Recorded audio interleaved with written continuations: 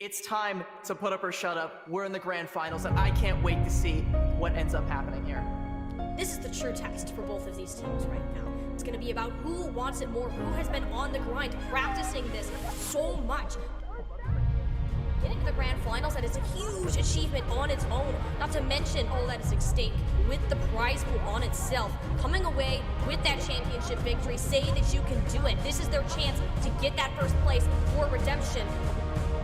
They're here to make a name for themselves. Come out of these gates strong. Send a statement to all of the people that have ever doubted them in this tournament.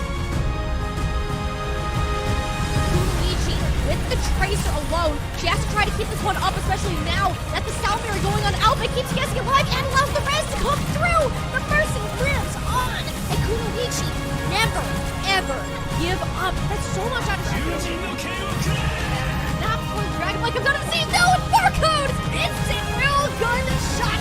And the Genji is split in half. Make your final stand on Midtown. It's about to get crazy out here, but somebody needs to make sure they stay out the card. The flex ends up getting canceled. Can anybody else get a touch on the payload? 0.33 meters away. The Hive are left uncontested. The clutch. Everything going way of Kunoichi CGL. Beautiful start to this game. The third look that they have pulled. Focus down the enemy Sigma. That Ham Matrix coming through, and HK goes over the top, immediately takes down Halo. Z goes down, no support in a backline. We're rolling onto it for a long while, and with the confidence that Kunoichi are on now, I'd like to see Esme make a block. Oh my goodness! Wow! Down to what once again? Now without the blast of the Tracer onto the backline, and the Blizzard coming through from Phone, going to pressure out Kindred, and they just get melted. There needs to be some way for them to keep on top of it. Only the players are falling one by one.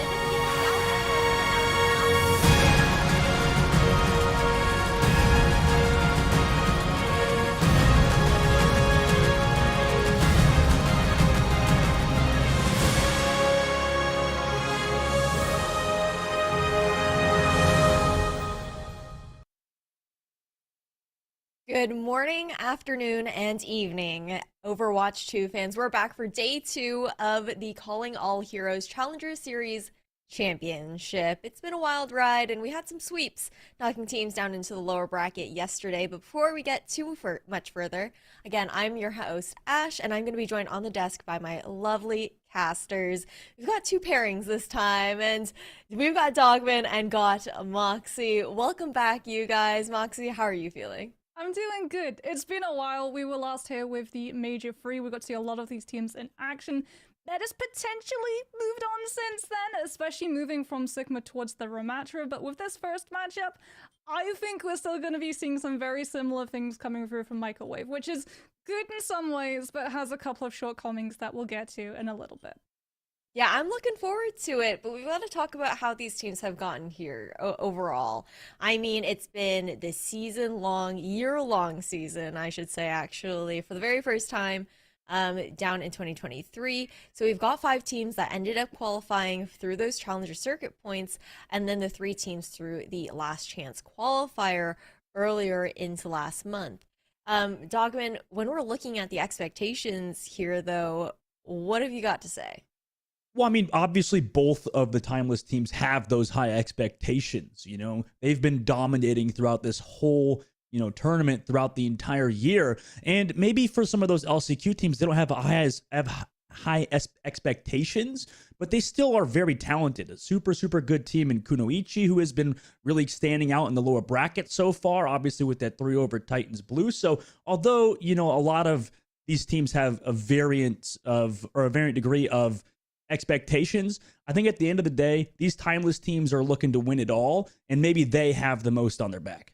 Yeah, so overall storylines for you guys at home to keep your eyes on overall. That consistency from those Circuit Point Challengers teams, and then to the surprise factor from our LCQ members there that have come into the fray. But we also have to chat about what they're playing for, right? The money that's on the line, the prizing that we have to vie for. And not only is there that money, Moxie, these trophies are so cute. You've got one for the MVPs and the champions and even those participant space bars. I was gonna say, the money is one thing, the merit is another, but the trophies are the true showstopper. But I think there's a lot on the line for a lot of these teams, but none more so than for Timeless Ethereal. This is a team who have been competing since the very beginning of the 2023 circuit. They've come, they've taken every single major, every single championship. If they don't manage to take this one, surely they're going to be a little bit gutted that they're not able to complete the Infinity Gauntlet and add this last gemstone to the mix. That's the thing. But overall, on top of that, you've also got to take a look over towards the money. I mean, sure, the prizing is there. We do have those expectations for Timeless Ethereal that they're looking to take it all the way home. And what better driving factor than that 20 grand prize pool pot? Of course, you guys get the overall breakdown here on the screen as far as that individual cash that each player will get to pocket at the end of the day. But we also have to look over towards where they're going to be playing on top of what they're playing for here, Dogman. There were some changes. I know you and Moxie weren't quite around there for the LCQ, so we did have some adjustments to the maps that we're seeing coming in through compared to Major 3. Yeah, I mean, a lot of these maps are, I think, who is it that talked about it yesterday? I think it was CB who talked about, the fact that Kings Row and Midtown have been thrown in there for the hybrids.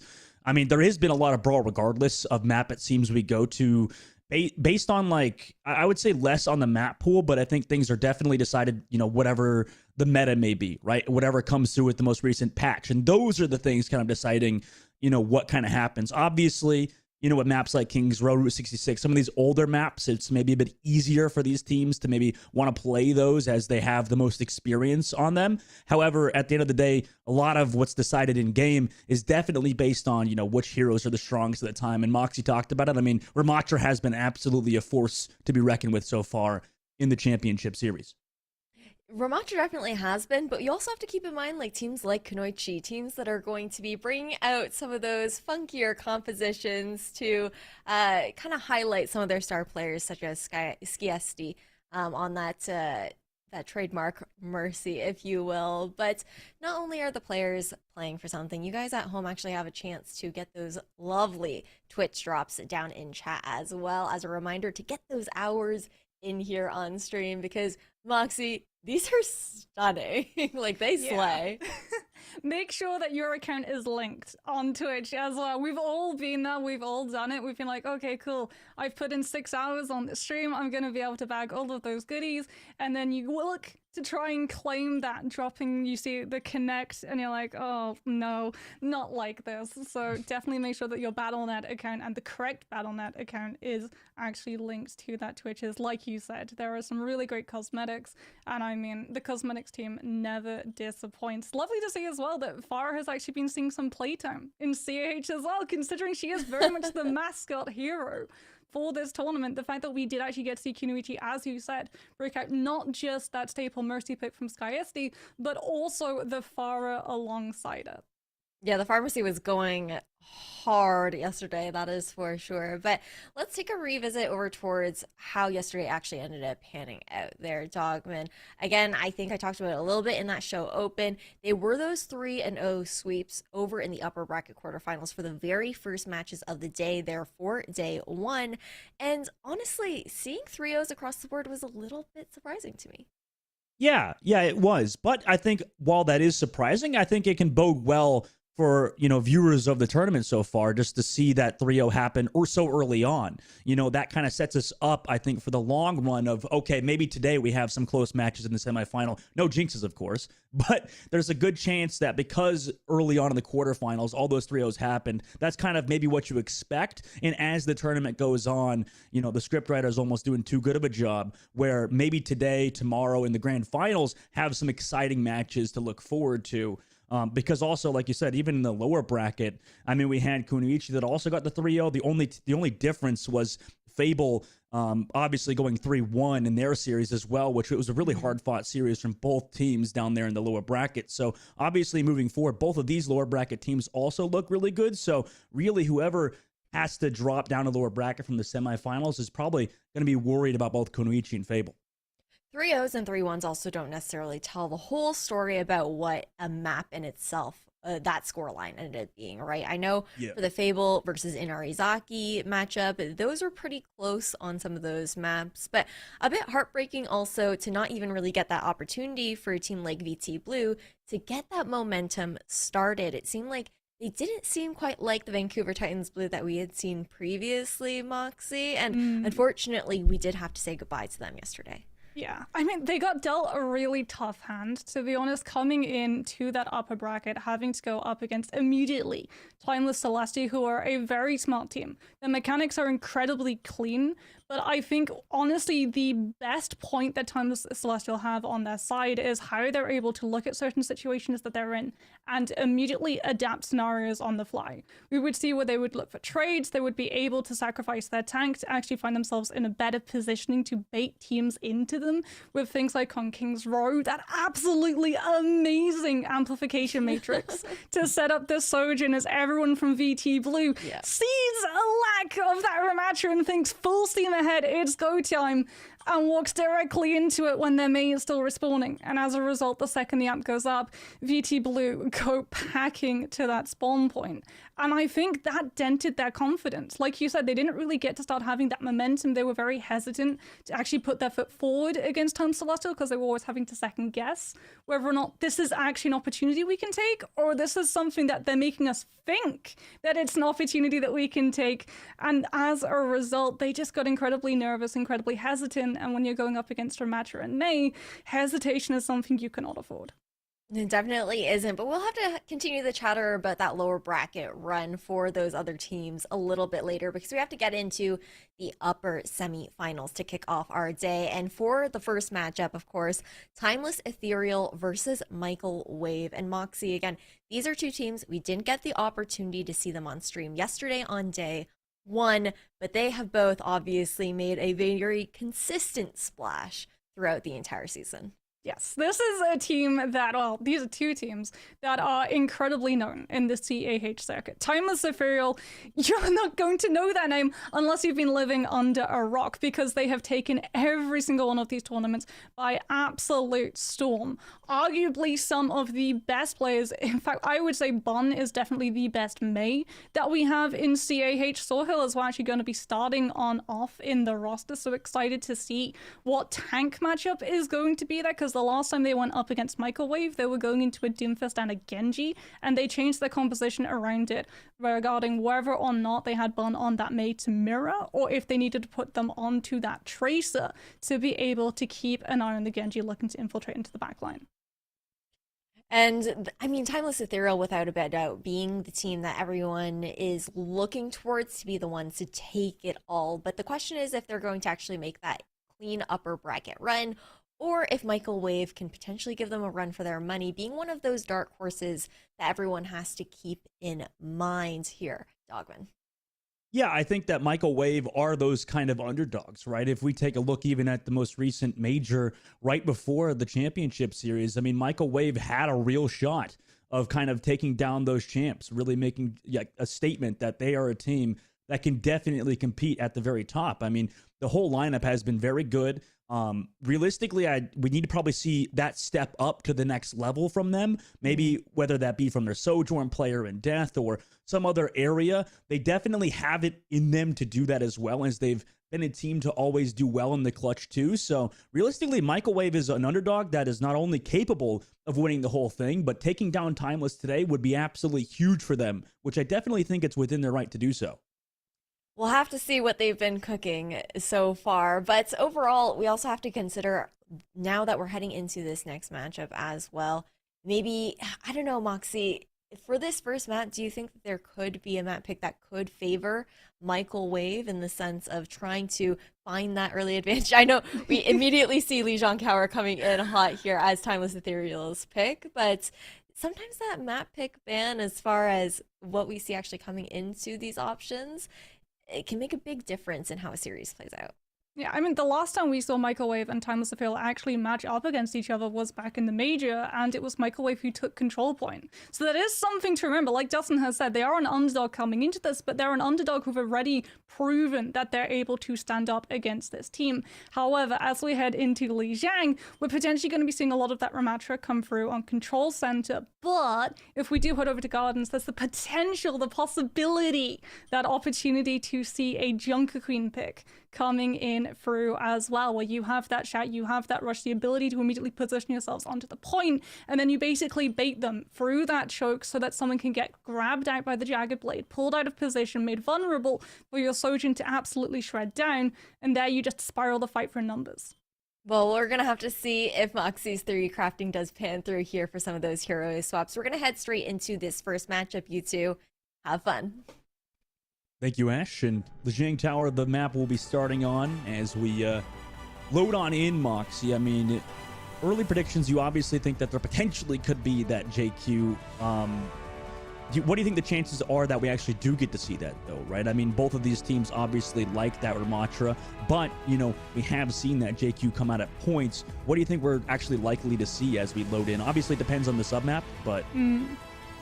So if we go somewhere like Night Market, we could potentially see a Dim Fist come out from Mari. However, when we saw Mari the last time, she did actually play a Ramatra over on, I believe it was Icebreaker or Antarctic Peninsula. If we head into Gardens, I think that's potentially where we're going to be seeing Soilhill pick up the Junker Queen, whether or not Mari is going to mirror it or come out on something like a Ramatra, because you still have a lot of distance line of sight angles that you can take advantage of. You want to be able to block off the potential of the Jagged Blade picking those players out of position as the fight begins as well. But it looks like we're just going to have a clean mirror matchup. Neither of these teams really wanting to deviate too far away. The Junker Queen into Ramatra is an incredibly tough matchup for the JQ to actually be able to take advantage of, particularly because the Ramatra just has so much poke and is such a huge presence as the fight begins that a lot of the time the Junker Queen doesn't get close enough to actually have 75% of her kit even available.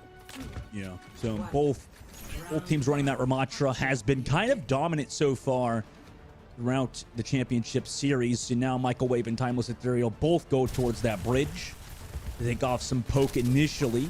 Sawhill already the first one to take control of that pillar side as well. Force that Maywalt early. Nothing really comes of it for Microwave, so that utility already gone.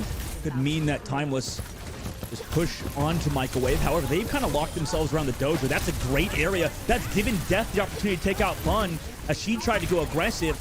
Removes Bun from the server. Now you don't have that man anymore, and you still have Death pumping that damage in from the backline. Sawhill dangerously low, and so is X10 on the other side of Timeless, but they've managed to keep everybody alive for now.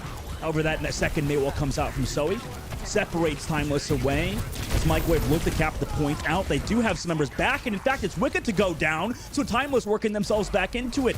Yin and Yang, they've done quite well. Bun also finds Death, so that damage removed from Microwave, and although Microwave had the edge, had the advantage, they built up some ultimates first, it doesn't matter because Timeless Ethereal came back and are going to take the point first. Yeah, Soilhill lives. That's the huge thing. Microwave find that first pick, like you've said. They had to rotate onto the point, however, because they put themselves onto that dojo angle so that when the Maywalls pull down, they still had all of the defensive capabilities to dodge around that potential Sojin pick.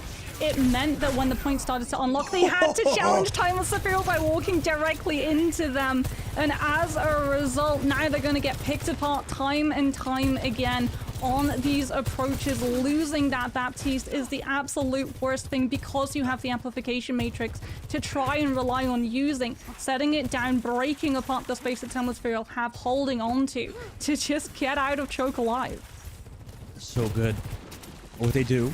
However, Microwave finally has regrouped nearly 40% of the board. Ultimates nearly even, except that overclock not going to be on Death's side, and same with the Annihilation for Mari. Blizzard by Bun is here as well as Microwave tried to walk in, immediately removes Mari. Sawhill tries to take some space with the Annihilation, forces the beat drop, also has the puck here. I mean, what better way to close out on this team fight in particular with just that Blizzard and Annihilation? Microwave, you're supposed to put ult, Dustin. Yeah. What's the golden rule of thumb? Never commit Don't both stack, support yeah. ults in one fight unless it's the last fight. And to make matters even worse, Timeless Ethereal hold on to both of theirs. So Zoe can try and use that Blizzard to just put themselves onto point and force Timeless Ethereal off of it to try and find that flip. But Timeless Ethereal have all of the sustainability to keep a tank anchored, use the Ant Matrix, make sure that they stay alive, and just not allow the contest to go through. And Timeless should be aware that Zoe's got the Blizzard, so they're probably trying to play around that too. However, at least one person should get caught out by it. However, they're using that pressure just to take the point for now. Microwave, nearly 60% towards the flip. Now a counter engaged by Z. With that amplification matrix, there's the Blizzard to stop it. Overclock is here on the outside, allowed them to find death as well. So no more Overclock in sight for Microwave. Yes, they took that point. However, no more Sojourn here. And look who's taking all of that space. It's Sawhill. However, Wicca, oh my god! What a boop onto Bun, however, does cost Wicca the life, sadly. So no more Lucio here. And yeah, everybody just kind of closes out on this point. And what an amazing job by Timeless Ethereal overall. And that's map number 1. Gardens goes in favor, or sub-map number 1 goes in favor of Timeless Ethereal. Yeah, Timeless Ethereal know that they have banked up enough point percentage that if a Blizzard comes through, they can abandon that point, they can regroup later, because it's only about 10% that Microwave are allowed to pick up. And then Mari has to turn around and use Annihilation, not to push back onto the players of Timeless Ethereal's front line, but to actually peel for the back line of your own team. And as a result, yet again, the flip goes over, seesaws onto Timeless Ethereal's side, and Microwave just don't have the point percentage nor the bodies as they lose one by one, player by player dropping. And they lose so many players in such a quick succession that no one is able to actually get back in time to start that contest fight. And now we head over to Night Market. It again is going to be that mirror. It again is going to be that overall swap, but we're going to see Zoe this time actually taking a far longer off angle to try and infiltrate and put more pressure on the backline. Yeah, I mean, maybe it's tough to get really good May walls off here too. Bun finds Zoe early too on that left flank. I mean, they took care of it. They sent 3 to deal with 2 on the left flank, and Microwave didn't even react. Perfect re-engage by Timeless Ethereal. They're looking like a well-oiled machine right now, Mox. It's such a hard one to try and break as well. You don't want to get stuck in that original choke because that's where the Maywall is going to have all of the value. You want to try and flank into the backline so that you can potentially use something like the Maywall to break line of sight of the heal from that Baptiste onto Sawhill to try and deny the tank presence from stopping Microwave from walking forward. They're at least going to be able to pick out X10 before they can move out of that choke, but Bun is just being an absolute thorn in their side at the moment, not allowing them free passage onto point. Yeah, but this is how Microwave can kind of like get themselves back into it, you know, with that pick off from Zoe. This is what you wanted from that on Garden. It's a lot harder, I would say, on that map because of how much cover is here. Maybe Night Market gives them that retake potential. But Microwave, they flipped that point, Moxie, and they're not too far off in terms of bull charge either. Yeah, now they have that choke. You can see as well, Microwave are splitting their team. They've got that May with Zoe and also Wicca on the Lucio in case you get run down on, to be able to use that speed and get everyone out safely. You can see at Timelessville they tried, Bun wanted to wall off, but Zoe's able to get away with the help of Wicca. Zoe using a lot of those resources to stay alive. Now had to use Ice Block, so they're caught out at the moment. This window really just trying to save Zoe, but Zoe falls. I mean, it kind of is tough for Microwave. Unfortunately, Zoe really trying to exhausted all of Microwave's resources trying to save her. Now, Microwave back towards the point without their May. They get engaged on by Timeless, who dropped their own amplification matrix. The Microwave want to use any ultimates here. They already lose AJMR, so yeah, everything is kind of falling apart at the seams for Microwave towards this point. And Timeless will take the point, flip it back in their favor. Microwave, however, coming in with a lot of ults to this fight, have to be careful that they don't get caught out, however, losing another player in choke. Are we going to see Timelessville try the same thing by keeping that May on the off angle? Yeah, you can see Bun just trying to keep an eye out, make sure that Microwave are going through that choke, immediately meeting Sawhill, rather than looking for that off angle yet again. So that's such an early May wall, and as a result, Bun gets to throw in the Blizzard knowing it's not going to be blocked in line of sight. Oh my god, but there was a gap. So Microwave could fit back through. Counter beat from Halo to keep their team alive as well. Zoe drops the Blizzard onto the front line, so Sawhill is frozen. Finally, will go down the lamp a little bit too late there for Z. That was a slight mistake that usually we don't see Timeless make. Counter overclock from X10, trying to make a hero play, but everybody's already gone from Timeless. Surely eventually they'll fall too. Yeah, they do. And Microwave will come back. They're making it close here on Night Market. AJ is going to be coming in with the Ant Matrix. Def is going to have the Overclock. Mari, that potential to entirely shut down all of the space with Annihilation, but Sohail has Annihilation of your own, and that means that if the Ant goes through, the Remacher can just pop and waltz right through it. Playing this choke point, drops the Vortex, still holding around this corner as well. Trying to make sure Timeless fight for all of this space, but they already dropped back towards the point. Halo on the flank again. Has been so proactive on the Lucio roll. Amplification Matrix here. Big window with the Overclock too. Does the Annihilation slow it down from Sawhill? Does have the Immortality Field. Can they actually find Sawhill in time? They do with the Counter Annihilation, but it does cost Zoe their life. However, Microwave, maybe just with that one kill, because their Amatra is gone, this is potentially fight winning and map winning for Microwave. They drop back towards the point. 90% of the board. Counter window from Z, but not really any value found just there. Only some space created. Sawhill, yeah, back on the Doomfist, comes back towards the fight. The boops again from Halo, but nobody's off the map. Halo then tries to fall back towards the rest of the team, but it's Mari and Death to find two again, and Microwave, they're coming together in this overtime to shut down Timeless Ethereal. They only had this Blizzard here, but Bun, you know, saving it for next map, basically, just kind of cosmetic, as we're going to round number 3 on the very first map of the day. Yeah, Microwave making it competitive, able to take Night Market. They're able to exhaust a lot of the ultimates that Timeless Ethereal had going into what was last fight territory. And Timeless Ethereal, they know it's last fight territory. You see that overcommitment, that overstep that you normally wouldn't make if you lose a tank. That usually signals trying to back on off, regroup, and save ultimates for a later fight.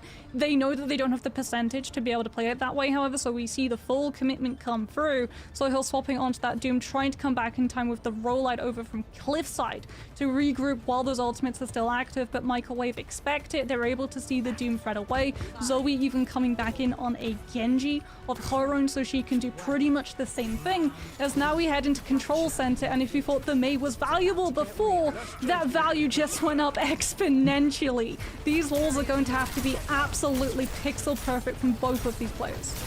100% a good read. This is definitely a map where Mei tends to shine a lot more, at least this sub-map, compared to the other two. Meanwhile, Microwave, they have full white control on the right side, but they're a bit split, right? I mean, they maybe get Maywalled here, like you said, from Bun. However, yeah, they lose Zoe already. I mean, just the counter engage is there. Everybody's too split. Death wanted to kind of play from main, so you could see, you know, kind of a difference in terms of how they wanted to play that. However, Death does find X10 at the very least, so they're kind of working themselves back into this off of Death's positioning. They'll have their players back before Timeless do, so Timeless do get that first point capped. However, they're in a 4 versus 5 now. Microwave, do they take advantage of it? They drop onto Sawhill, but Sawhill drops forms, changes forms to stay alive and stay healthy, so they trade pack Zoe. However, Death still finds Sawhill, and now without their Amatra, you don't have any more frontline pressure. It's so hard to win without your tank. And now Timeless Zero, yeah, they're just going to back up, build some ultimates, and wait for Sawhill to come back. Yeah, Townsville not able to find that stall that they were looking for. Bun was playing towards control room rather than on the point itself. So you don't have that stall presence with the ice block and the wall. Instead, now we're going to see the regroup and Matrix coming on out early from Microwave to buy position so they can try and flush Timeless Ethereal back off of that point into Def, who's building up so much ult charge on the Sojin, but now that the window has gone from Microwave, Timeless Ethereal bite back. A nice window with X10 to shoot through it, gives them that kill, and now Sawhill also takes down Mari. Microwave just slowly falling apart here. They're going to have 40% on the board here, but Timeless Ethereal will get the objective back on their side. Sawhill's going to have Annihilation. Mari as well is going to be able to have it to match both of these Lucios holding on to the sound barrier. Are we going to see the commitment of that Annihilation to try and flush out that support ultimate to set the stage for these Blizzards to find more value? Exxon and Def also incredibly close and similar to those charges on that overclock as Microwave takes an off angle, but Halo spotted them out! Yeah, and into the Vortex too. Oh my gosh, before the beat can even drop to save Death. Unfortunately, happened far too fast for Death to react. Wicca now will go down to X10-2. Annihilation here from Sawhill just to kind of finish off everybody for Microwave, and they do so quite well. Nearly 60% of the board now for Timeless Ethereal. Microwave trying to sneak yet again. This is a very sneaky team. Whether it's Zoe playing pseudo Tracer with the Mei looking to dive into the backline, or Def wanting to take an off angle with that overclock and catch someone unawares before the sound barrier comes through in time to save them. And unfortunately, it meant that they were a little bit too predictable as Bun is able to ice pick Def, who yet again is sent packing the wall, making it even harder for Microwave to be able to retreat, as with control of all of this space, Timeless Ethereal just burned Microwave out of so much point percentage. We're on last fight. Yeah, now Bun's got pretty much the world in her hands at the moment with that Blizzard. They're trying to distract her at the moment towards the White Room and wait for their Sojourn to come back. In fact, Zoe goes first with their own Blizzard. Sawhill gets caught out, but the Immortality Field with the window here should keep Sawhill alive through that. And now a counter engage. X10 finds one with the Overclock Annihilation in desperate times to try to counter, but you can't. That's a 3K for X10 in this fight. Bun finds the fourth. Wicked goes down, and Timeless Ethereal will take map number 1 in this first to 3. Yeah, there's just no outward pressure on the Sojourn when that overclock starts to come through, because everyone from Microwave, all of their attention has to go onto that point. If they step off of it, the round is done regardless, so all they can do is just stand and take all of that damage as X10 is able to pop on off. It looked close on Night Market, but this is something that Timeless Ethereal are incredibly good at. It's something that we actually saw them taking advantage of the last time these two teams matched up against each other.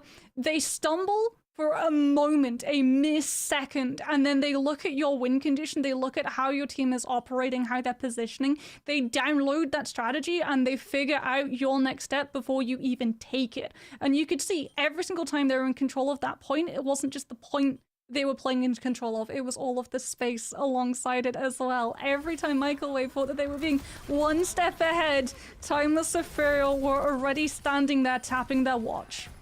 Yeah, I mean, that was... You see some of these like really dominant teams, kind of like if we noticed on Gardens, they maybe slipped up slightly at the very beginning. You know, maybe you take that like first map warm up or something. But, you know, Timeless, they really didn't lose a step. Like you said, sure, Night Market didn't go in their way. But, you know, besides that, they looked really good, Moxie. I mean, throughout the entire map, everybody kind of stepped up. X10, Bun, Sawhill, Halo, and Z all had their own moments. Meanwhile, Microwave, what can you give them, really? I mean, it was just kind of... like Zoe had a good pick off at one point. I mean, what takeaway do we have if you're on the side of Microwave to give them some sort of, you know, excitement coming into this next map? I mean, I want to see more shenanigans come through from them. They're risky because if you are splitting your team off, you already saw it, right? Timeless Ethereal, they started figuring out that they would be playing split apart rather than the Mei with that Ramatra to try and find value and isolate some of those targets down. And as a result, we saw 3 players from Timeless Ethereal committed rather than 1 or 2 to watch the flanks, because they know it's not a sort of guessing game. It's not a maybe we'll put a couple of players here and it could potentially find value. It's we know they're going to show up here, so we're going to make sure that we always outnumber them in a fight. So I want to see either the full commitment to that strategy from Microwave, where they all go for those rotations so that it's 5 players rather than 2 that don't immediately get overwhelmed, or they mix things up and temper that strategy a little bit more, because doing that once is good. It leaves your opponent guessing. It means that you're always going to be turning around, trying to watch your back, figure out whether or not you need to be on the lookout to keep your backline safe. But doing it twice and then thrice falls into a pattern which becomes predictable, and when you're predictable in Overwatch at this level, unfortunately, it's on the same level as being dead. Basically, 100%. It's for Microwave coming into this, 100% agree with you. It's like they got to mix something up here. Obviously, it's not the composition, because really at the end of the day, you know, you see fans be like, okay, we need to play something else, different comp, maybe something you're getting kind of smoked on this current one. Why don't you try something new? But you can't really do that, right? Especially on the next map, which is King's Row, Moxie. I mean, you know better than anybody. This is another really good Ramatra map. You don't change anything up except your play style, maybe, like you said. And King's Row is a map where Timeless Ethereal are still a very good team. I mean, you talked about it as well in the previous major. The one map that Microwave did win was Control. Now you don't win that too. I mean, you got to be a little bit worried, right? Yeah, especially, I mean, like you said, King's Row is a very good map, for the Mei, for the Ramatra, it's also a really, really good map for the Sojourn. A lot of off angles, a lot of space that you might not necessarily be expecting a DPS to be already occupying. And something that we haven't really talked about is the difference between these two Sojourns. A lot of it is down to the fact that because Timeless Reveal keep winning these fights, keep controlling that space, X10 is already set up for victory, right? Already having that advantage, already having control of that off angle, gets to pre-fire before anyone from Microwave steps forward, so Zoe is always having to play on the reaction.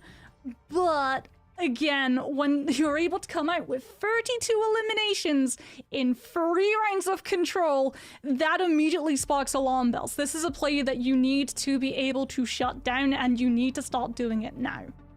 Yeah.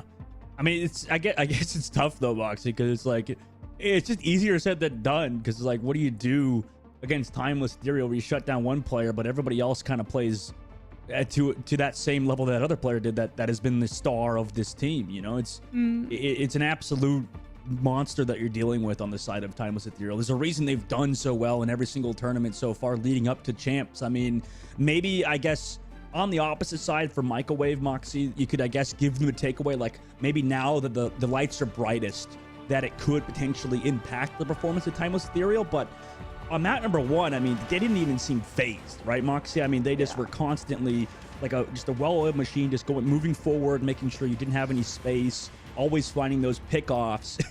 and I guess the best thing you could do is just try to fix those tiny mistakes and hope that it pans out.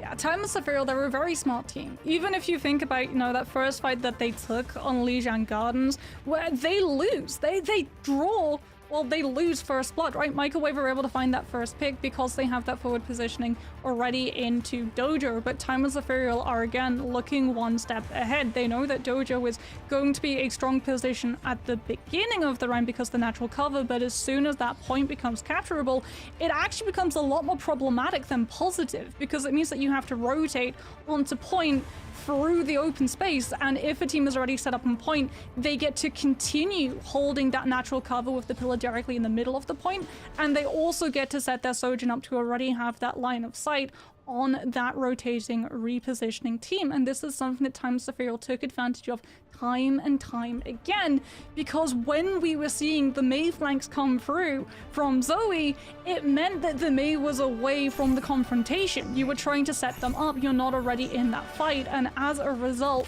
Mei is in this composition not just an incredibly aggressive tool, but also an incredibly defensive tool. Things like that wall, or even the ice block in itself, being used to be able to absorb a lot of the damage and threat coming through from that Sojourn, all of that was removed in its entirety, and X10 got to free farm. Yeah, I mean, I like how you brought up earlier, you know, Timeless Ethereal thinking like one step ahead. And, you know, that is what all the best players do, right? It's just always thinking, you know, before, you know, instead of reactionary, right? Always thinking, okay, you know, if this happens, then I'll do this. As a team, we'll do this. And it's that, you know, overall hive mind mentality that Timeless Ethereal, like you pointed out, are just really taking advantage of right now. It's not just Timeless Ethereal, it's also Timeless Celestial. It might potentially, no, there it is. X10 just going for a little bit of an attempt of a snipe. Bun looking to maybe come in with that Mercy pocket to land a couple extra shots of damage. No. As Bun is able to immediately shut the defensive Surgeon down, and that is all hands on deck. Green sign is go. Timeless Ethereal moving forward and trying to take A off the first fight.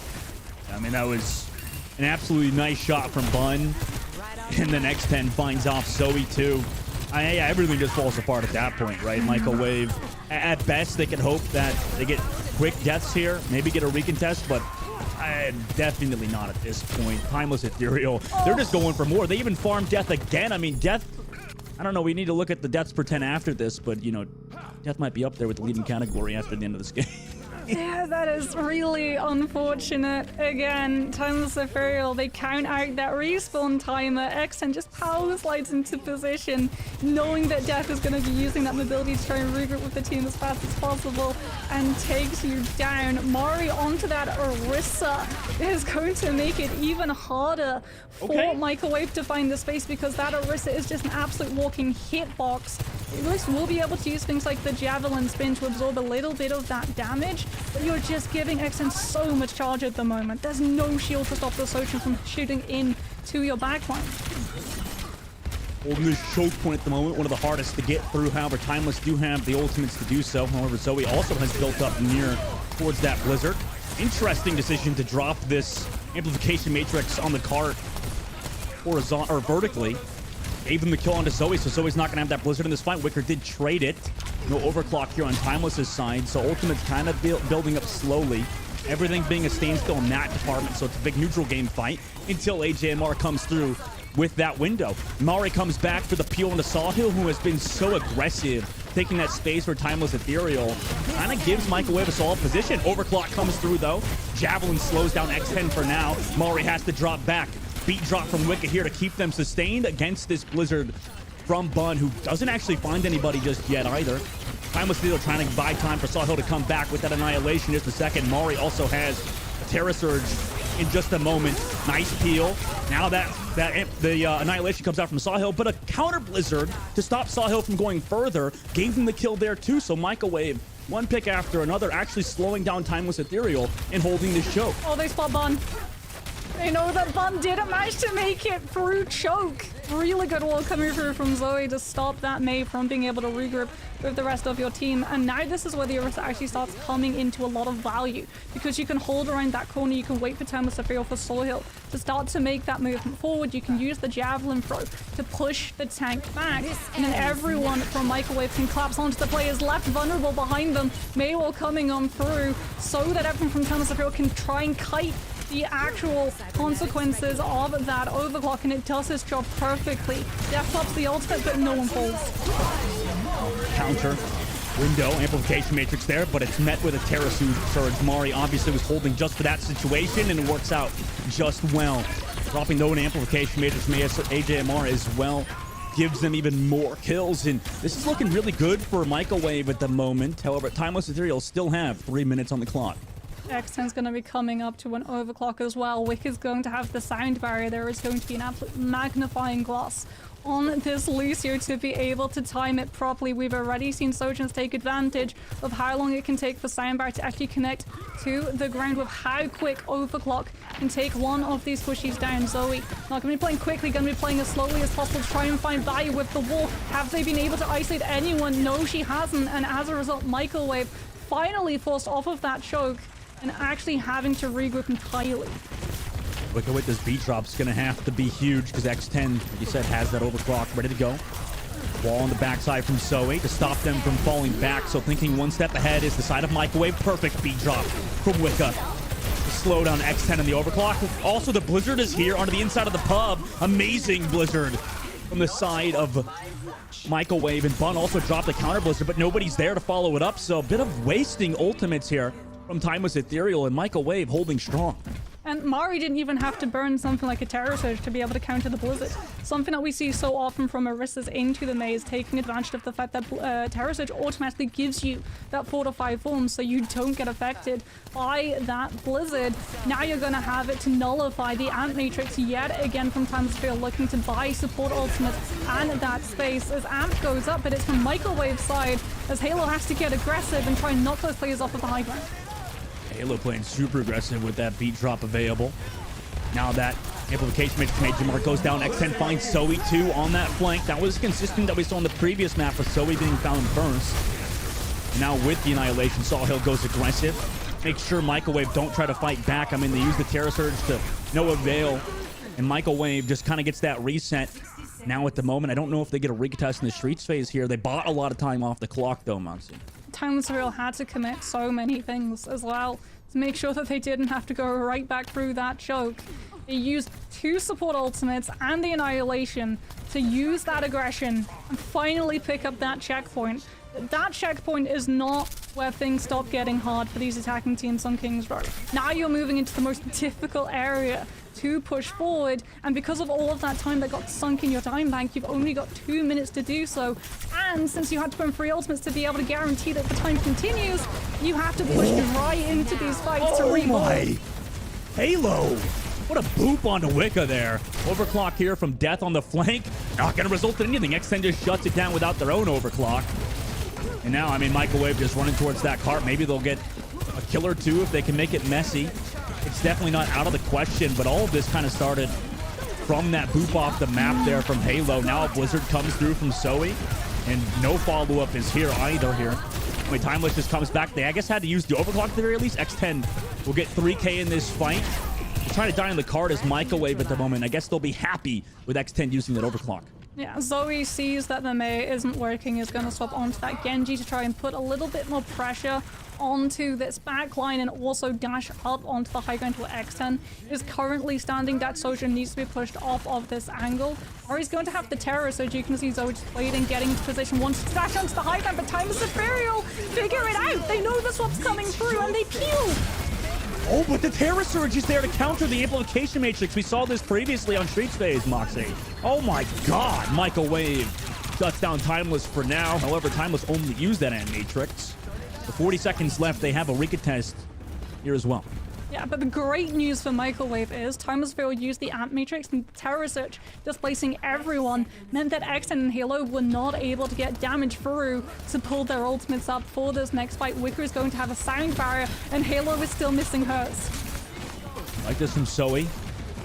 Making it messy, drops back, but unfortunately goes down. You know, nobody was trying to go as aggressive as Zoe was there. Death, though, does find X10. Mari here on that left flank has the Immortality build. Wicca still has that beat available. Do they use it in time to save Mari? No. They hold on to it for now. In fact, the card's falling back. Somebody touches some Timeless. I mean, Halo still has the beat drop. Everybody's got ultimates here, but now, I mean, overtime ticks down. This is getting scary for Microwave. If Mari is able to javelin spin the Blizzard, that's going to be absolutely huge because Wicca will be able to hold on to the sound barrier. They have to try and touch. You can see her just trying to use that javelin spin, anticipating when the Blizzard is, but she uses it early, and sound barrier as a result has to come through. The Blizzard with the beat drop late there from Halo 2, so it layers on top of Microwave. At the moment, Annihilation here towards the cart. Death finds one, but the Annihilation, I mean, makes it so nobody else can touch. Timeless Ethereal and overtime cap out. You know, honestly, Moxie, that was not too shabby for Microwave considering how bad first point went, right? Yeah, the recovery was huge. They landed really well on that feet, being able to swap onto that Orisa and take advantage of that choke. That really brutal corner for these attacking teams to be able to push past. Very similar to in the past how we see Reinhardt's playing around those corners, waiting for their cooldowns to be able to cycle back online before getting to play aggressive again. Really helped out. The Orisa, if you get walled off by the Mei, you have things like the Fortify and the Javelin Spin to be able to keep yourself safe. It means that there's a lot less pressure on the Baptiste to throw Immortality Field in every single time your tank gets isolated out. Plus, you can put more pressure on the Mei in terms of how not just the walls are being used, but also the Blizzard utility. So a lot of the time it becomes a lot more telegraphed when that ultimate's going to come through. So Wicca with that Lucio can make sure everyone's kited out around it. But really crucially, the true counter in play was Mari coming with those Terror Surges to stop Amplification Matrix from being that domino effect that Timeless Ethereal used to pave their way to victory. It's not just Amp Matrix buying themselves the space, it's also being able to shoot through it and do so much more damage and build their ultimates so much faster than their opponents. And that avenue, that win condition, was drained entirely by the Orisa. Yeah, I like that swap. That is an interesting decision to do that. And like you said, Mari was doing a super good job at shutting down Z and the rest of Timeless at points. However, you know, coming back to it, Timeless still capped out, right? Even in overtime, they capped out. And now they're in the lead coming into their defensive side. Are we going to see the same come through from Microwave? Timeless were able to full pitch onto Ace so quickly off of one pick, but it's just not happening at the moment. Microwave having to contest. They're already starting with the Orisa, which is nice to see. No ultimate reset to try to circumvent that Amplification Matrix. They've seen what works and they decide to double down. They're trying to go past Sawhill, but Sawhill says no. Zoe, go back to the spawn doors. Holding around this statue side, now has the rest of their team. I mean, Timeless Ethereal just shoving away Microwave in one fatal push. Wicca almost goes down, but lives at the moment. Already nearly a minute shoot off the clock for Timeless Ethereal. And that's the drawback when you're running the Orisa, right? We talked about being able to play around those corners and wait for those cooldowns to cycle back. You don't get those if you're trying to approach the point on the attack. Every single time Mari is forced to use defensive, she becomes so much more vulnerable, and Timeless Ethereal can immediately pressure that tank even further. So Microwave just don't get the space to set these DPS up to prosper. Wicca trying to set up a flank angle off the top of the clock tower, at least have Zoe kind of deal with that Sojourn. Meanwhile, block already used by Bun. Nice wall there with the Amplification Matrix from AJ Mar and forged them that kill. Counter window. from Timeless Ethereal down their May player, though, so no Blizzard in sight for now. However, at least get some time for Bun to come back from spawn now with a minute and 30 off the clock. Mari tries to come back through with that spin, so that cooldown is used. Zoe gets the wall off, too, so they're trying to find Sawhill fast. However, the heals are too good there for both Halo and Seed. Beat drop now available. Terra Surge available on the side of Microwave, who uses their ultimates first here. It's Bun to get found again, actually, after coming back from spawn. So great work from Microwave to find that kill. Beat drop counter engaged by both Lucios. So he still has that Blizzard ready to go. Doesn't want to use it just yet. Now Annihilation is here from Sawhill, but everybody's kited it away. So that Annihilation doesn't get any value at all. Sawhill now, I mean, this is going to be tough to live, right? Just shoved into the corner, deleted by death, and Microwave capture that first point after about 2 minutes. Are we going to see Microwave push aggressively forward to deny Timeless Ethereal control of that choke? Yes, we are. They're not able to find a stagger pick, but they are able to move forward instantly because they know that first choke moving into B is where you lose most of your time if you're an attacking team. So he's going to try and play quiet, not get spotted out, over into pub. If you get spotted out, it's really a death sentence for them, mate. If you don't, however, this Blizzard is going to be huge, and Timeless Ethereal are absolutely none the wiser. That 20 stealth check paused. It's a huge Blizzard. I've never seen a drunken stealth build before, Moxie, but, you know, having a pint at the pub allowed them to find those few kills. Now, Overclock comes through with the Blizzard. Oh my god, Zoe hits the shot before Frozen. Are you kidding me? What a kill from Zoe. Maybe affords Microwave a chance in this fight too, and it does so. Sawhill goes down. Timeless used ultimates to no avail. Now they just get pushed that card even further through the streets phase. It's been so far flawless for them here. Yeah, absolute showstopper of a fight for Zoe coming on through with that May pick. Death as well, getting to play a little bit more forward with the overclock, trying to shut down Timeless Ethereal. If you can pick apart one of these players before that contest can probably be launched by the defense, that is absolutely huge. However, you do know that you're going into an Amp Matrix coming on through, and you can see Microwave positioning around the payload accordingly. Back off towards the main side. Amp still here. He actually comes back to deal with this overclock over the top. Just using the kill dead. Oh my god, that is absolutely BM. Doesn't even want to use the rest of it. Now it comes back through the top side as well. And what a counter window there to Microwave's engage. Maybe a bit overzealous there, Moxie. What do you think on Microwave's push? I'm a fan of it, to be honest. If you can actually use the overclock and find that pick, think about it. That catwalk angle is only really going to be taken advantage of by either XN or Z. And as a result, that Amp would have found next to nothing. Microwave, other than a Maywa, wouldn't really have had anything else to be able to counter it. At least now it's off of the table. Yes, you do sacrifice the Sojin overclock, but Sojin is deadly in her own right all the way through neutral. It's part of why she's such a strong DPS, right? Every single time that charge hits 100, you essentially get a miniature overclock, even though XN's going to be coming in with a full one. They're going to be able to kite around it, but Mari's not going to be able to kite that one. Huge wall comes through from Bun, isolating the tank, immediately blitz down, and Microwave have to press reset, and this is where it gets dicey. Because that sacrifice for the overclock once can work, but if you have to keep throwing ultimates in just to be able to brute force your way through choke, your ultimate bank and that time bank is going to dwindle down very quickly, while Timeless Ethereal can afford to just bank up ultimates, so even if they lose B, they can stall you out in C. I'm curious to see how Microwave plays this. Minute and 17 seconds left on the clock. Timeless Ethereal's defense is going pretty well in the streets phase after looking kind of sus at the beginning.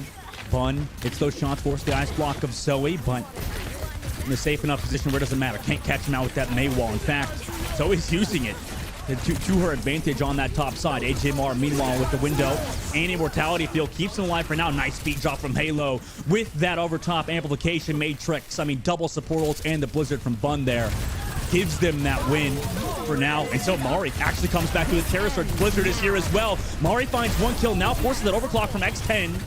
Sawhill finds Mari too, so even though they come back in with ultimates, they don't find the value from them, and now it's just absolutely terrible for Microwave. They only have an overclock for next fight. There's the adaptation that we were talking about coming through from Timeless Ethereal. They see that Mari has been countering the Amp Matrixes with the Terror Surge. So what's the solution? Drop Amp Matrix on the high ground where the Orisa has absolutely no way of being able to use Terror Surge to contest it. And as a result, XN is able to take full advantage of that ultimate. Heading into last fight, we have Annihilation on the board. Soil taking a lot of pressure, trying to stay alive, knowing that you're going to be that target of focus for Microwave to take you down because it's the only ultimate that the defensive team has. The Death's got to find those kills. The Overclock unfortunately does not. And now Bun, with the help of the amplification or the Annihilation, able to find Death too.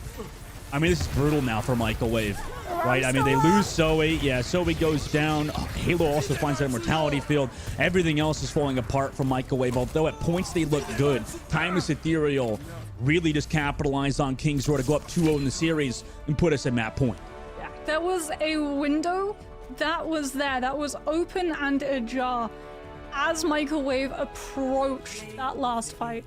But the win condition hinged on being able to take Soyhill down before overtime started, or at least pressure the Ramatra low enough that you have to utilize that Annihilation before it goes down to that timer burning on the payload. Because the way that you counteract Annihilation is you move out of the way of it. It's one of the simplest strategies in all of Overwatch to deal with a win condition in a fight. But there's a tiny little asterisk that's there at the end of that sentence, and that is until overtime comes into play. Because what does overtime not allow you to do? Move off of the objective. So Annihilation, when you're in that overtime fight, is one of the best ultimates to have if you're a defensive team. And I think to maybe lead the conversation towards these individual players, Mox, I mean, X10, was playing amazing throughout the series. And you know who also has kind of interested me too, because obviously, as good as X10 is, I think that also Bun has been a standout player on the Mei so far. Zoe, I think, has been somewhat struggling on the Mei. I think she's a fantastic player, especially as we saw in previous majors. Zoe playing some of that Genji, I believe. She is really good at those other characters that aren't Mei, but I think a reason why Bun has been such a standout player, Mox, is because Bun can flex onto whatever and make a huge impact, right? Yeah, Bun's walls as well are always incredibly creative. A lot of the time we see the Mei wall being used to sort of isolate a target down, manage to pick yourself up a kill in those first moments of a fight so you can immediately spiral with just numbers alone, or you play to try and support your tank if your tank takes a little bit too much damage and your supports don't necessarily have line of sight or the confidence in being able to keep them up. You're able to utilize that Mei wall to buy themselves a little bubble of downtime for the tank to be able to reposition and back on up. Actually, look at that. Look at the damage that Mari was doing, but still lost. That's tough. Yeah, it comes down to this thing called meaningful damage and meaningless damage. And you have to remember as well that Mari is shooting into a shield tank, as opposed to everyone on Timeless's side who was shooting into an Orisa, which means that every single time you're damaging that Orisa, you're directly impacting the health bar, as opposed to Soyhill, who gets to cycle through that Ramatra shield time and time again. And that Ramatra shield is actually something that we do have to talk about, because it's problematic for everything. It's not just problematic in terms of providing meaningless damage for the statistics on Microwave side, it's also incredibly problematic to splitting off veins of support onto Mari's side, because if you have that shield, it stops the BAP heal. You have to utilize the boots or even a high ground position where you're a lot more vulnerable, a lot easier to pick out for the Mei and the Sojourn to be able to target, because you're constantly having to maneuver that line of support around the shield standing in your way. We have all been that. We have all been a support like an Ana or a Baptiste, where you're playing into something like a Ramatra or a Sigma on the other side, who understands that not necessarily the value from having a shield is for your team. It can also be such a detriment to the other side as well. Yeah, 100%. Great points. And obviously that's Soyhill, who has been doing well on that Ramatra so far. Meanwhile, everybody, we will be going to a short break. When we come back, we'll see you guys for that at number 3. We'll see if Microwave can make that reverse sweep.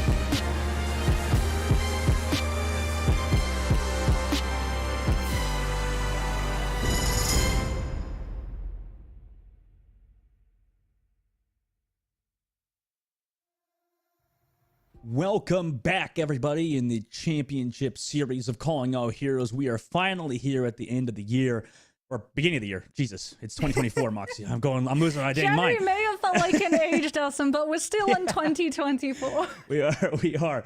And in this series between Timeless Ethereal and Microwave, we're in the semifinals of the upper bracket. Currently, Timeless Ethereal up 2-0 on Microwave.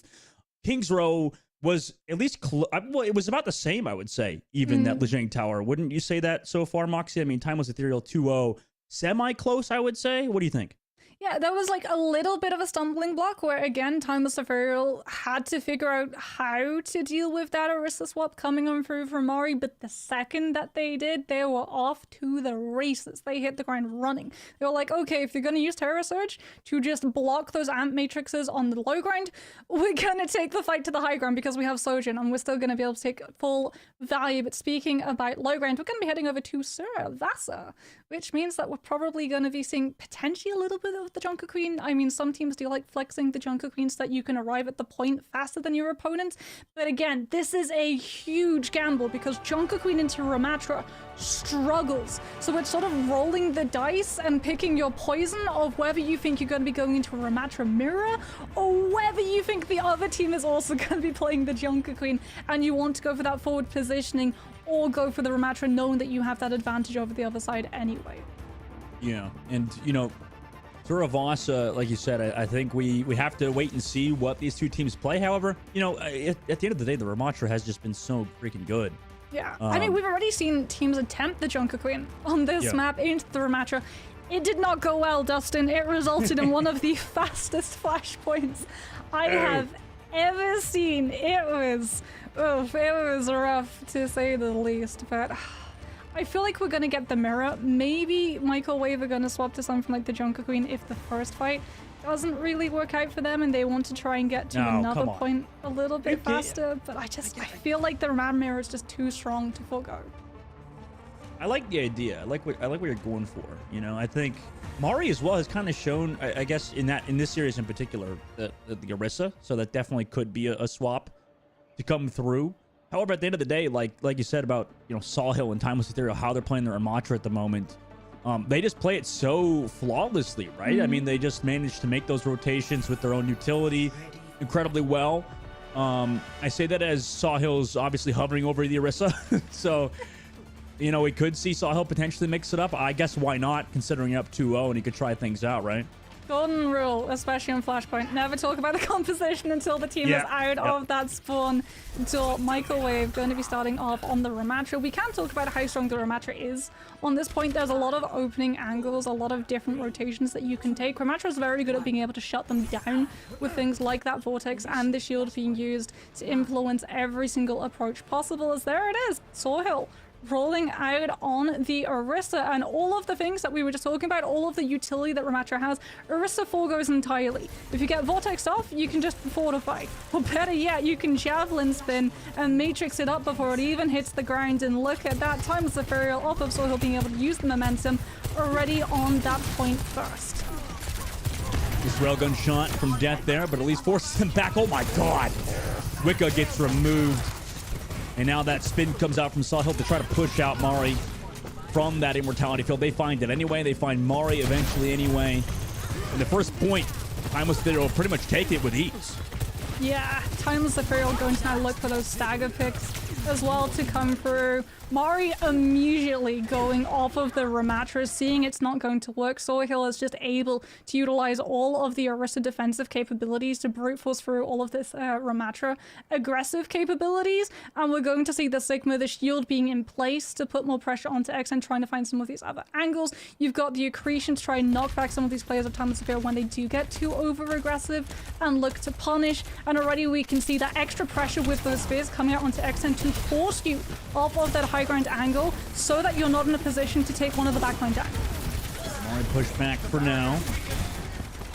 Utilizing as much of that shield as they possibly can to get some space here, but you know, a lot of this fight does rely on these Sojourns at the end of the day, right? Both death and X10 pumping in that damage. Nearly 80% on the board for Timeless Ethereal. These points go very, very quickly. X10 gets poked down low. Force them back for now, and with that, Zoe tries to drop that Maywall to take some aggressive space with that Baptiste amplification matrix. They actually give up the point. Timeless Ethereal does for now. Come back through, use their own amplification matrix to the wall. Mari gets pushed into the corner and deleted, as does Zoe. So although they gave it the point temporarily, it didn't really matter. Timeless Ethereal take it back, and we'll take the first point of the 3. Yeah, there's the rubber band. Timeless Ethereal. They see that they're taking a little bit of pressure, that Mari is forcing X10 off of the angle that they've set up onto the high ground. The thing is, the Sigma with that pressure isn't a win condition, so Microwave, like you said, have to commit that Ant Matrix just to find the flip. And Timeless Ethereal, because they've already banked off of all of the stall that XM buys them with the Sojourn, so much point percentage that they can just step off the point, kite around the amp, and then come back in with one of their own. Absolutely no sweat off of their backs. And worse for Microwave, RNG falls into Timeless Ethereal's favor. This is one of the problems that these teams run into with Flashpoint. Is going to spawn closer to some of these other teams to respawn, and unfortunately Microwave now have to push a Sigma around the environmental cliff with the Orisa having the capability of shoving everyone off. The Bun actually goes down first of all people, and also HMR finds Sawhill in that Blizzard. Also Griddick Flux was there to try to capitalize. Z will find AJMR, but the damage is already done at this point, right? Timeless just kind of have to reset at the moment. They don't even want to contest this point. Just going to get Sawhill back for another fight. They do manage to build up 12% with that initial control, but it is a very fast flip. And Microwave now having things like the Sigma and the May, they have that stall sustain potential, so that if things start going a little bit south, they're still going to be able to bleed a lot of point percentage, because like you said, Flashpoint goes up incredibly quickly. Timeless Ethereal taking that cliffside, faking it out, however, to try and bait those utilities from Microwave's side. Yeah, Blizzard off that push actually catches out Zoe.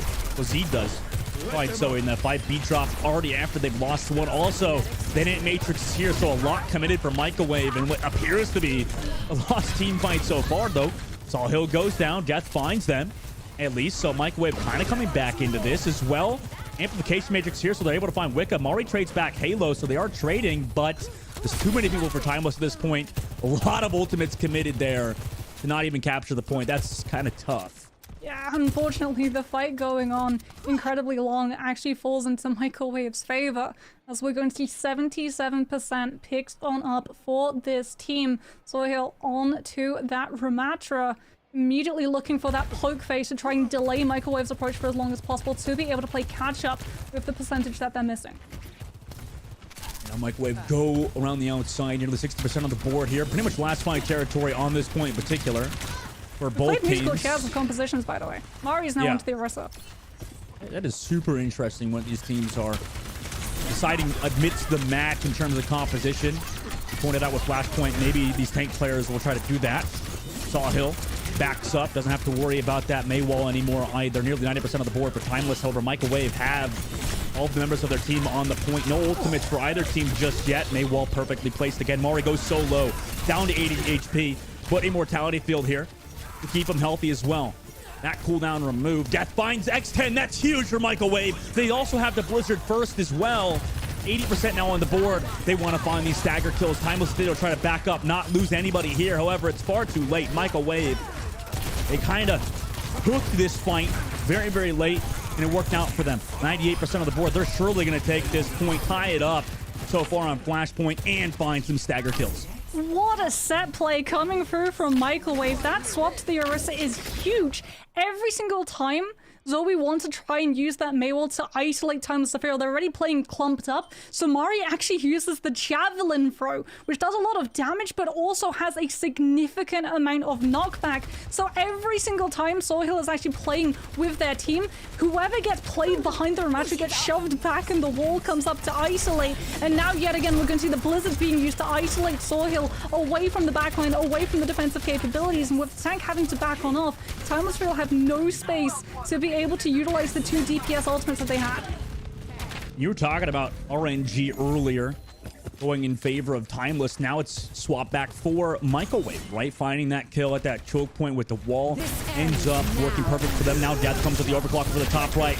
Counters, he dropped from Halo, but also another one from Wicca to keep Death using this overclock. As many shots as they possibly can get off here is going to give Microwave a huge edge. Sawhill tries to come back with the Annihilation, but will go down. Far too much healing here. Not enough damage for Timeless Ethereal, who are pushed back yet again by Microwave. Yeah, Microwave committing in massively, but again, they've already been able to buy themselves 52% and counting off the point. They've got the Mei to be able to stall. Timeless Ethereal do have the ultimates, however, so you can see Microwave being a little bit more hesitant to try and hold that forward aggressive position. But still, so much percentage still up and counting before Timeless Ethereal are even able to get into position, and they have 3 ultimates. They can't afford to use all of them, though, because if they lose the next fight, they're still going to be down a point. Timeless comes through from this back left, taking their time. Use the amplification matrix first. The Microwave will want to disengage. They do. Around the corner, so that's already 1 ultimate out, but they've got 2 more to have to work with. At the moment, Microwave still waiting, biding their time. Timeless will take that point flip. Now X10 goes aggressive, drops the overclock through on that flank. Will find 2 immediately. The Microwave will sink for now. That's 3 for X10. Back to the spawn they go. However, they, like you said, Moxie, have built some time bank to work with. Yeah, Bond's able to hold on to the Blizzard as well. That is absolutely huge. Like we said, Timeless Ethereal, they needed to be able to find that flip. It goes into overtime, so Microwave, no matter how long that fight goes on, they're not going to be able to pass 99%. So Timeless Ethereal have all of the time necessary to be able to stall. Now they themselves get to stall the approach coming through. If Microwave are able to kite on to that point, it just plays into Bond's hand. It means that the Blizzard is going to be able to connect onto so many more of these players. You don't want to use the ultimate out in the open. Instead, you want to bait Microwave into walking directly into it by dangling the point in front of them as bait.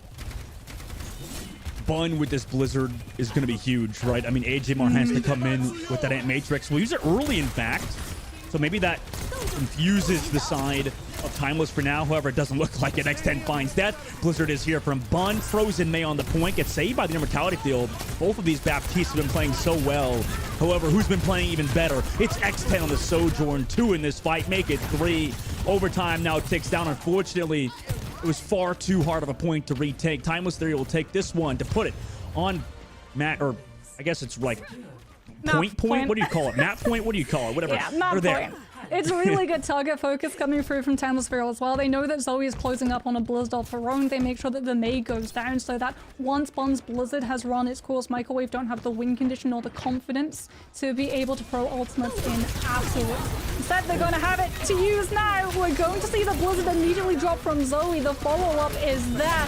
And this is huge for Microwave. That is 1 fight win for the cost of 1 ultimate. Now, Dustin, they have the next ones to be able to weather the storm and keep building up this bank of percentage. Yeah, both teams' Mei is coming alive here on Saravasa. We'll take the point, like you said. Now, going to play with some ultimates in the bank. We'll have some poke. They could easily do so, build up towards that window here. Timeless Ethereal, right? The pressure is on them on their own retake. We saw him on the Orisa. Now, we've got Mari on the Orisa as well with a Terror Surge. He does have that Ant Matrix, but we have seen Mari engineer the Terror Surge to counter it entirely, and unfortunately isn't able to give the opportunity, go solo as the Ant Matrix comes up, has to fall back behind the cover of Fountain. No chance of using the Terror Surge to shut it down. Counter Terror Surge now here from Mari, but will fall. It's tough. I don't really know how you get surprised there if you're Microwave. You have so many ultimates, you somehow still get caught out by a window in Sawhill, right? It's just one phase of ultimates. It felt like it was bait. right? You look at where the ant matrix actually comes through from Z, it's right on the choke, which is perfectly measured for Zoe's Maywall. It very much was Microwave trying to force Timeless Ethereal into a game of Ultimate Chicken so that the Maywall is able to perfectly cover the ant matrix, but the Maywall doesn't cover the ant matrix in time, and Mari takes so much damage. X10 by then has already been able to break free from that choke, put yourself onto that high ground with all of the damage coming through from the Sojourn, that when we see both of the Orisa drop Terror Surge, because that then pushes you into a static position, Mari is the one who loses the gamble because of the additional damage coming through from Sojourn. And pumps the overclock in this fight. Has to deal with a Lucio who's harassing him. No kills just yet for Death either. Just found some pressure for Zoe to find the kill onto Halo, but now X10 comes back through with their own overclock, however, down Halo. So some of that healing and potential speed boost is just out of here. So X10's overclock will eventually get ran through. Zoe counters with the Blizzard here. Able to find Saw Hill too. Bun has their own Blizzard, but nobody is here to follow up at this point, right? You lose your Orisa, and now everybody just kind of funnels through on the point for a potential recontest with that Blizzard. Good wall as well from Zoe directly on the choke to disconnect the front line and the back line. Timeless Ethereal, however, playing last fight, the Blizzard, you're going to have a Terror Surge as well. Mari having to swap off of the Orisa onto the Sigma did reset a massive chunk of that poke pressure coming on through on the Sigma composition. However, now you get to play defensive around those capabilities. Javelin throw, no! Mari goes over the wrong side of the wall! Oh my god, but the boot back to safety, never mind, brought back through to the Terra Surge. X10 will find them, however, Death finds one on the downside. Saw he'll go so low and is found by Death. Oh my god, what a round in particular for Death here. 2 kills in that fight without the overclock too. Just some nice railgun shots. And the amplification matrix there from AJMR turns this fight, and now we're all tied up on map point here, Moxie, on Servos. Redemption arc for the Sojourn. Death coming in absolutely clutch. Mari going into the wrong side of the Maywall, toppling directly into Timeless's full team. Forced AJ into utilizing that immortality field way too soon before ultimate started to come into play. But Death on the Sojourn doesn't need an ultimate to still have that insane amount of kill potential that is afforded to the DPS. And now point percentage is reset. Microwave still with the Sigma going to be coming in to the Flux as well. Halo holding onto that sound barrier. Doesn't want to have to use it early, however, because you've got to deal with free ults with it. Now there's that overclock early wall or Mayblice block used by Bun. Keeps himself alive for now, so it almost works out. However, Z drops the amplification matrix, looks like it's shut out by a body shot from net there, and then Mari with the poke damage. But great work from Microwave so far. Bun just comes through to down the point. A reset coming through from Timeless Ethereal, and Microwave's counter swaps, counter picks have been working out. There we go. That's the bait. The same bait that we saw coming through from Microwave the last time that we had Z dropping that Ant Matrix onto Choke. This time around, however, you are able to take advantage of the Sigma's defensive capabilities. You make it look like you're pushing onto Timeless Ethereal's side. Z, as a reaction, immediately drops the Ant Matrix to try and punish, and immediately Microwave just cut noise, pull back, and that Ant Matrix finds absolutely no value. And as a result, you're not going to have it for the next push, whereas AJ is still holding on to one of your own. Microwave sits back, has to deal with the overclock from X10, who doesn't find any kills, gets damage, but no kills. Microwave also drops the beat. And on this map, it seems like X10, the number might have been found from Death, who comes from above to get that kill. Bun does trade pack Zoe. Beat drop here to try to keep everybody alive, but the Gravitech Watch still finds value on a Saw Hill. Yes, Timeless is trading, but it's not enough at this point. Ant Matrix in the back, everybody else here. Microwave will steal a map and potentially start this reverse sweep. Oh, really good stuff coming through from Microwave. Again, being able to recover. Flashpoint is a map that is probably one of, if not the most stressful to play into. Second to potentially only push. This mode goes by so incredibly quickly. If you think trying to just keep a track of ultimate economy and how aggressive you're being and temper that aggression into defensive capability is hard on some of these other map types, it becomes even more important with Flashpoint, with how quickly that point percentage actually progresses. Unlike something like Control, it's not a case of when that point is finished, all of your ultimates lose value. No, it is when the next point finishes, another unlock. So you have to make sure that you can win a fight out while still holding on to something else to be able to win the fight out afterwards. Or if you indeed lose that fight, identify as the fight progresses, okay, this is not a fight that we're going to win. We're not going to make it easy, but we're still going to make sure that we don't overcommit so that we can come in with a better advantage for the next one. And that is something that Microwave took too hard, because at the start of that map, it looked really rough. Yeah, it did. I mean, that's a great point, that Microwave really were able to make those rotations early because they got those fight wins. Like you said, I mean, every critical moment, it appeared like Microwave just came out on top with either that blizzard from Zoe late into the fight on the rotation before the point even unlocked. I mean, like you said, everything kind of went in their favor because of how they've played. And, you know, maybe this goes back to what we were talking about earlier, where when the lights are shine brightest, right, how does Timeless Ethereal react? At the moment on this map in particular, X10's been playing super well throughout every single map until this one, where it did feel like Death kind of found their groove, were able to shut down X10 at points. Yeah, and I mean, if you look at the stats as well, the deaths are pretty equal. Death does die 5 times compared to X10 7, but everyone else is very much even 7, 7, 8, 9, 8, 5.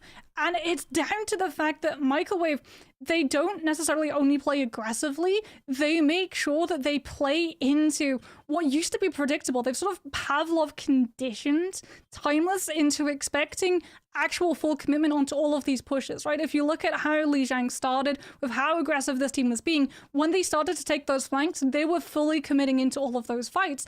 And it's something they started taking advantage of towards the latter half of Flashpoint, because they started pulling their punches. They started going for a couple of feints. They went for some of those left hooks when they actually made it look like they were going for an uppercut punch. And as a result, Timeless Ethereal reacted wrongly. They dropped things like the amplification matrix. They tried to go too aggressive. They wanted to try and match some of those ultimates for ultimates, and as a result they played directly into Microwave's hands. And that is something that is crazy, because normally that strategy is Timeless's own. It's literally like Microwave went, okay, that's what you do, well, I can do it better.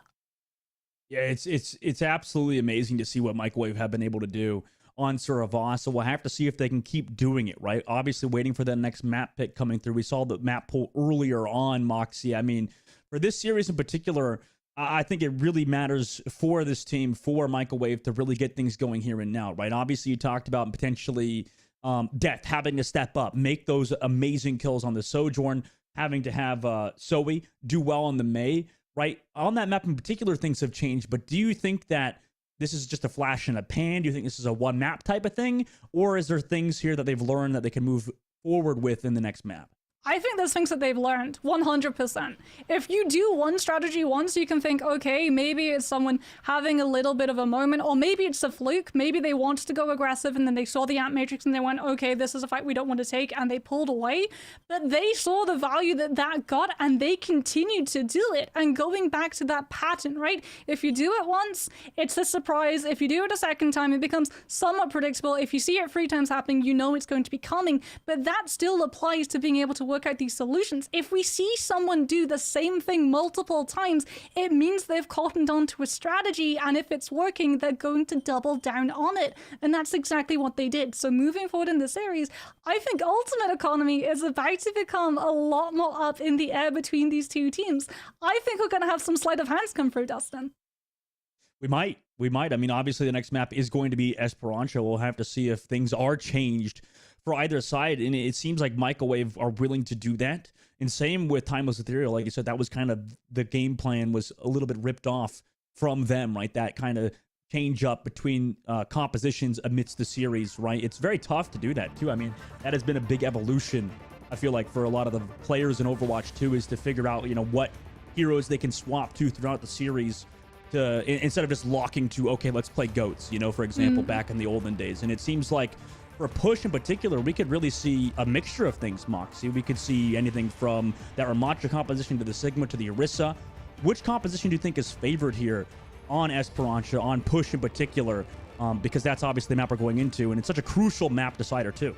Ram. 100%.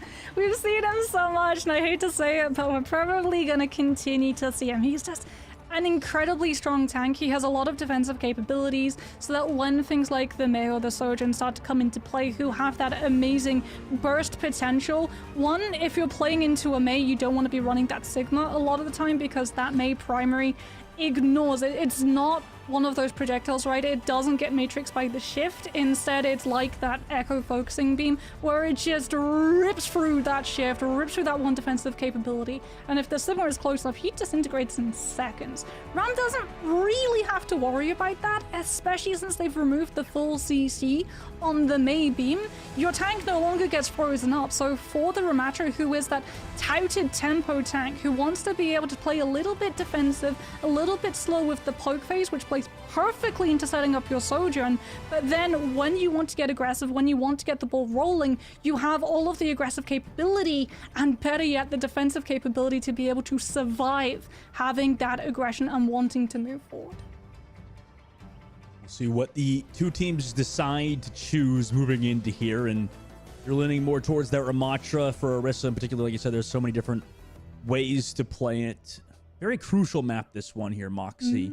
In the semifinals, obviously, whoever wins here will move forward into the upper bracket grand finals. The other team, unfortunately, is going to drop down the lower bracket. We'll still have a chance moving forward, but it's a very important map in particular, whoever wins this, right? For Microwave, they'll potentially have the momentum if they win it here, right, Moxie? But for Timeless, they could shut it out right here and now. Yeah, these two teams have been learning a lot from each other as well. We've seen multiple strategies carry over. We've seen multiple picks as well coming on through from some of these other players. If Microwave decided to go the pharmacy route, Esperanza is definitely one of those maps where you can find a lot of value. There's a lot of the high ground, there's a lot of those rooftops, very similar to King's Row Streets phase and also Dorado A that the Pharah can use, but I think we're just going to be seeing standard meta. Wait. Unless Microwave decide now is the time to pull out that old identity of the Genji Doomfist. I'm on the fence about this, Dustin, though, because the last time we saw them use this, Timeless Ethereal broke its back within seconds. Yeah, we'll see if it works out for them. That's definitely a strong choice to make right now on Esperanza. You know, maybe it forces Timeless to mix things up, though, right? I mean, I think we talked it about... might win them the first fight. And on push, that is huge, because the last time we saw Timeless deal with it, they had Bun on the Tracer to actually stop Zoe from being able to get into the backline and pose the threat as the Genji. And Timeless they didn't expect the Genji, they didn't expect the Doomfist. They're entirely unequipped to be able to have that avenue of choke control. Jimar obviously going to set up a lot of those anti-grenades. That's what we're on the Nano POV at the beginning. Misses the first one, however, just goes for a set nade. Now kind of knows where everybody is. Just tossing out cooldowns, understanding that, you know, they can't really be dove on by Timeless. There's too much of a distance gap to really make here. Nade misses again from Microwave's side, so they're really looking, they're kind of poking and prodding for that anti-grenade. Meanwhile, Timeless taking some space with that robot, already 9 meters, minute off the clock too here. Not a lot of ultimates built yet either. Neither team doing a lot of damage just yet. Another anti-grenade miss. Land. Yeah, I mean, that's really what Microwave needs at the moment for them to find this dive. However, at least they've not lost anybody just yet, so it's not really gone too terribly for them. Here we go, off cooldown yet again. Nano. Building the Nano. 4 times the charm with the anti-grenade. Zoe doesn't even need it. Just finds X10. We talked about Zoe being a great Genji. Having to play Mei throughout the series. Now makes that swap and really doesn't seem to have lost a step finding that first kill. And now with that, I mean, Microwave surely can maintain this. No, never mind. Sawhill comes back, finds Zoe, trades it out, equalizes it. Now in the 4 versus 4. They stopped that robot from pushing forward. Now here's that nano boost, but it's on a Doomfist, right? Is the damage there? Immortality kill to keep everybody alive. No, the anti-grenade finds Halo with the final blow. So Mari just there to create some space with the nano boost. And now they're actually able to get that first fight win. It was an incredibly long first fight. Seems like Timeless are still fighting it, though. They want to find these kills. But no, eventually Microwave will get them and control that robot. Immediate swap from Xeon to Kiriko as well. You can see that those anti-nades are going to pose a problem, and the Kiriko is straight away brought on out for that Suzy to be able to cleanse that effect. Bun still not swapping onto the Tracer, most likely because you have that Blizzard. You do not want to give up such a valuable ultimate. The problem is the Blizzard going to be able to find value? Wicker is playing Protect the Ana, so not on the Lucia to be able to kite around it. So the backline is prime real estate for the Blizzard, but everyone else, the Doomfist, the Genji, and the Sojourn, they all have the ability to dodge it entirely. AG Mars grenade gets blocked by the shield. Now a rally to keep Wicca alive here. Overclock as well. The help against the push from Timeless. Sleep on a Sawhill, gets woken up immediately. Ultimate still available from Timeless after the beat. Nice anti-grenade slows down X10, but eventually cleansed off from Z. Which is why they've got that Kuriko, like you mentioned, Moxie. Bun finds Zoe too, who went for that dive. No Genji now here from Microwave. A lot of that damage gone. Lands to Mari. Has to back up out of there for now. They do have a lot of that cart space, so as long as they don't lose anybody, they're in a decent spot. But we'll see if they can do that. Yeah, it was definitely wishful thinking. Mari will get staggered, and Timeless have control of the robot. Okay, we're gonna have Nanoblade for this next fight, and that is one of the ultimate combos that Timeless Ethereal struggled with, and this is what they're going to do to shut it down. They catch the backline away from the Sojourn. AJ taken down, kept in position by the Blizzard alongside your Brigida. That's the problem. A lot of the time that you run into, normally we see it with Pulse Bombs, right? If you find a Pulse Bomb stick onto either the Ana or the Brigida, they play so close together, a lot of the time it results into a double elimination. It's the exact same mentality coming through from Bun's Blizzard, and because you catch the Ana away from the Genji, you delay the prospect of the Nanoblade, but it's only been delayed. They're still gonna have to rip the band-aid off eventually, and eventually might come sooner rather than later. There it is, Halo deleted. Suzu out, can't save X10 here. That's 2 in this fight, and Zoe's gonna live for now. Annihilation from Solhill actually got 2 on the other side. Make it 4. Oh my god, the counter push on the other side where we're watching Genji POV. It ends up not mattering because Timeless Ethereal's Annihilation in frontline has killed everybody. Sleight of hand, Dustin. Sleight of hand. You think the Nanoblade is going to be the most important, but Soilhill sees an opportunity. Rally has already been used by Wicker in a couple of fights previous. Soilhill knows no one can shut down that Annihilation. No one can kite it out either. And as a result, the objective keeps moving. And yes, you lose your backline, but you still put up so much more distance in comparison to what Microwave have achieved. And now they have to cycle back into their win condition of Nanoblade. I don't know if they'll even get another one online. I don't think so either. I mean, that's just absolutely a backbreaker. 100 meters now and climbing for Timeless Ethereal. It seems like the Suzu from Z as well has just countered every single anti-nade from AJMR. I mean, they're playing this very well at the moment. Yes, they find Sawhill at least, but Moxie, I mean, they've already built up 112 meters and they're climbing even farther.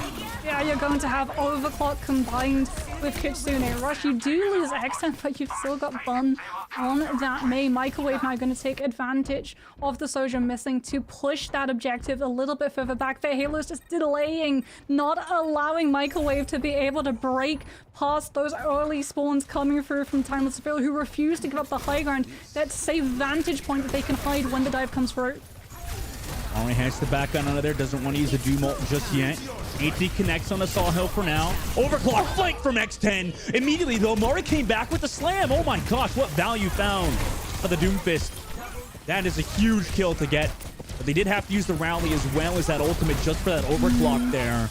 In this fight in particular, Microwave will win and find these stagger kills to get control of the robot with 3 minutes and 40 seconds left. 2 for the price of 1. And crucially, the one that you're able to draw out from Timeless Ethereal side is not anything that can be used to counteract the Nanoblade coming through. This is the true win condition for Microwave, right? It all anchors and cycles around this Nanoblade, but Timeless Ethereal have the beat drop to be able to sustain through it, or Bun can even just use that counter Blizzard to stop Zoe from being able to find the dash resets. And Zoe's the one pushing the cart though. Has to back out, nice pocket there, but the Mei is slowed down. Also, Nano Death, in fact, with the overclock this time to mix it up. I like the change up, beat drop here from Halo. Sustains for now, and they actually find X10. That was a huge kill to find because X10 has been a thorn in the side of Microwave every single time they go for that push. So they deal with those flankers and come back towards this robot off of a Nano overclock play. So this is huge. This is big brain coming through from Microwave in 2 ways. One, you bait out Halo into utilizing the soundbar to counter the Nano overclock, which means Zoe doesn't need the Nanoblade to have enough damage to chunk through the health bars from Timeless Ethereal side to actually convert into kills. And 2, Bun could not use the Blizzard to be able to counter it because unlike the Genji who needs to get close to melee slash through you, the Sojin can play out of the range of Blizzard, so Timeless Ethereal just had to take it on the chin. Yeah, Mari and Zoe probably just going to have to go really hard here in this fight. But Bun finds the kill on the Wicca while they're setting up. Oh my gosh, and now they try to go forward. Anti comes through, cleansed immediately by Z. I mean, perfectly played by them, but now that blade comes through. Annihilation to force back Zoe. I mean, that's the value found out of the Genji blade dry. There's not really much else you could do. As long as they don't lose anybody, they might be okay. However, it looks like Timeless are always in a position to find these stagger kills. Now from the top side, Sawhill comes through. AJ Mar goes down, no speed boost or peel. Mari actually commits that Doomfist ultimate as well. Death finds one on the flank. They don't have a lot of healing, just a Brigitte. Can they find Halo? If they find Halo, it might be winnable. Or Z, able to find Z, that could be something here for Microwave, as they're still on the top side of the bridge. The robot really isn't pushing too far. Oh, just kidding. It's actually moving in favor of Microwave, so they've managed to come back towards this robot. And a counter push there from Microwave is successful.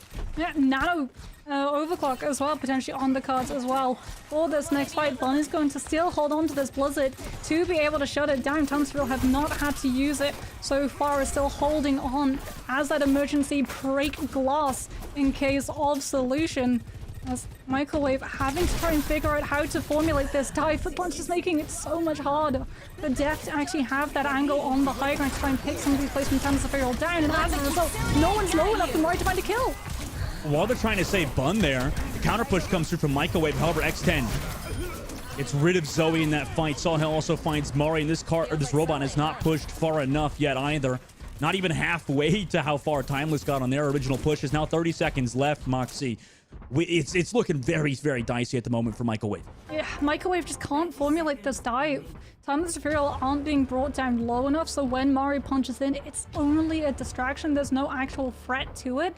And Timeless Zephyrial have identified as such as Bon goes onto that off angle, challenging Microwave. Death's gonna have to pop that overclock and try and find a kill. Halo goes incredibly low.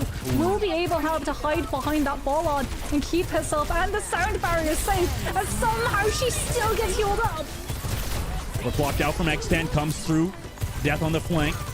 Wicca also stuck in that Blizzard. Will go down to Sawhill. X10 waits for Death to peek around the corner. And this should close things out for Timeless Ethereal to cement themselves in that upper bracket finals. Finding Zoe on the stagger. That blade is negated pretty much throughout the entire map, and especially at the very end. Timeless Ethereal are moving forward in this tournament. I said I was on the fence about that Genji Doomfist. I like the idea of it. It's something that you pull out in the hopes that it surprises Timeless Ethereal, and you did see that they were running out on that composition without the Kiriko, which they immediately swapped to when they identified, okay, they're going to be formulating dives, they're going to be trying to play off of the setups of these Antonides. We need that Suzu in full effect so that we can hold on to our cooldowns and abilities as well as our own lives when that starts to come into play. But unfortunately, that surprise factor, that sort of feint into a jab that Microwave were hoping and gambling the Doomfist and the Genji pick would be, is just too well read by Timeless Zephyrial, because it's something that they've already played into with this team. And Genji struggles so much at the moment in this meta because of the amount of shutdown there is. You don't have to swap onto something like a Tracer to control all of the avenues of the backline, because the Mei does the job for you. You can't deflect the beam, it does so much damage in seconds. Every single time the Mei is there, the Genji can't fully commit in, and you saw as a result when Mari was punching forward, a lot of the time Zoe's presence was entirely absent. And on that note, I know you pretty much just kind of talked about it there, Moxie, but I mean, at least I guess in terms of Microwave, to get your take on it, do you think that what they've done, mixing up that composition map by map basis, and then ultimately going for that full commit on that Doomfist Genji Sojourn, I mean, do you like that at the very least, that they're willing to step out of bounds per se and change that composition up to a very high degree, even though it costs them in the end potentially? I like the fact that they tried it. I don't like the fact that they continue to only run it as the map progressed. Especially because we saw time and time again, even though they would mix things up, right? We saw not just the Nano going on to Zoe for the Blade, it was also going on to Death with the Sojourn for the Overclock, which found a lot of value.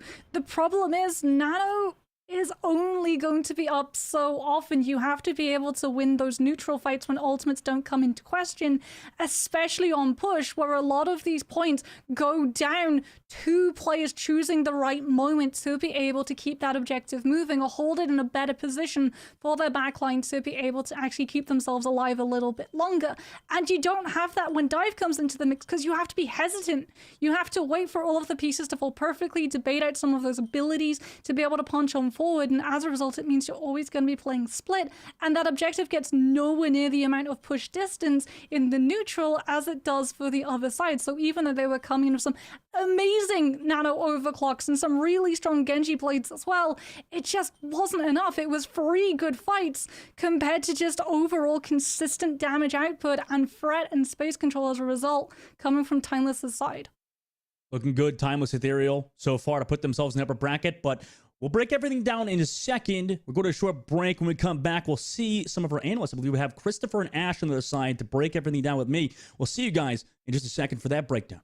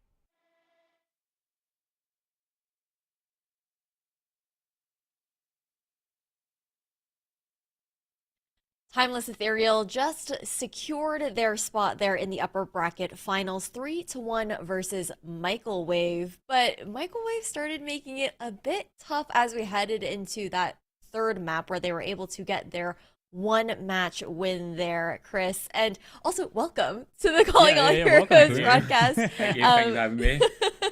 Like, that's first off the gate. So excited to have you here with us and join us on the analyst desk. So, second off, I got to get your overall thoughts on this last matchup.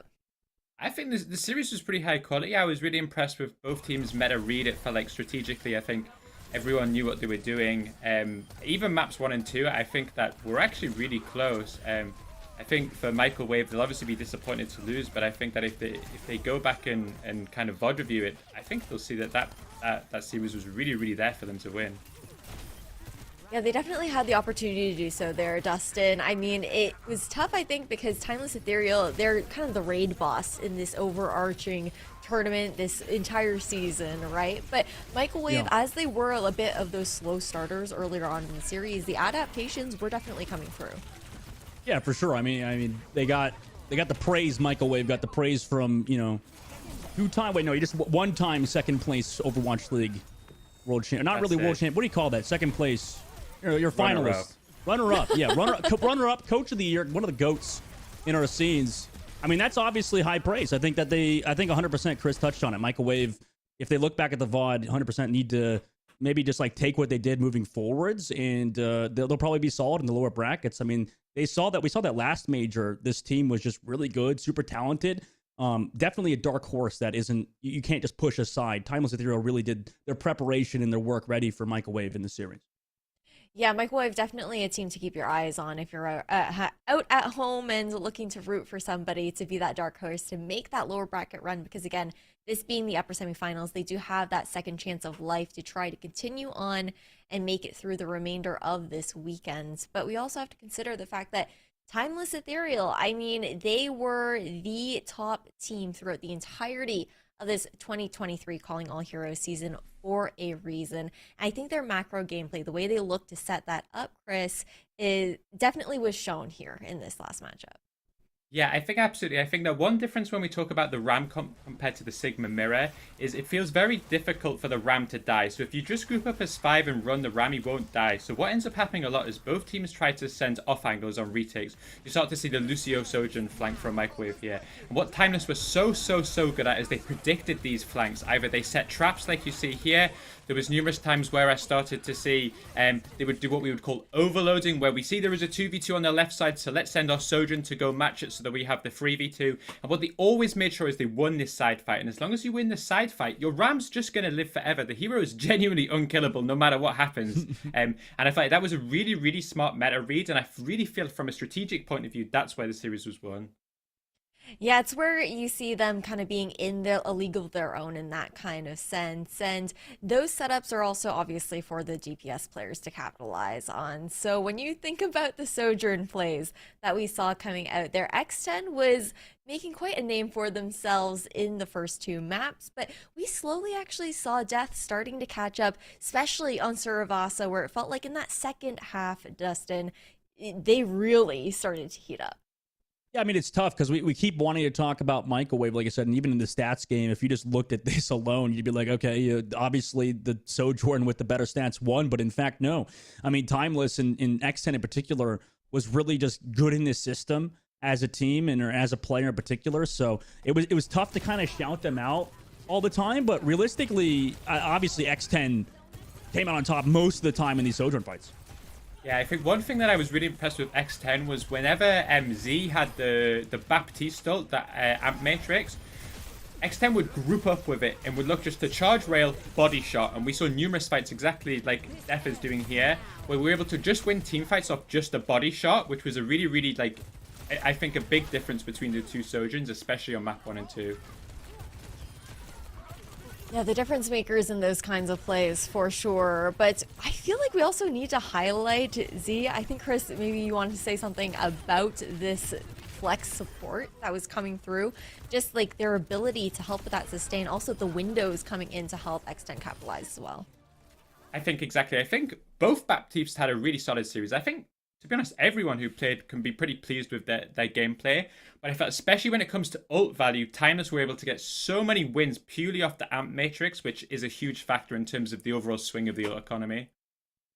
Well, yeah, and I mean, thank God Landon's not here, Chris, right? You know, we don't have to hear any more glaze about Landon in this series. I'm just kidding. No. Both these Baptistes are really good, obviously. You know, even at that level where Landon nearly is, right? Yeah, one day maybe you can get there. Well, it's just so much fun being able to talk about the plays that were happening and the way that Timeless Ethereal were able to just continue to adapt even after that map loss. But we do have to give a congratulations and kudos over to the team and also head over to an interview. This time, we're going to be having the chance to talk with their coach, Lep. Hi, Lep. How are you doing? Congratulations on winning that upper semifinals.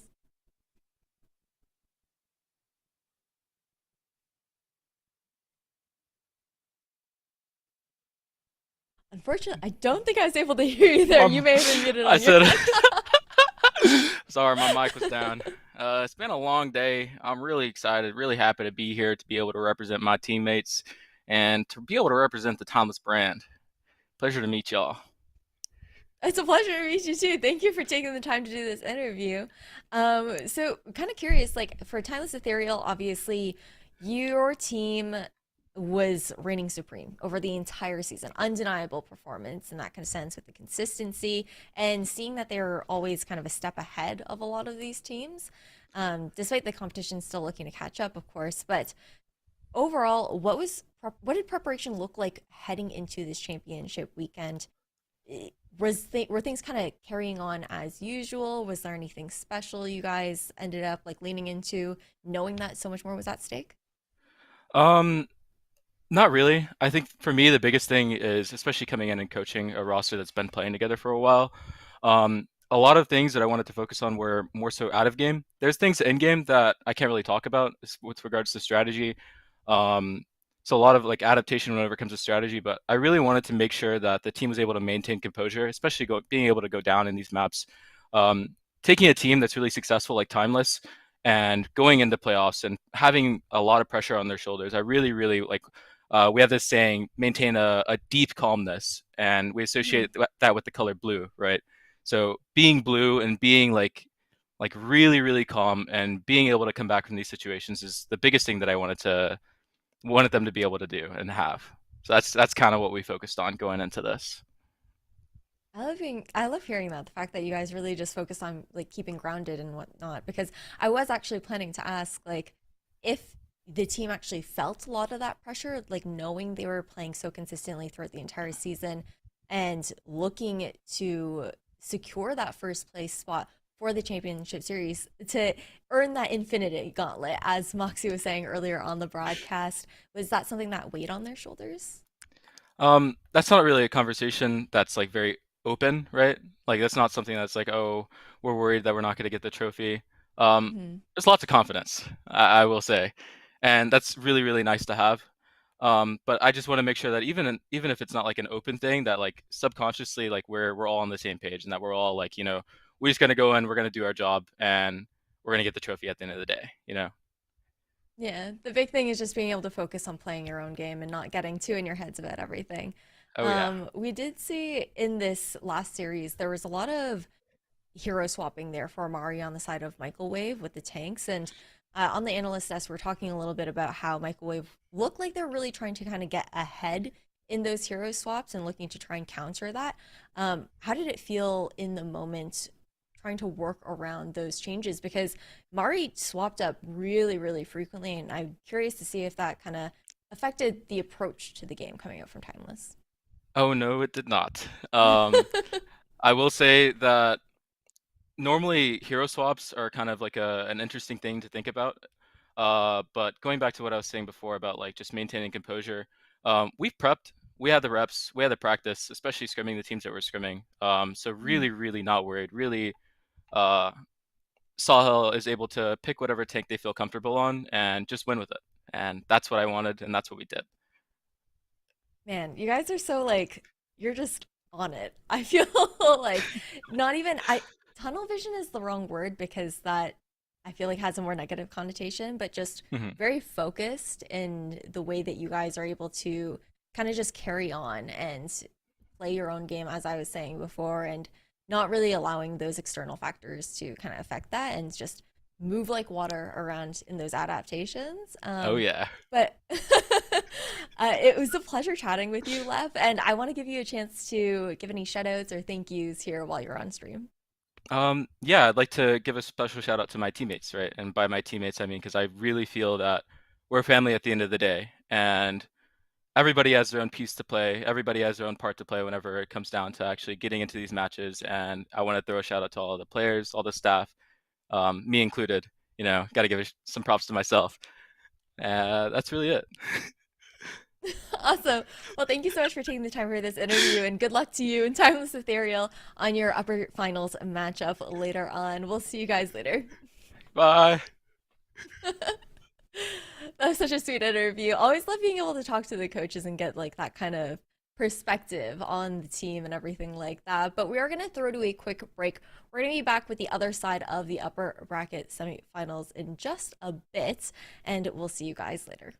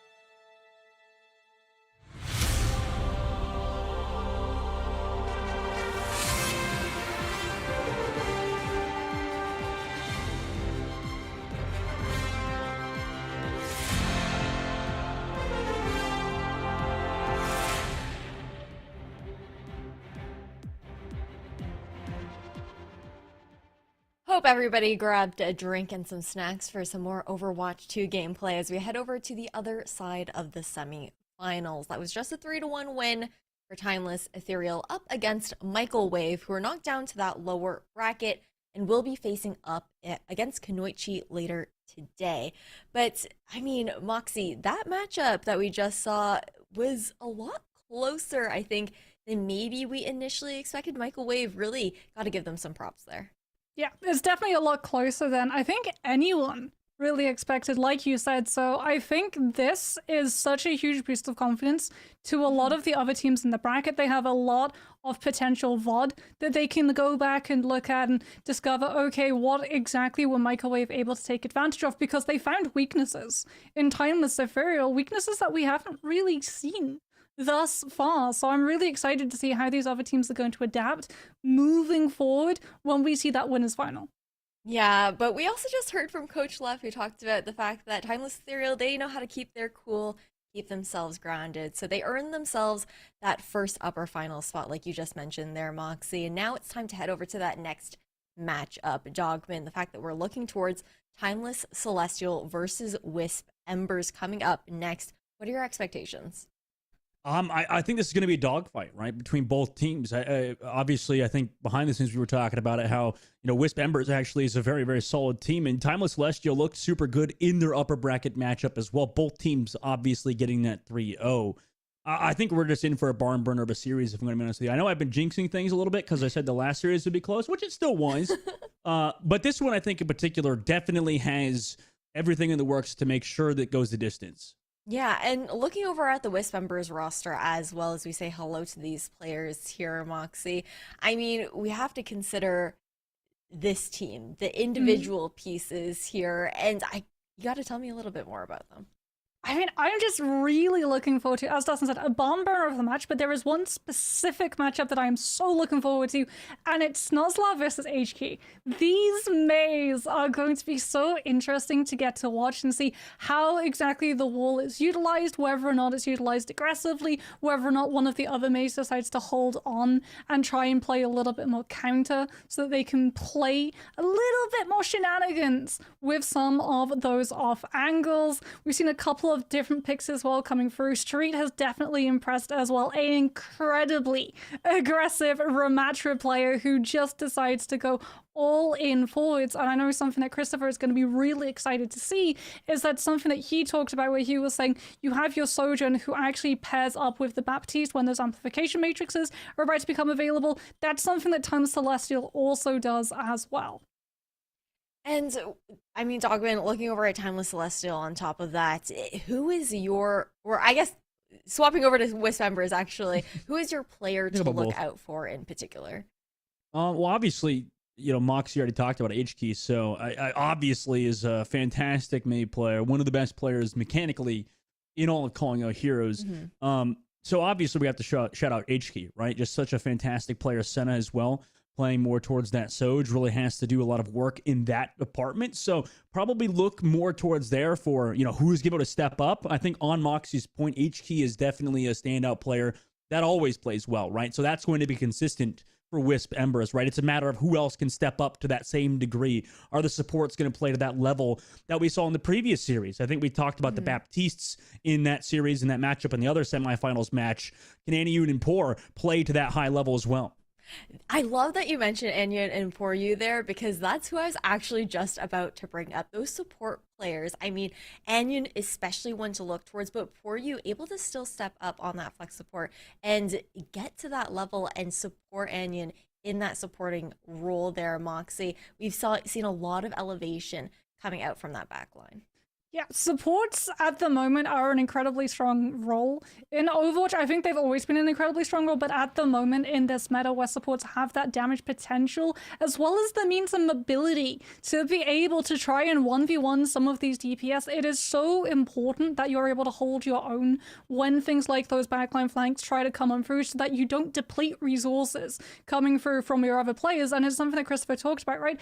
if you have a Ramatra, he doesn't really need babysitting 24/7 like some of these other tanks. So you have a lot more downtime for these supports to get a lot more damage hungry. And we're seeing it in things like the Lucio breaking off with the Sojourn, or the Baptiste just looking for picks, because you are technically a hit scan, which means you also do a whole chunk of damage to the other team as well.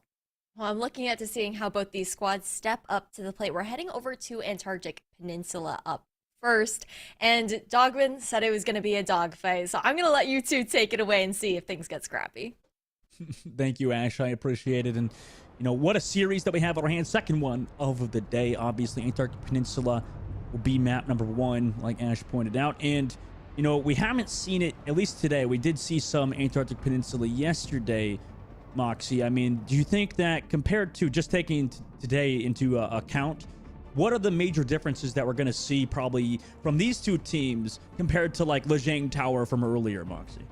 It's still sort of the same, even though the scenery changes. You still have that identity of Ramatra of just being incredibly powerful. Mei, again, a lot of these maps in Overwatch have been built with those chokes in mind, and with choke control comes Mei's value rising and skyrocketing. There's a lot of different angles as well from approaches to these different points, which means that the Sojourn with the off angle is able to find value. In the past, we would see the Bastion alongside the Mei, but the Bastion requires a little bit more support coming through from your backline, and it also means that you have a lot of less space control. You don't get to take as many off angles, which means that if the other team is running a Sojourn, a lot of the time you can find yourself getting boxed in and collapsed on, and in control that can feel very claustrophobic. So we've sort of moved away from the era of the Bastion and very much settled on this Sojourn and made tag team, and it works perfectly. Yeah, I mean, from a spectator, I always love watching Sojourn. I know it's a controversial take, but to be honest, I mean, the Bastion is just not as exciting to watch as Sojourn, for me at least. I don't know. I mean, we've had this discussion before, Mox. You're like, can we move well, the Bastion is also sort of a lot easier to know the timings of, right? Yeah. There's the transformed mode where you have to immediately bait out and then try and hide, and a lot of the time it comes down to being able to utilize the Mei wall to be able to absorb the brunt of the damage when that transformation comes through before everyone kites around the corner. Sojourn doesn't really have that downtime button, and it actually pushes a lot more stress and pressure onto your ult tracker, because not only are you having to ult track the charges of the other team, you're also having to keep a track of the ult fire on the railgun. And there it is. We're going to see the Sojourns come through. Azure on their own. We're actually going to see full commitment, however, from Wisp Embers. Senna and Poyu going to be sticking right next to each other to provide that off-angle position. Yeah, wall already removed from Wisp Ember's side.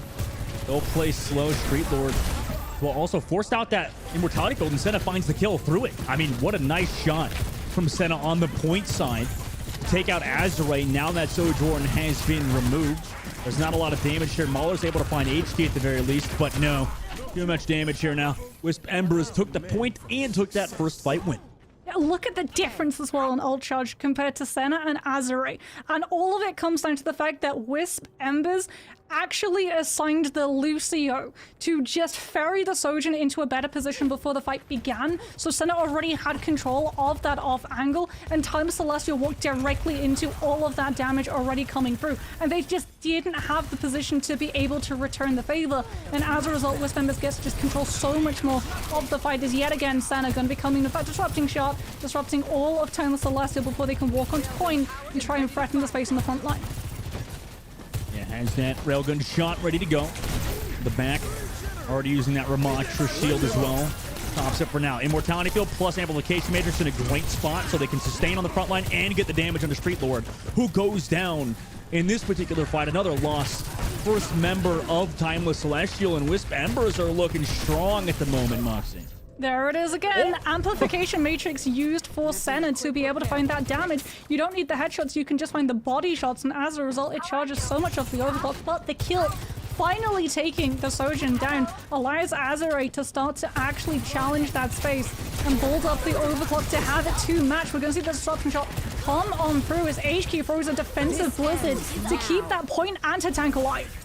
Counter blizzard now comes through, stops that Mei from retreating too far. HT will go down to Snozlar.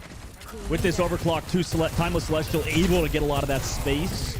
Kindred just kind of tries to stagger towards that point. Don't think any more ultimates are going to be used here for Wisp Embers. They're just going to go for a reset, and Timeless Celestial will claim the point now. Yeah, but off of just a Blizzard and Kindred surviving that long, Wisp Embers are able to buy themselves over 90% of the point. That's insane. Timeless Celestial have to win all of these other fights in a row, which means that they have to be so careful that they do not overcommit in those ultimate economies. Wisp Embers, in the meantime, can afford to just continue poking, pressuring until they find a fight that's favorable to take. Push forward. Timeless Celestial comes to the left side, drops the beat on that engage from Wisp Embers, who had used the overclock. Now counter beat from For You is here. Ani was already down, though. Even through it. Don't even know if Anu got the beat in that particular situation, but it looks like they don't need it, right? Everybody else on Wisp Embers able to capitalize off this annihilation from Kindred. And now they move forward towards this point. Timeless Celestial has nobody here. They got Snozlar on that Symmetra to come back and maybe try to touch 97, 98. Lucio almost here. Can he touch in time? Yes, Lucio does touch, but falls immediately. Now just the Tracer as well. Staggers coming through now. I mean, what else could they really do? Timeless Celestial, right? It's just a bunch of staggers towards the point. Everybody else here will get out of this map. Wisp Embers will take round number 1. And unfortunately, they just have to walk directly into yet again an Amp Matrix with Senna directly behind it with control of that point. And when you head into overtime, you do not have the point percentage to play around to wait it out. You just have to throw yourself directly in front of that damage. It looks like it's definitely Wisp Embers starting to pull ahead. Timeless Celestial really faltering, not being able to pick up that momentum. A lot of the energy and confidence off of having that Sojourn got knocked out of their sails off of just the first fight. I really want to see Azure getting a little bit more support coming through from the rest of their team. As we've seen Wisp Embers, they're fully committing to make sure that Senna finds so much more value. Yeah, this has been really good for Wisp Embers and Senna. Now they just TP out of spawn. Same compositions on both sides here, Moxie, as surely both teams meet towards the right side. We'll have to see who actually has the advantage, though, and actually controls the top side. Both Maywalls used. Disruptor shot on both sides. Pretty much mirror from both sides. However, Immortality Field has to be used first on Timeless Celestial's side, Senna, and the rest of Wisp Embers are just doing far too much damage, forcing out those cooldowns early. And now, without one member of their team, surely the rest of them will fall. Street Lord will go down. Senna 4K in that, or 3K in that fight in particular, and the point will also go in their favor first. Yeah, Kindred having a really good initiation engagement as well, goes on to that high ground, drops down directly in front of Timeless Celestial's team, but has that wider angle, so even when the Maywall comes through, still gets to be healed by Anion and that Lucio, and as a result, when we see the wall isolate Street, that does not happen for Timeless Celestial. They have to invest the Immortality Field to keep the ram alive, and the second that cooldown is off, the Members get such a leg up to be able to win the fight. This time around, we're going to see the rematch get isolated, but no! Kindred is able to jump around it before it comes through. I mean, Kindred's already built up towards that annihilation. However, Street Lord and Azure actually come back on top from their counter push. 2 for the Street Lord. What a fantastic name, by the way. Just love it. Now everybody else on Wisp Embers stagger towards the point as Timeless Celestial finally have found some ground and take the point. 44% picked up for the side of Wisp Embers. They're going to have that annihilation, like you said, because of the amount of pressure and movement up close that Kindred has been able to find with that Nemesis form. And as a result, the Maul is not really going to be able to utilize this Amp Matrix to hold down the space, because Wisp Embers can just use their Metro ultimate to move through it. As we're going to see Amp for Amp come through. Both of these teams holding on their Metro ult as a result, but Timeless Celestial have to throw the Blizzard in defensively. It's looking so dicey from a Baptiste POV. Moloch pretty much entirely reactionary to everything that was happening. No precise positioning, just throw out Lamp, throw out Regenerative Burst, jump over the wall. Immortality Field down to cap. It works out for them because they found that first kill. And now HP also will fall too. Snozlar, what a shot. Keep things moving forward. Finally in the series, Timeless Celestial look to have that point advantage. However, beat drop counter engage with the overclock. They find a kill from it. Nice bob and weave from Azure, but eventually they will fall. No trade just yet. Annihilation here from Street Lord. Does have Immortality Field to keep it moving forward, but Kindred also popped their own annihilation, so it is back and forth. No flip. Snozlar back towards the point. No flip, like you said. They're still touching the point, waiting for their Sojourn to come back. But the health pools aren't looking good for Timeless Celestial. They're slowly getting them back. The Blizzard is here, also with the Ant Matrix, so 2 ultimates committed.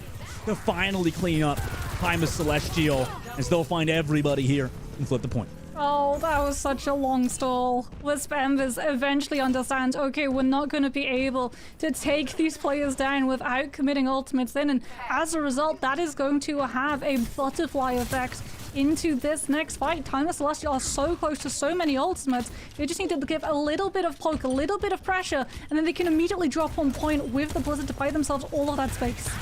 Shout out to the supports for doing such a good job on Timeless Celestial's side. Oh no! As I say that, AQA will go down. Mauler over the top does have at least the amplification matrix, but no kills are to be found. It's only healing. Not a really great angle for that matrix. Maywall here though could give them a kill, but no, everybody has focused around just living on Wisp Ember's side. They already built 83% of the board. They don't drop on point either, so they commit to ultimates, but they don't get the flip off of the back of it. 90%. At least they'll have the Lucio in this fight. Wisp Embers still playing back no ultimates here just yet until this beat drop has been built. What does Wisp Embers want?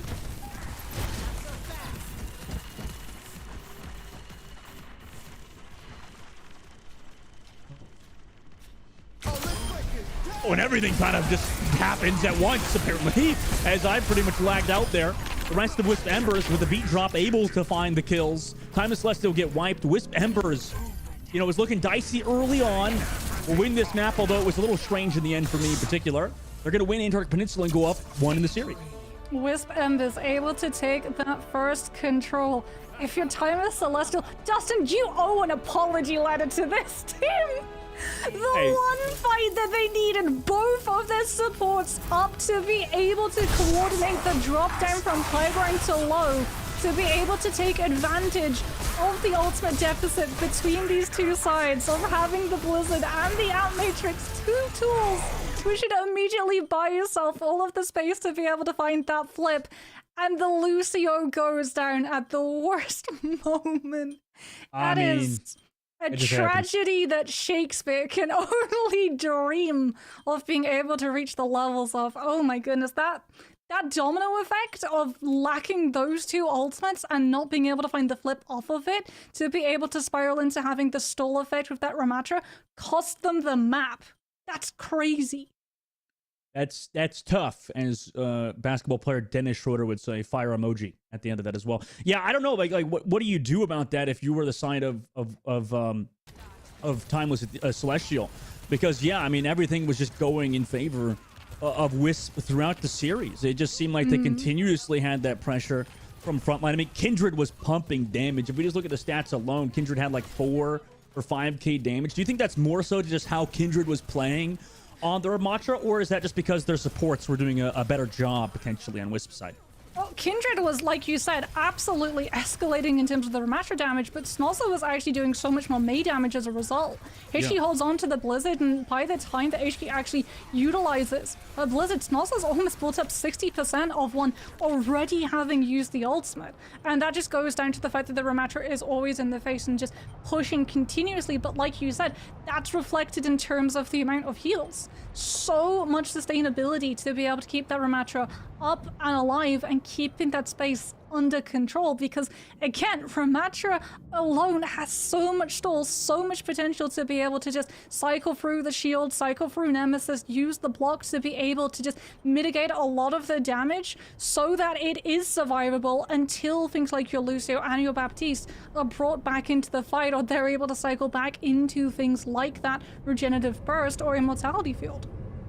I mean, that was rough. I think we were talking about earlier with Ash, where it's like, yeah, you know, you don't look at, you know, map score or whatever else, you know, it doesn't really tell the full picture. But I think a 2-0 on Antarctic Peninsula, I think that was the full picture, right? I think that in particular, it just felt like Wisp Embers just were always in control. I mean, if you just look at stance, if you look at the map, how everything went, you had points, like you said, but if you're relying on that one moment, like you said, Moxie, where you can't have your Lucio die, I mean, that's always rough. Yeah, you can always fix those tiny things like that. However, throughout the series, it just felt like Wisp were not letting go of their advantage, right? Yeah, again, they were able to find these forward positions before fights began where they were always at a better vantage point. They knew to be able to bait things like the Maywall out. They had to sell that idea of the Ramatra being vulnerable so that the May immediately goes, okay, this is my time we're going to be able to burn a lot of those cooldowns. But yet again, it's Timeless Celestial baiting you into this false sense of security where you think you have the upper hand, and then 2 seconds later immediately revealing that, surprise, this has been their game plan all along. And this is something that I was talking about when we had that desk segment at the start of the day. Timeless Ethereal are incredibly good at masking their intentions, but Timeless Celestial are true masters of this. They are absolute magicians at being able to divert your focus into one thing while slyly pulling off another entirely. And a lot of the time you don't realize it's too late. And then suddenly you've already lost the map, already lost the fight. And moving forward, this is something that we're going to actually see being utilized against them now, with Wisp Embers doing exactly the same thing, making you think that you have the upper hand against the Ramatra, going for that first main wall, and then immediately revealing that all along it's actually the shoe on the other foot. What a team, Wisp Embers. We'll see if they can continue their prowess, as they've kind of shown up more so towards the later half as well of calling out heroes, right? I feel like this team is in particular has been good, right? A solid team in terms of just points. They have been third throughout the entire tournament, but in the Champ Series in particular, they do appear to be kind of coming alive. King's Row will be that second map, Moxie. Is it going to be a similar story between Antarctic Peninsula, or is this maybe where we see Timeless look at the drawing board and say, okay, when we figured this out, we can kind of play a bit different? Well, it might not be the same story, but it's going to have the same characters. It's going to be the Ram, it's going to be the Mei, it's going to be the Sojourn, and obviously you've got to have your Lucio and your Baptiste to be able to utilize that speed boost, kite aggressively forward with your own Ramatra or split off with your Sojourn, make sure that you protect them on the off angle, but also have that speed boost to be able to negate and navigate around the opposing Ramatra's ultimate as well. This mirror matchup is so interesting to see, because a lot of the time when one ultimate comes from one side, the opposing ultimate of that same hero also comes from the other side, and it then goes down to the micro on which team is able to come out on top. And a lot of the time, in fact the majority of the time, on that first control map, it was Wisp Embers. Yeah, I like you mentioned the micro, because in this particular instance, it was like this mechanical prowess that Kindred and the rest of Wisp Embers were really able to show, right? I just think that a little bit of a diff, you know, potentially MTD, Moxie, potentially main tank diff. Yeah. I wouldn't say MTD, because again, it's just Wisp Embers getting to play that forward position, putting a little bit more stock into things like those forward positions, utilizing for you on that Lucio to be able to get Senna into those approaches, or Kindred into the right angle to be able to take full advantage of her kits. As we're going to see Wisp Embers now on the attack. First of all, yet again, Timeless very similar in terms of the positioning. Lucio and Sojourn up on that high ground to be able to prey on the players as they move through choke. Yeah, we always see the Sojourn spot for the top left, and Azure is able to capitalize off of it. In the previous series, we saw Sojourn get picked off there, not in this case. And look who swaps the Widowmaker real quick. It's Senna. Back from the spawn, no kills found from it just yet either, though, but already 40 seconds off the clock on the attacking side for Wisp Embers. Yeah, no merry-go-round, unfortunately, this time. As we're going to see Azure still holding onto that position. Disruptor Shot is so good in these scenarios because you can utilize that ability to slow down these pushes and rotations from the attacking team, which means that they're stuck in choke a little bit longer. But the second that they're able to break around staircase, it immediately becomes Wisp Embers running this show. They don't have to worry about the choke splitting them off. They can just pounce on the Sojourn and immediately shut Azure down. Yeah, you gotta react to that. They didn't even fall back to the clock tower or anything. Just thought they held that position. Maybe they wanted to go aggressive there at the choke, but they just reacted far too late. Regardless, Wisp Embers did a fantastic rotation, like you said, Mark. Yeah, really fast as well. This is something that having that Lucio puts into motion, quite literally. You can go from 0 to 60 in the absolute blink of an eye, and like you said, sometimes it catches some of these players unawares. Speaking about caught unawares, what a Maywall coming through from HK. I don't know, Snozzler did not expect that amplification matrix to try to equalize it. But no, I mean, everybody in Wisp Embers is able to fall back. Senna will get Mauler too as they peek the corner. Oh, I mean, amazing. As well. Yeah, early on, they could not find the kills with it either. And now there's just a bunch of staggers. This is absolutely falling apart at the seams for Timeless Celestial. You gotta be worried if you're a fan of them. Yeah, this is Sea Salt in the wound. right now. Timeless Celestial losing the Baptiste early and then the tank late. That is so much payload distance, and that is the payload sailing a free pass through one of the hardest chokes to break normally in the game. Wisp-Members have to be so happy about that one because they didn't even have to commit that many ultimates to be able to break it. As now we're going to see, oh, a time Celestial clocks where the amp is going to be no! Oh my god. Shut down after peeking that by the Lucio of all players. However, HK with the Blizzard. And the rest of their team able to find Street Load here. As the Red with the overclock. Tries to find a kill. Jumps over to the top of the train. But no kills are found. Just a bit of positioning. And now Wisp-Members, do they want to come back through? They did use some ultimates earlier. To some success. But really, they've not breached to this choke point just yet. Now into the Blizzard goes Kindred. Nice job from Snozlar. However, the Immortality Field is there to keep him alive too. Beat drop by KQA, or KQA is there. However, a counter one by For You. Wisp-Members try to go aggressive.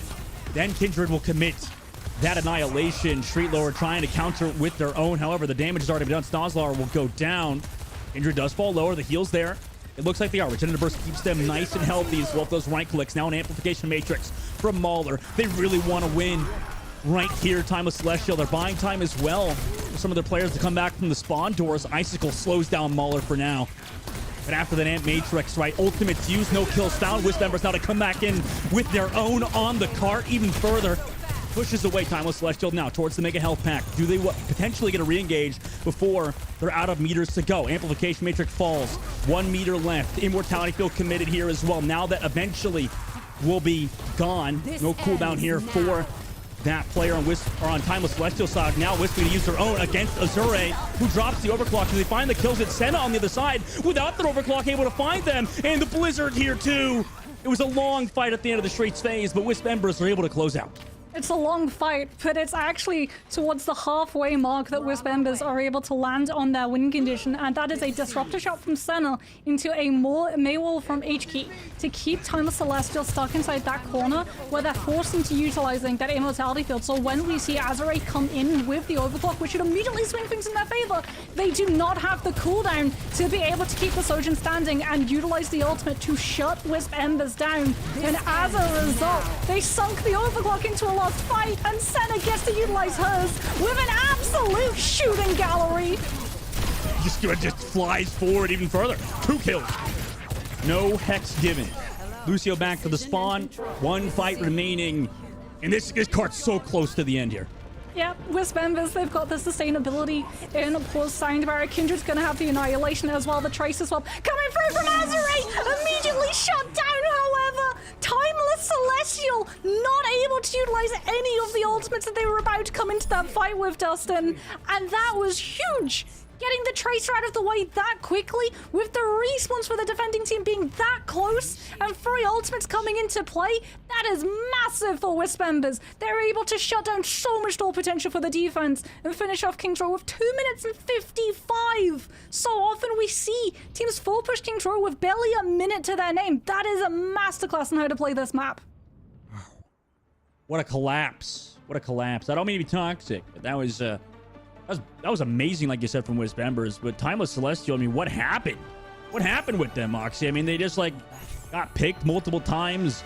It felt maybe like, compared to the previous map, there wasn't a lot of fight in this situation. Wisp-Members just kind of rolled over them. I mean, there was, like, 1 point in Streets phase, but ever since then, it was just not comparable. It was positioning coming through from Wisp-Members. It was really smart when Snozzle wanted to try and use things like the Blizzard. Senna was always playing an off angle, so Azure wasn't able to take advantage of any player getting frozen out. As a result, Kindred might have been caught in the crossfire, but with the fact that you don't lock down either the Baptiste or the Lucio, there's always going to be enough sustain potential, especially if you get caught out in the Nemesis form. You get to just keep all of that damage mitigation for the longest time, and Azure was having to continue to contest with Senna without getting to take advantage of the natural win conditions for this composition. Wisp-Members doing a very good job of being able to shut the mirror down. Timeless Celestial, if they want to keep this competitive, they cannot afford to slow down a singular moment in King's Row. Oh, they really can't. Now we'll see what they decide to do. Here's that Sojourn off angle that we tend to see on first point King's Row. Really is a thorn to the side of Timeless as they try to walk through, but Azure finds Senna. You know, that's an amazing first pick from Azure. Really has been a standout player for Timeless so far. Whenever it feels like Timeless Celestial do good, it's off the back of this player. They rotated towards this point. Timeless Celestial now starting to get up those ticks. Wisp Embers this time playing it slow. But the Lucio in the top side, missed shot from Azure keeps For You alive. Also, Immortality Field here gives them the opportunity to fall back, but they're being chased down by 3 members. Did they live? No way. Regroup with their team. Now going to have 5 players. Wisp Embers somehow escape such a dicey situation in the high ground. Senna's back. Senna's back as well. They try to come back through. Wisp Embers, we get a walk towards Street Lord, who's already forced to use that block in change of form. So a lot of that tankiness already removed. Azure goes aggressive. Or sorry, tries to fall back to the rest of their team. But is caught in the middle of the open. Stoss was able to find Senna too. Wisp Embers, they've almost made the comeback here, but the Ant Matrix over the top now. I mean, that's far too much damage and healing. No counter ults here from Wisp Embers.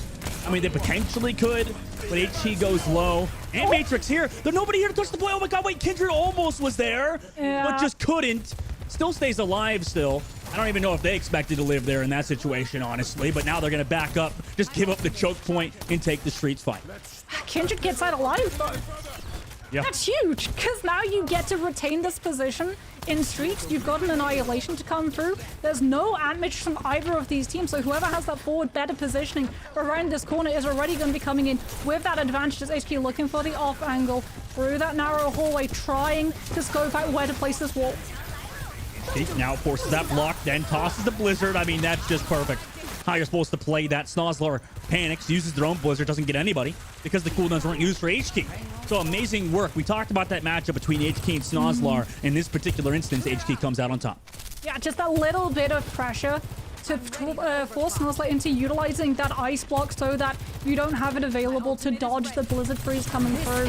And then Wisp Embers able to catch on to the May, isolate them down so they don't get any of that initial progression with the Blizzard. As Wisp Embers with a defensive position with the overclock, Senna comes in and shuts Azure down. So much more value for the defensive Sojourn than the attacking. This is what we were talking about, right? Having that cushion of safety, of cover to be able to fall behind. That is why it's so problematic to be able to push through some of these choke spaces, and Sojourn, especially now that you get to retain some of that alt fire charge, is just benefiting massively from being able to hold all of that power before the fight even begins. Lucio's dueling in the top side. Poor You has to back up for now. Ultimate advantage is finally in favor of Timeless. They use the wall here. Finally force that cooldown of HT. That could be huge for them. Ant Matrix is a bit too far back though. I mean, from Baller. Unfortunately, now they can't use it here. It's easy to disengage for Wisp Embers. They just back on out of there, have their own amplification matrix. Aniyun over the top towards the boiler side. Could use it for themselves, but don't even need to. The May wall was huge, blocked everybody in the pub side, and Timeless Celestial just collapsed against the May wall by itself.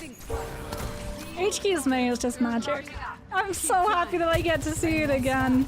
It really just feels like HQ has such a good grasp of when to use these May walls, and like you said, as a result of how good these walls are being, Wisp Embers gets to retain hold of these ultimates, and as a result, they're running the economy. Timeless Celestial used the Ant Matrix and found nothing with it, because HQ not only is able to find the wall to shut it down, but also sets up the wall for the pick to come through. So they lose a player, have to try and run through with a tail against their legs, and now Aniyun gets to hold on against this corner with an Ant Matrix to slow down the Celestial's push down.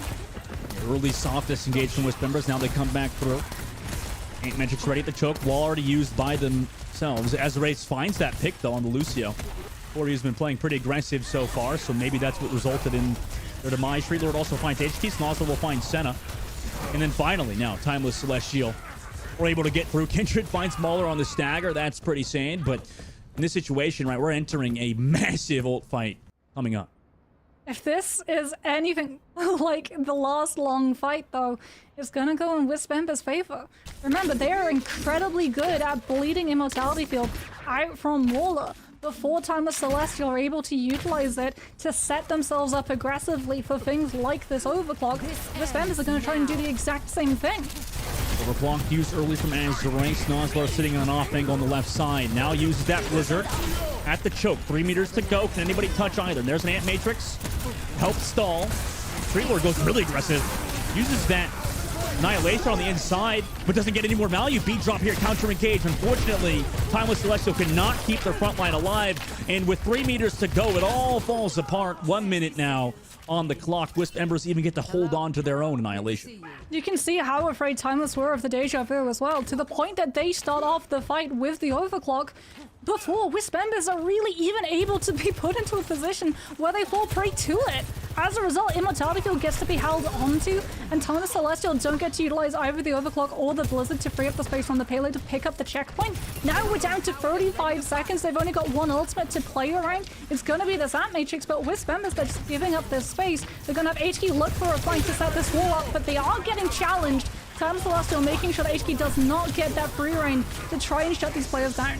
Yeah, and got the Immortality from the left side. Meanwhile, on the front, because of this positioning from HK, Kindred was able to come through with this Annihilation. Now 12 seconds left.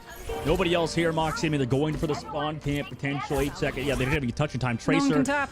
Lucio coming through. I mean, they're going to try to touch, but, you know, Moxie, Wisp Embers don't even care about the people coming to touch. They're up 2-0 now in the series. And if that last series was a chess matchup, this feels like a checkers one. Wisp Ember is just absolute gods at the game right now. 2-0 over Timeless Celestial, which is also supposed to be a very good team, making them look like amateurs today. Yeah, you can see that Timeless Celestial, they were very aware of the amount of time that they had left. They knew that they wouldn't be able to cleanly get through those chokes in another fight that they had to take, and as a result they had to full commit onto the fight before we hit into that overtime, and it shot them in the foot. They had to go incredibly aggressive early on because they didn't want to be too hesitant, where HQ would be able to shut one of them down before the fight properly began. As a result, we saw that full commitment, all of the ultimates invested, and no one from Wisp Embers goes down. And even worse, Time Celestial, when they actually utilized those ultimates to try and push Wisp Embers either away entirely and just zone them off of the payload, or force them to contest and walk directly into all of that damage and kills, they pop it too early. And they don't get either. They don't get the payload moving forward, and they also don't get any of the kills that they're looking for. And as a result, Wisp Embers just wait them out and are able to sustain through all of the damages before coming back in swinging. And Timeless Celestial, after that fight where they fully commit in, they have nothing left in the tank to be able to push any form of attack, especially when HK is baiting them all onto taking that fight up towards theirs for Kindred to just come through with the Annihilation, and as the ultimate suggests, absolutely rip through the entire team. I mean, it's tough. It really is. I think that you said how they're kind of like, it feels like Timeless Celestial are kind of shooting themselves in the foot at times, right? Like they're making the game scrappy. And, you know, that could be good if you really have insane mechanical prowess. But at the same time, if you're just kind of going in and expecting something to go your way without a plan B or something else, it just feels like it falls apart, right? There was that instance where they came through on that pub side, like you said, and then immediately just died to no ultimates. So maybe Timeless Celestial can take this break and kind of come back, recall what they did good in that previous map, and bring it into the next one. But at the moment, 2-0 for Wisp. They're on that map point. We'll have to see what happens after the short break, guys. So see you guys in just a bit.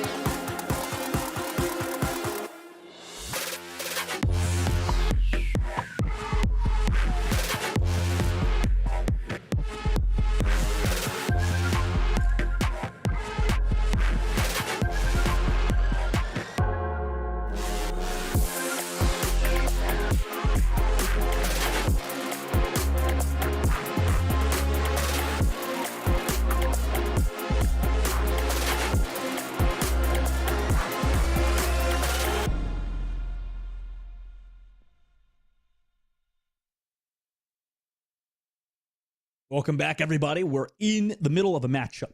2-0 at the moment for Wisp, who are making this game against Timeless Celestial. Make sure not to say Ethereal. Looking pretty easy for them at the moment. I thought this matchup would be close today, Moxie. Break down what's happening at the half at the moment between these two teams.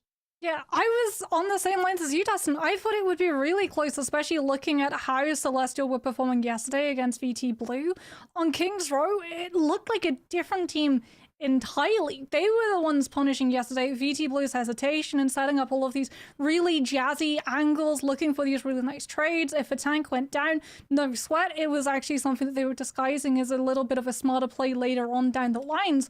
But you can really see that something against Wisps has unsettled them, and that something has come in the form of H-Key. H-Key has broken this team entirely. Every single ultimate is finding value, every single wall, as well as being able to cut and isolate these targets. Worse, instead of applying pressure on the Ramatra, a lot of the time it's being used to apply pressure onto Snozzler.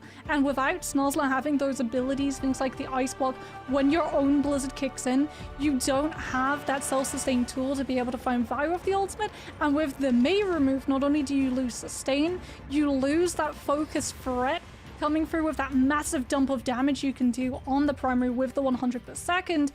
And you lose a lot of the trust in your tank too, because Street just doesn't have that safety line that's available for Kindred when HK is still standing. Yeah, I mean, fantastic points, Mox. And, I'm curious, obviously the series is not over just yet, but, Wisp members look to be in the driver's seat. I really am curious at the end of the series when you and Chris break everything down, what exactly happened for Timeless Celestial, potentially. Obviously, it's not over just yet. Maybe on Survivasa they've got something planned. But like you said, I mean, H-Key and Wisp Embers, Mox, they're looking at another level right now. They're looking like they can win this whole thing. As we head into Flashpoint, these maps are going to get a lot bigger. These objectives are also going to get a lot wider with a lot of different angles and flanks you could potentially take. I want to see the same strategies that Timeless Celestial were doing yesterday, where they would split their team into different pockets so that they could take these off angles and apply pressure all round, as opposed to just having 5 people run directly at Wisp who have just so much more space to be able to shut them out entirely. If you see a Sojourn isolated or with only a Lucio, run at them. It's something that Wisp did to such a good effect when they were attacking Kings, and it's something that Celestial are just ignoring entirely. We're now first fight on Survivasa. In Timeless Celestial flip the course of the current timeline and make this reverse sweep happen. Wall already out from them. They play actually back at the moment. Wisp Embers are the ones trying to take the forward positioning. A Mei wall to block off the Sigma. Make sure Street Lord is always pressured out, and Kindred stays healthy. Oh my god! Senna almost goes down because they were in such aggressive position. But Azra, unfortunately, doesn't get the kill. And now, Wisp Embers, I mean, they got full control of the point. They took it. Azure goes low on this off angle too. But in fact, it's Mauler to go down first to Kindred. This unrelenting pressure from this front line and everybody on Wisp is too much. I mean, they not only took the point first, but also sent Timeless back to spawn. And you know what guaranteed that they picked up that first flip? It was the split. Again, Wisp committed players onto the high ground to separate and provide a different angle of control, and Timeless Celestial did not have the sustain to keep Street confidently standing on the point alone. They got bullied off of those angles. They had to pull back, and as a result, Wisp Embers take control of that point and start the percentage building, and before Timeless Celestial are even able to mount a second push, Wisp are already about to breach 70% of this point. Oh, Snozzler, what a pick on Ascena, though. That's kind of what they need. These opening picks, these flash into pain stuff from Snozzler. 2 kills in this fight. Amazing work from the Mei player of Timeless Celestial. The cleanup just comes through. And at a time when you desperately need something like that, too, they still use the Ant Matrix, but so did Aniune. However, they've got to hold this now for 100% against 99. And pushes like that, where you're trying to play aggressive and have everyone play off of the angle and damage and threat that the Ant Matrix provides, that's when you can commit 5 players on the same angle. Now, when you're in a defensive position, I want to see them take up more space, and I'm not seeing that at the moment. There's no split off from Azure with KQA to be able to try and find value with this overclock. Instead, they're all bundling very much up onto point, which Wisp Embers are just going to be able to utilize to run straight up. Wall off. Kindred goes low. Beat drop here, though, to keep everybody healthy. Counter beat from KQA. Overclock from Azure eventually run out. Both Blizzard also used with that. Now Kindred gets to come in. However, Street Lord only finds one. Kindred finds 3 on this, or 2 on this engage, and the Immortality Field. That potentially could come through, but they don't even need it just yet because they're just getting all the damage. Be that low ground. Lucio almost said, in fact, Azure to fall. I mean, there's not much that Annihilation is going to do at this point. Could have potentially saved it for the next one. Wisp Embers now come back, take that point, and we'll take point in. I'm gonna start to sound like a broken record, but again, it's the off angle that Wisp are able to utilize to translate into a fight win. Senna and Paul show up behind the point. Time Celestial have to immediately divert half of their attention to dealing with shutting the Sojourn down. They don't find the pick. They do scare the players off of the space, but the damage has already been done. Kindred has already been able to infiltrate the space and utilize that Annihilation to claim all of the kills. And when Wisp are already playing with so much percentage to their name, they just needed a couple of moments to be able to pick up the point in its entirety. And now worse for Time Celestial. Not only do Wisp rotate to the point first, they also pick up 2 kills. This is brutal. Wisp Ember just close out, and it's exactly how you said, Mox. He just feels like every single fight, you know, is Timeless Celestial keeps getting surprised, but whatever. Wisp Embers are planning. And we're gonna see the same thing. Wisp Embers, when you see this map, when you see the positions that they're playing, look at how close Senna and Paul are playing, and look at how bunched and bottled up Time is Celestial are. Oh my god, I mean, it's going to happen again. 40% nearly on the board now. They still have members of their team back towards the point, but there's that off angle finally checked by Timeless Celestial. Forces them to regroup as 5. But they're still strong as a unit because they have this Ant Matrix, so it was all in the game plan. And Senna finds the kill on Azure, even through Mauler's own Amplification Matrix. No Immortality Field to keep their Sojourn alive. That damage has been removed. Overclock will not be built. Snozlar is going to be the only savior with a potential Blizzard. But Snozlar goes down too. Wisp Embers are playing this perfectly. Nearly 80% of the board now. They're going to close out on this one and make it map point. So when you don't take off angles and utilize these ultimates, you have to remember this is an ultimate being used in front of 5 people. That's 5 people reacting to it, and one of those players includes a mate. So the Ant Matrix comes up and HK is immediately able to react. Senna is able to take a pick as well before Time Celestial are able to take advantage of that ultimate, their own ultimate, being utilized. And yet again, Wisp Embers are able to win the point. Time Celestial still not mixing things up. Azure are going to provide a little bit of a distraction to try and slow Wisp Embers' rotation down, and it's something that has to be done because they're coming in with way more ultimates than Timeless have available. They need to be able to set themselves up onto this point as Senna yet again looks for an off angle to surprise Timeless so they lose a lot of the value of these defensive capabilities. The peel was there. Oh my god! Did that beat just save Senna at like 1 HP? No freaking way. Azure goes down. Kindred on the front line. Meanwhile, with that Annihilation, Timeless Celestial couldn't even buy any time for their own tanks to find those ultimates. Wisp Embers again take the point first. Yeah, and insult to injury.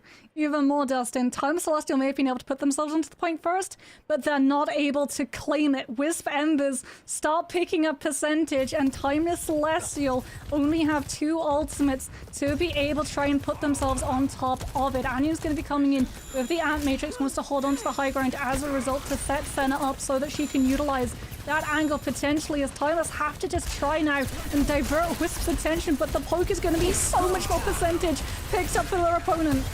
And they try to come in. Overclock here on the backside. Any kills? Yes! Azure finds Senna. Now that Sojourn is removed, who's been a thorn of the sign of Timeless too in this fight for Azure. Looking good. Strong so far. 70%. Going to be building towards 75 for Wisp Embers as the point flips back for Timeless, who just used the Overclock in that fight. I want to see the off angle. Walla has the Ant Matrix. The last time we saw this exact point, there we go. They used the off angle. The Baptiste set up on the exact building so that Azure could have such a bird's eye angle onto Wisp as they move forward with this, not even overclock, but just alt fire and body shots coming through, amplified with the damage from the Baptiste. But they give it up! I guess they had to. I mean, they just want to come back towards this point regardless. I mean, they have to regroup, right? They had a skyline angle to at least pressure for some railgun shots. Now on you. And the rest of Wisp Embers, right, deciding what they want to do. Like you said, Mox, they're giving all the space to the side.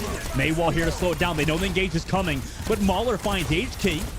Great work from Mauler to keep Timeless alive in a series that has been so dire for them. Overclock here on the point to both Azuray's shot as well. They don't even need to use an overclock shot or railgun shot to get the final blow. Wisp Embers tries to reset quick for a potential recontest. Time Celestial not really wanting to utilize any other ults either. I think Wisp are just going to give this up entirely. They're not going to be able to touch easily. They're too close to the Blizzard and the Annihilation. They're not going to have either support ultimates either. So if you actually go into another fight before putting yourself onto that next point, you risk doing too much to allow KQA to hit that soundbar and give Time Celestial a bigger advantage in terms of overall sustain in a composition that's already absolutely drenched in survivability. Look at this, Monks. Wisp Embers are actually at the point first, so they don't actually opt to hold the choke point necessarily. It's a bit too hard. How open this entire section is. Rotation around from Timeless Celestial. They come to the main. They're actually kind of on the attacking side in this instance. HK ready with the wall, knowing this is where Timeless likes to go. Maybe in practice and scrims, they understand what Timeless's game plan is. And now at the top they come. Oh, is there? Blizzard, it's countered! Everything what Timeless Celestial is trying to do. However, the change of form keeps their tank player alive for now. So, great counterplay by Timeless. Yes, Wisp cap for now. Senna finds the kill into Azuray 2. And now we're not that Sojourn. The damage is gone. Snozzler will toss in the Blizzard to try to equalize it, but nobody's found. In fact, they don't even have the point either, so not really nothing is going really their way at the moment. Immortality Field to back up for now. They're still down one, waiting for Azuray to come back from spawn. Annihilation engaged from Kindred. They know this is their chance to win. They'll find Street Lord even before the Sojourn is back. Snozzler falls 2, and that's already 50% off the board for just one fight. Yeah, that Blizzard was literally just to put the pressure onto Street so that Wisp could be able to cap, because they know they're about to hit support ultimates. If the fight goes on long, they can utilize those support ultimates and stall it out and bolt percentage to win in the overall. It is such a long con, and it plays out perfectly. Time Celestial now coming into this next fight for ultimates, but they know that they can't afford to just dump all of them in. But with 85% and counting on the board for Wisp, they have to make a move soon. Senna hiding with the Lucio. Overclocked ready. No kills found on Wisp either just yet. Speed drop, re-engage. There is that overclock onto the Ant Matrix. They actually fight off Senna for now, but Senna doesn't go down. That's the problem. And now Senna comes back, gets the May. Oh my god, what a shot from the Sojourn. If we're talking about HQ earlier, now we're talking about Senna on this map. 2 kills for them there. And Wisp Embers just close it out. I mean, nearly flawless against Timeless Celestial to put themselves in an upper bracket finals. Yeah, Wisp Embers. We thought maybe this would be a barn burner. We were wrong. They just had such a better understanding of how to utilize the spacing, how to utilize the mobility of things like the Lucio and the Sojourn. And looking at the Time Celestial that we saw yesterday against VT Blue, those were exact conditions that this team was meeting. I do not know what changed in between then and now. The only thing I can say that was the big difference maker was just not having that same level of trust or finding the same level of value around the Mei utility. And I'm sure that's something that Christopher will love to touch upon, because Mei is so just absolutely bombarded with different values that you can find in terms of micro and macro and being able to coordinate in a team environment, as opposed to how you would play Mei in your own solo unranked games. Yeah, I mean, it's just amazing work from Wisp Embers. And, you know, it does feel like Timeless Celestial did kind of seem like a shell of their former selves throughout the entire year. They played very well, but leading into this, you know, through whether it be the Mei play, like you said, or overall team cohesion, it just all fell apart in the upper bracket. And this is obviously where everything matters most, right? We're in that championship series. This is the end of the road for a lot of these players in the Calling All Heroes grand, you know, tournament. And obviously Wisp Embers showed up today. They just looked beautiful as a team. A 3-0 series versus Timeless Celestial. Really, I don't know if there's anything you could take away from that if you're Timeless Celestial. Is there, Moxie? Is there anything they could take down to lower bracket? I think for them, this is where they need to learn their lesson, that sheer outwards aggression with all 5 players just piling in on the same angle does not work. It will work sometimes when you have things like Amplification Matrix and you just want to brute force bullhead your way through these fights as quickly as possible to be able to find those kills and lock a space down.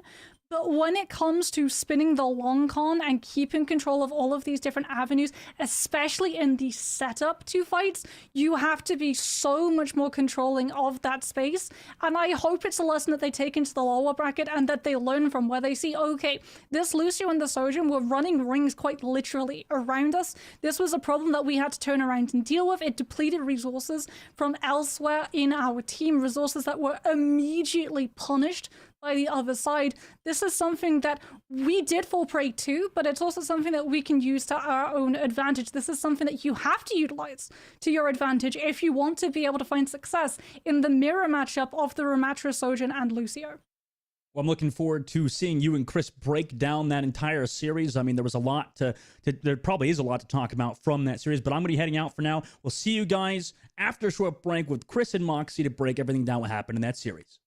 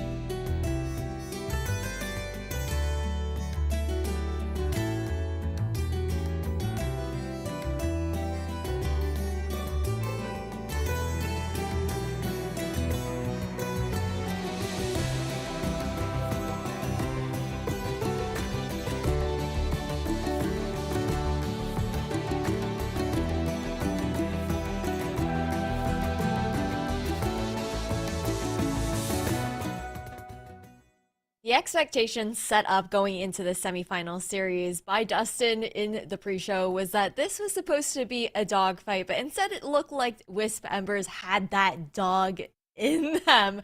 Because, Chris, we really saw the way that they were able to bring everything to the table in this series. But this is what I've said since day one: never trust Dogman. That's been one of my lifelong lessons. I think you're right. I think that on paper this looked to be a really close game. It felt, I think, Moxie, you were spot on with everything you said on the broadcast, really. It felt like Timeless really struggled to get any form of angle pressure. They kind of funnel themselves into this narrow fight a lot of the time. And if you want to play narrow in this meta, then you have to at least win the ult trades, which they almost never did. It was really painful as well sometimes to watch them go always for the same angle, because it was so predictable from Wisp's side, and there are so many different things and different abilities in this composition that can shut those ultimate pushes down, which again is another reason why you want to try and take those off angles, because it burns through a lot of that, right? The Ramattra can only put his shield in one location, the Mei can only put her wall in one location, so if you take an off angle, a lot of the time it's to bait some of those abilities out, so that on another angle you can find the value. But since you're always going from the exact same approach, one of those abilities is always going to be online to be able to shut whatever you have planned down. I think you're exactly right. Yeah. Sorry. I think you're exactly right, because I think especially with Ramattra too, I think that the way that we do blocking, it can only go in one direction too. And I feel like that's very much the off angle is the way to beat. If it's Sigma, I think it's slightly different. The shield is wider, he's more squishy. But with Ram, we have to find a way to like angle round and shoot him in the back of the head. And you saw, like, they understood that, right, from Wisp's side, when they were trying to push and take back that first point on Saravasa when they lost control. They sent that Sojin round the back with the Lucio to make the Ramattra turn around and have to, like you said, Christopher, utilize a lot of those defensive capabilities that then just led to such a huge deficient in the tank 1v1 that spiraled really quickly out of control. I think something to keep in mind here as well is the fact that for Timeless Celestial, it didn't seem like they were playing at that level that we've seen them play at in the past, even going back yesterday to day one. And Chris, I've got to get it from your point of view as a coach. What do they need to do now dropping down into the lower bracket? Again, they have another opportunity to make this run. They're not eliminated. We'll be seeing them later today, but that's also a blow to the mental on top of that in-game strategy. I think when we look at double brackets, I think there is something really interesting to consider. There's two challenges, right? There is a challenge to win in the loser bracket later today. There is maybe an argument that due to how Timeless played yesterday, we are good enough to win this, so we keep doing what we're doing. But there has to be a feeling that the three teams that we've seen today in this RAM mirror look very, very strong. And there is a real question somewhere tonight. Do we go into Vodru? Do we try to cook something up? Is there a queen comp that we can make work? Do we bring out some sort of dive comp? Assuming our goal here is to win the whole event, is our RAM mirror at this moment in time strong enough to beat all three of the teams left in the tournament? I mean, it's a big question that you have to throw out there in that kind of sense, but overall, I think the undeniability also has to go towards the DPSs on the side of Wisp Embers. Senna to be the first one that I want to highlight because I think her performance, Moxie, was stellar throughout the entire series and so consistent at that. Yeah, and again, this sort of goes back to the problem that we were seeing coming through from the opponent in that you're always coming from one angle. So the Sojin always knows where to expect to actually need to fire. So that actually leads into not just a lot more damage coming off of ult shots or railgun, but also a lot more damage coming through off of those disruptor shots too. We were seeing that Wisps off of those disruptor shots would actually be able to follow up with Maywall coming through from HK to force things like the Immortality Field out. It is so rare that we see teams back quite literally against a wall having to burn through a Immortality Field to be able to save themselves from going down to a Sojin cooldown. And I mean, damage output is just one part of the story, right, Moxie? I mean, you have to consider also on the other side of things here, Chris. I know you really wanted to highlight and had your eyes on HK as this DPS player, while not having that same kind of damage output, had insane value with her utility. So obviously, I'm a coach that's coached quite a bit of Mei in my time. And one metric I always have for Mei players is I think even if you don't get the highest value from wall or from off angles, if you can feel really consistent at maybe an 80-90% ult win rate, our team is going to cap second on every single map at the bare minimum. And if my Sojin can carry the rest of the fights, that feel really good. And for HK, she was amazing. I think almost every ult I saw was a fight win. And what was doubly effective is sometimes both Meis were using ult at the exact same time. And if you can not only win the fight with your Mei ult, but then commit the other Mei to using the ult at the same time, the ult economy is in total shambles for the enemy team. I mean, it's pretty insane, like how consistently she was able to make that turnaround happen and whatnot. But Moxie, we are going to have to say goodbye to you for now. I know you're going to be joining us again tomorrow, but thank you so much for casting earlier or today, just now, and we'll see you on day 3. And Christopher is obviously going to stick around for the remainder of the day, but we do have to say hello to another special guest on the desk. We're heading over to an interview now this time around with Cap. Congratulations, Mr. Coach, on your win here in the upper bracket semifinals. Thank you. Yeah, it feels good. What were your expectations, I guess, going into this matchup against Timeless Celestial? Your teams have gone head to head again, like previously before. Did you expect things to be a little bit different? It didn't seem like TC were playing to the level that we usually see them at.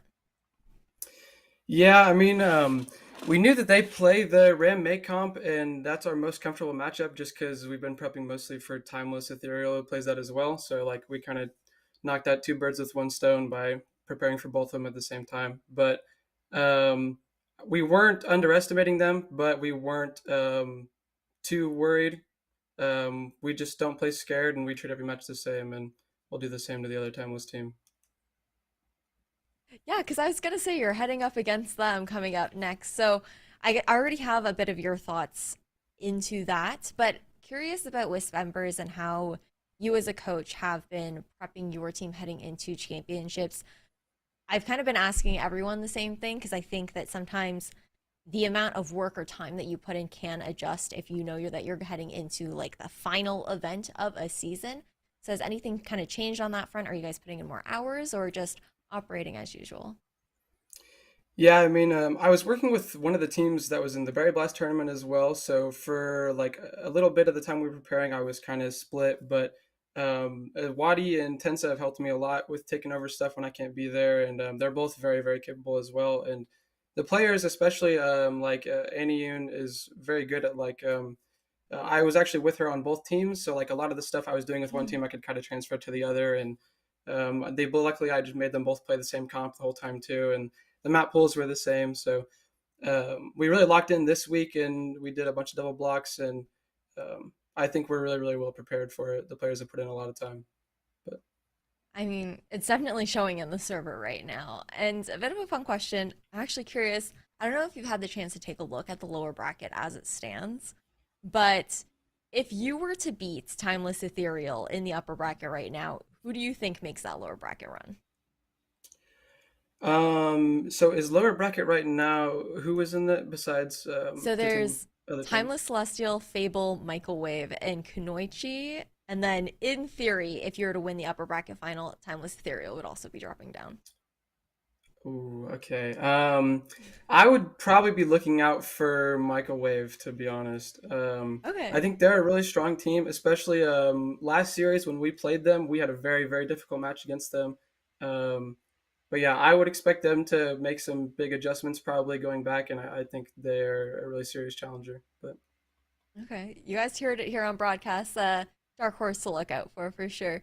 But Cap, thank you so much for taking the time to do this interview with me. And before we go, want to give you any opportunity to say thank yous, shout outs, or anything in general that you want to put out there on stream. yeah, I mean, first would be to all the players. I expect a lot out of them, and I do a lot of work for the team, but that means that they have to read a lot of stuff and show up to a lot of stuff. So it's definitely not easy to keep up with all of it, but they're doing a really, really good job. And Tensa and Wadi, other coaches on the team, are doing a really good job. And then special shout out to Annie for having to deal with me on both of those teams. Is probably not easy, but Hey, I mean, it seems like you guys are cooking regardless. So thank you so much, Cap, for the interview and wishing you the best of luck heading into the upper bracket finals tomorrow. But we still have the lower bracket to look out for. Heading over to the quarterfinals where CB and Tiny Shiny will be back right after this break.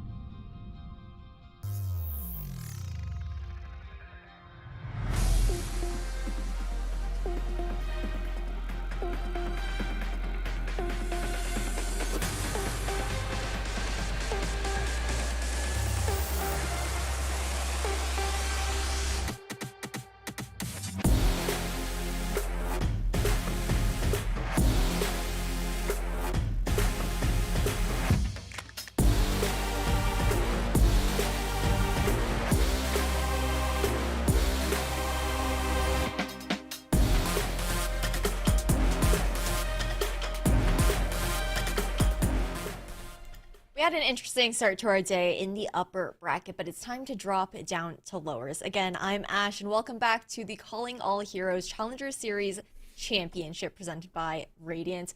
And I've got to introduce some more casters to you guys. We said goodbye to Dogman and got Moxie earlier, who brought us that upper bracket action. We got to say hello to Tiny, Shiny, and CV. They were both here. These lovely ladies were here from yesterday, day one, and now we're heading into day two, and you guys get the fun elimination matches. CV, how are you feeling? Fun elimination matches is a good way to put it. I'm a fan of all of these teams, so I'm looking at it as like, yeah, Tiny, Shiny, and I, we have the very dubious honor of saying goodbye to two more teams who have worked their heart out all season long to get this far, but you can only go so far before your journey, unfortunately, has to come to an end, and for two of these four teams, today will be that end.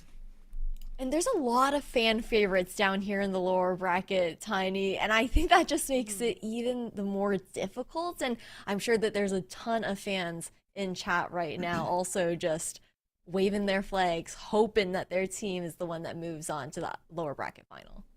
Every single team that we have in this lower bracket currently has been in basically all Calling All Heroes events that have been happening over the past 10 months. I mean, even myself have become a fan of all of these teams, and it's so sad that we have to say goodbye given all of the hard work that they have put in, which all means that all these teams are going to be fighting twice as hard to keep themselves alive. It's going to be a difficult one, and we've got an interesting matchup as our treat for the first lower bracket quarter final that we get to look towards. It's going to be Michael Wave versus Kunoichi, and I think the story here, CB, is that we're looking towards Kunoichi as that kind of fan favorite as far as a lot of the players on this team, but they're also going up against quite the boss of a team in Michael Wave.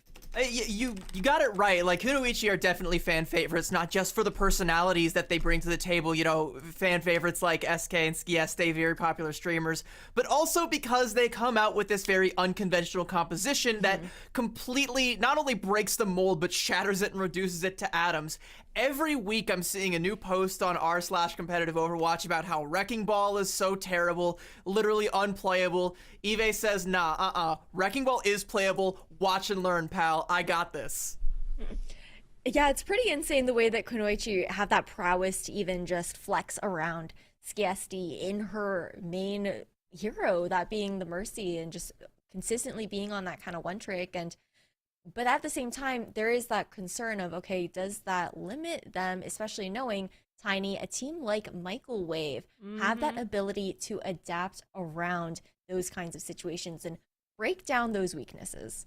Michael Wave is the one other team that is currently within this bracket that has made some other adjustments to their lineups, playing these unconventional heroes, and that really can boil down a lot to Mari on this tank, an incredibly flexible player that can showcase high levels of talent on so many different tank heroes. And even that alone, having Zoe on the Genji, Death playing a variety of hit against heroes, and the stability that this backline provides, Michael Wave, of all the teams that Kunoichi have faced so far, this is the one that will swap right back in their face and potentially give them a taste of their own medicine. It'll definitely be interesting to see how that ends up panning out with that kind of adaptability. But even with the interview with Kunoichi's coach Kobe yesterday, he talks about how there were some tricks in their back pocket that they didn't really need to pull out. So I'm interested to see if that will come to fruition today as we head into our first map here, CB, Antarctic Peninsula. I think it better start coming out, because if you're going up against a team as flexible as Michael Wave, then you definitely want to start pulling out some of those tricks, because just like Tiny Shiny was saying, like, they can match Kunoichi's madness all they want, because Mari can play just about any tank under the sun and make it look good. And I think this also kind of that, like, playing that rock paper scissors playstyle also kind of masks one of Michael Wave's key weaknesses, and that being, when we're playing the Ramatra mirror matchup, Mei is absolutely crucial, and you've got Zoe, who is, in my estimation, the best Genji in Calling All Heroes, but kind of falls behind when it comes to the Mei play. You don't have to have her on Mei here if you're, you know, just embracing the silliness and going with Kunoichi's game. Well, we're going to have to see how it goes. It's going to get fun, it's going to get silly, and it's going to get scrappy in the server. You guys take it away for our first series in the lower bracket. Thank you very much, Ash. Sibi, I do have to say, Michael Wave have done their research today. We will not be starting on Lijiang Tower. They have not picked their own doom. It is Antarctic Peninsula. No shenanigans, at least to a terrifying degree, will happen on this map. A much more even play field to start us off.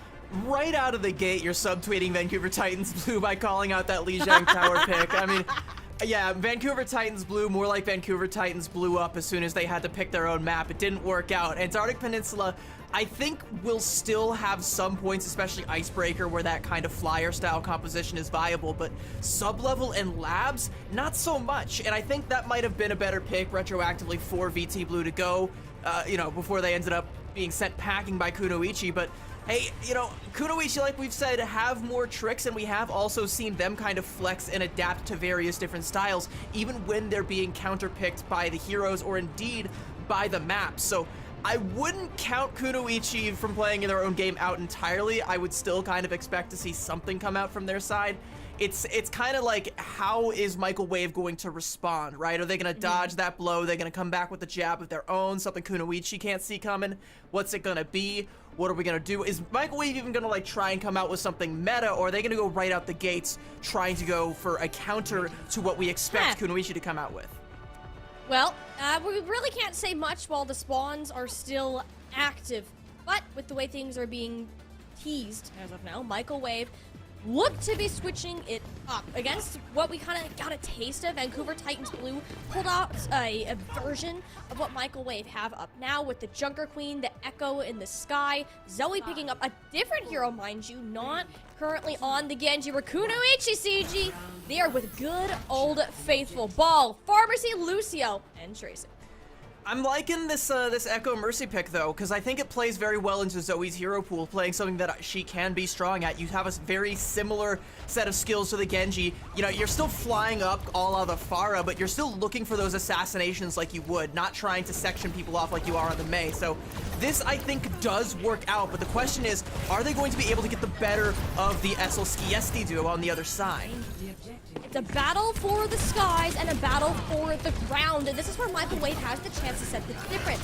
The Junker Queen isn't going to be as quick as a Wrecking Ball, absolutely not, but you can have more point presence once this objective starts to unlock, and Essel identifies that as a threat. Commanding shout out Mari under a bit of pressure. AJMR was able to come back, pump that healing on in, and Essel can continue the focus up into the skies. Kunoichi CGL, though, will have to continue without a take. The objective yet to be capped. The continuous pressure onto Essel, having Zoe and Wicca up there, has been a great dampener on the effects of Kunoichi's comp. With that going down, it's only the trade for the two. Essel still remains with Skiesti.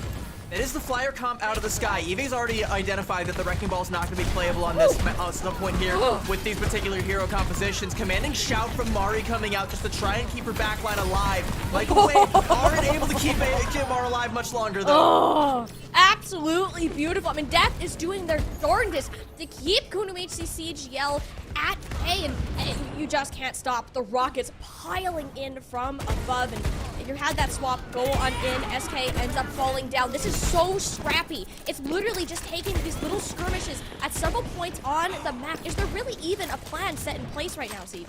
Right now, the plan for Kunoichi is to just take that kill onto Wicca and run with it. You can either go in aggressive to try and get another pick off, or you can just rest on your laurels, wait for Michael Wave to play into you, maybe find another pick, but continue to build up the capture percentage and force Michael Wave to be the ones to make a mistake. But it's Barcode that gets caught out by Death. Death has been dominating in terms of the effectiveness of the Tracer hero, and it's really been showing Kunoichi are either down a player or that player is entirely occupied, unable to support the team, and it's on to Essel to make up for that deficit. It's a 2v2 trade, each team losing a DPS and a support. Death still being alive, there will be constant damage peppered on in. eBay has a decent amount of health to spare, and it's not going to last too much longer. The support for Michael Wave is simply greater in this instance and will allow them to start getting more of a presence on this objective, even if it takes them a little bit longer. Clear Kunoichi CGL with how quick their composition moves. But even if they're able to clear Kunoichi, it's not clean. They lose Wicca towards the tail end of it. Barcode has to be dealt with. She is going to fall there, and that's going to allow a window for Wicca to try and get back in, but somebody's going to have to back up to try and let her fly back in. It's going to be Zoe, so you're losing all of your sky presence. That's going to open the door for Essel and Skiesti to get back at roughly the same time, and we're at a neutral fight where now Michael Wave can't really leverage any sort of positional advantage. They only have the ults to rely on, and Kunoichi are coming close to matching that. Adaptive circuits This is gonna last long, and Zoe knows it has to be taken advantage of now. Sound barrier proc from SK a little bit earlier. Nobody was in an incredible amount of danger, so Kunoichi could get the greatest value out of that ultimate, scared by Zoe's presence with the Rampage, and now that will be going down completely. Michael Wave, how can they get the opportunity? They don't have to use anything. They're still very much in control of this objective, and Wicca took Skiesti to the skies. The pistol comes back out. She gets both of them. Oh, we talked about Zoe being the one to keep it in check. How about Wicca, the Glock, to shut it down? Let's have a look at the calendar, boys. I think it's a Wicca weekend over here. She's pulling out the Glock, taking out the Flyers all on her own. Doesn't even need Zoe to be the one to clean it up, even though Zoe definitely could and has been thus far. It's getting a little bit dicey, though. Look at Kunoichi's ult bank. They're going to have 3 big ones coming up online. Only a pulse bomb for Michael Wave. They have to try and build this Kitsune Rush and utilize it, or get something big with this pulse bomb from Death. The Rampage into burst from Eevee. Gonna have Soul to be able to work with. This tank has to have a lot of presence on the point. Kitsune Rush making it slightly difficult. The resurrection, though, will be guaranteeing their fate. Michael Wave will not be getting the point this time around. We'll have to come back for another attempt. And they used that Kitsune Rush that I was calling out from AJMR. That was a lost fight. Now you don't have that. You're only going to have this one fight to try and build up to Mari's Rampage. You can see Wicca and Death making some swaps. Actually, Zoe going to follow as well. They're going full-on Junker Queen composition, and I think they don't have to worry about Essel in the sky anymore now that the Mei is in play. So we're at something a little bit more favorable for Michael Wave here. Looking for Wicca to try and take Death on an angle if there's time, and hopefully burn down Essel. Essel already has to use that ice block, and now Skiesti is in a heap of trouble. The Angel falling first is never a good sign for Kunoichi. SK can only provide so much support and can't provide any with that anti-ing effect online. Both these teams at 99%, yet it is Michael Wave strongly in control of this objective. That will start burning on down, and after a close battle on Loud, Michael Wave squeak it away. And, you know, this might not be a huge surprise to a lot of the people watching in chat, the big fans of Kunoichi, but it's kind of a surprise to some of us to see Kunoichi taking it to what is quite literally one of the top teams in Calling All Heroes and making it that close. They don't win, but 99-99, and there was a realistic chance where if the trades in that last fight had gone a little bit more in their way, maybe if SK had found another pick somewhere, that we might be singing a different tune here. We might have been caught off guard. Kunoichi might have taken the first salvo there, but Michael Wave able to stabilize, able to come back in, get the trades. It's mostly Mari coming through with a lot of those throwing knives, getting the kills, getting all the value she needs. Now as we go into sub-level, though, there's going to be a low ceiling throughout. Both teams still want to bust out the Flyers. I don't know about this one. I don't know how long we're going to stay on this. Obviously, you know, there's still some angles you can utilize these types of heroes from, but I don't know if this is going to stick for too long. This is such an interesting swap. You would have expected them to stay on the Sojourn, that Mei pick, but no, Zoe will be taking the battle to the skies, perhaps predicting where Essel is going to be. And it's a very good assumption. Zoe has done an excellent job keeping this Bara in check. Although the cooldowns don't get as much value, it's all the safer. This flying duo has to play. The Hamster wasn't able to get out alive. Very limited support for your tank with that Lucio Mercy, especially with your support being tethered to the Bara player. So Michael Wave, go ahead, start getting that percentage up on the objective where we need to see Kunoichi get a quick reset to have their tank back in the fray. And Michael Wave are doing something that, you know, other teams that have played Kunoichi thus far have failed to do, but, I mean, Death fails to get out alive. Marco gets the kill there. Essel gonna follow up. Kunoichi aren't out of this. SK and Essel, absolute S-tier players. Look at them tag teaming this with these boops, flopping them into the sightlines of these rockets. I mean, this is coordinated damage that Kunoichi CGL can get their grip on, and that's what Michael Wave are so afraid of happening. I mean, I was gonna say how Michael Wave were, you know, doing a good job of finding a pick and then keeping the pressure up so Skiesti can't go in for a res, but Kunoichi, they know how to play that game as well, so when you have Death going in that deep and dying, there's no shot Wicca's gonna be able to get in there, especially not without the Valkyrie. So Kunoichi, they keep up the pressure, they put the pedal to the metal, and they force Michael Wave back, just brute force them with those rockets coming up from Essel, and those don't look to stop anytime soon. Oh, but what will stop Death is Death itself. Essel got that straight damage boosted rocket onto the Tracer, following it up with a third and a fourth. This is why you gotta keep the far player in check. If you let Essel run wild, Michael Wave do not stand a chance. Look how far Kunoichi are willing to push this, almost all the way into Michael Wave's spawn. They know they don't have the ult advantage, but they know they can make these fights scrappy, long, bloody, make the trays go out in their favor, and force Michael Wave to try and just win a war of attrition to even get on the point here. They're gonna back up and give a little bit of space here, try to bait Michael Wave into their trap though, but Death has a pulse bomb yet again. Where is it going to be placed? SK goes a little dangerous there.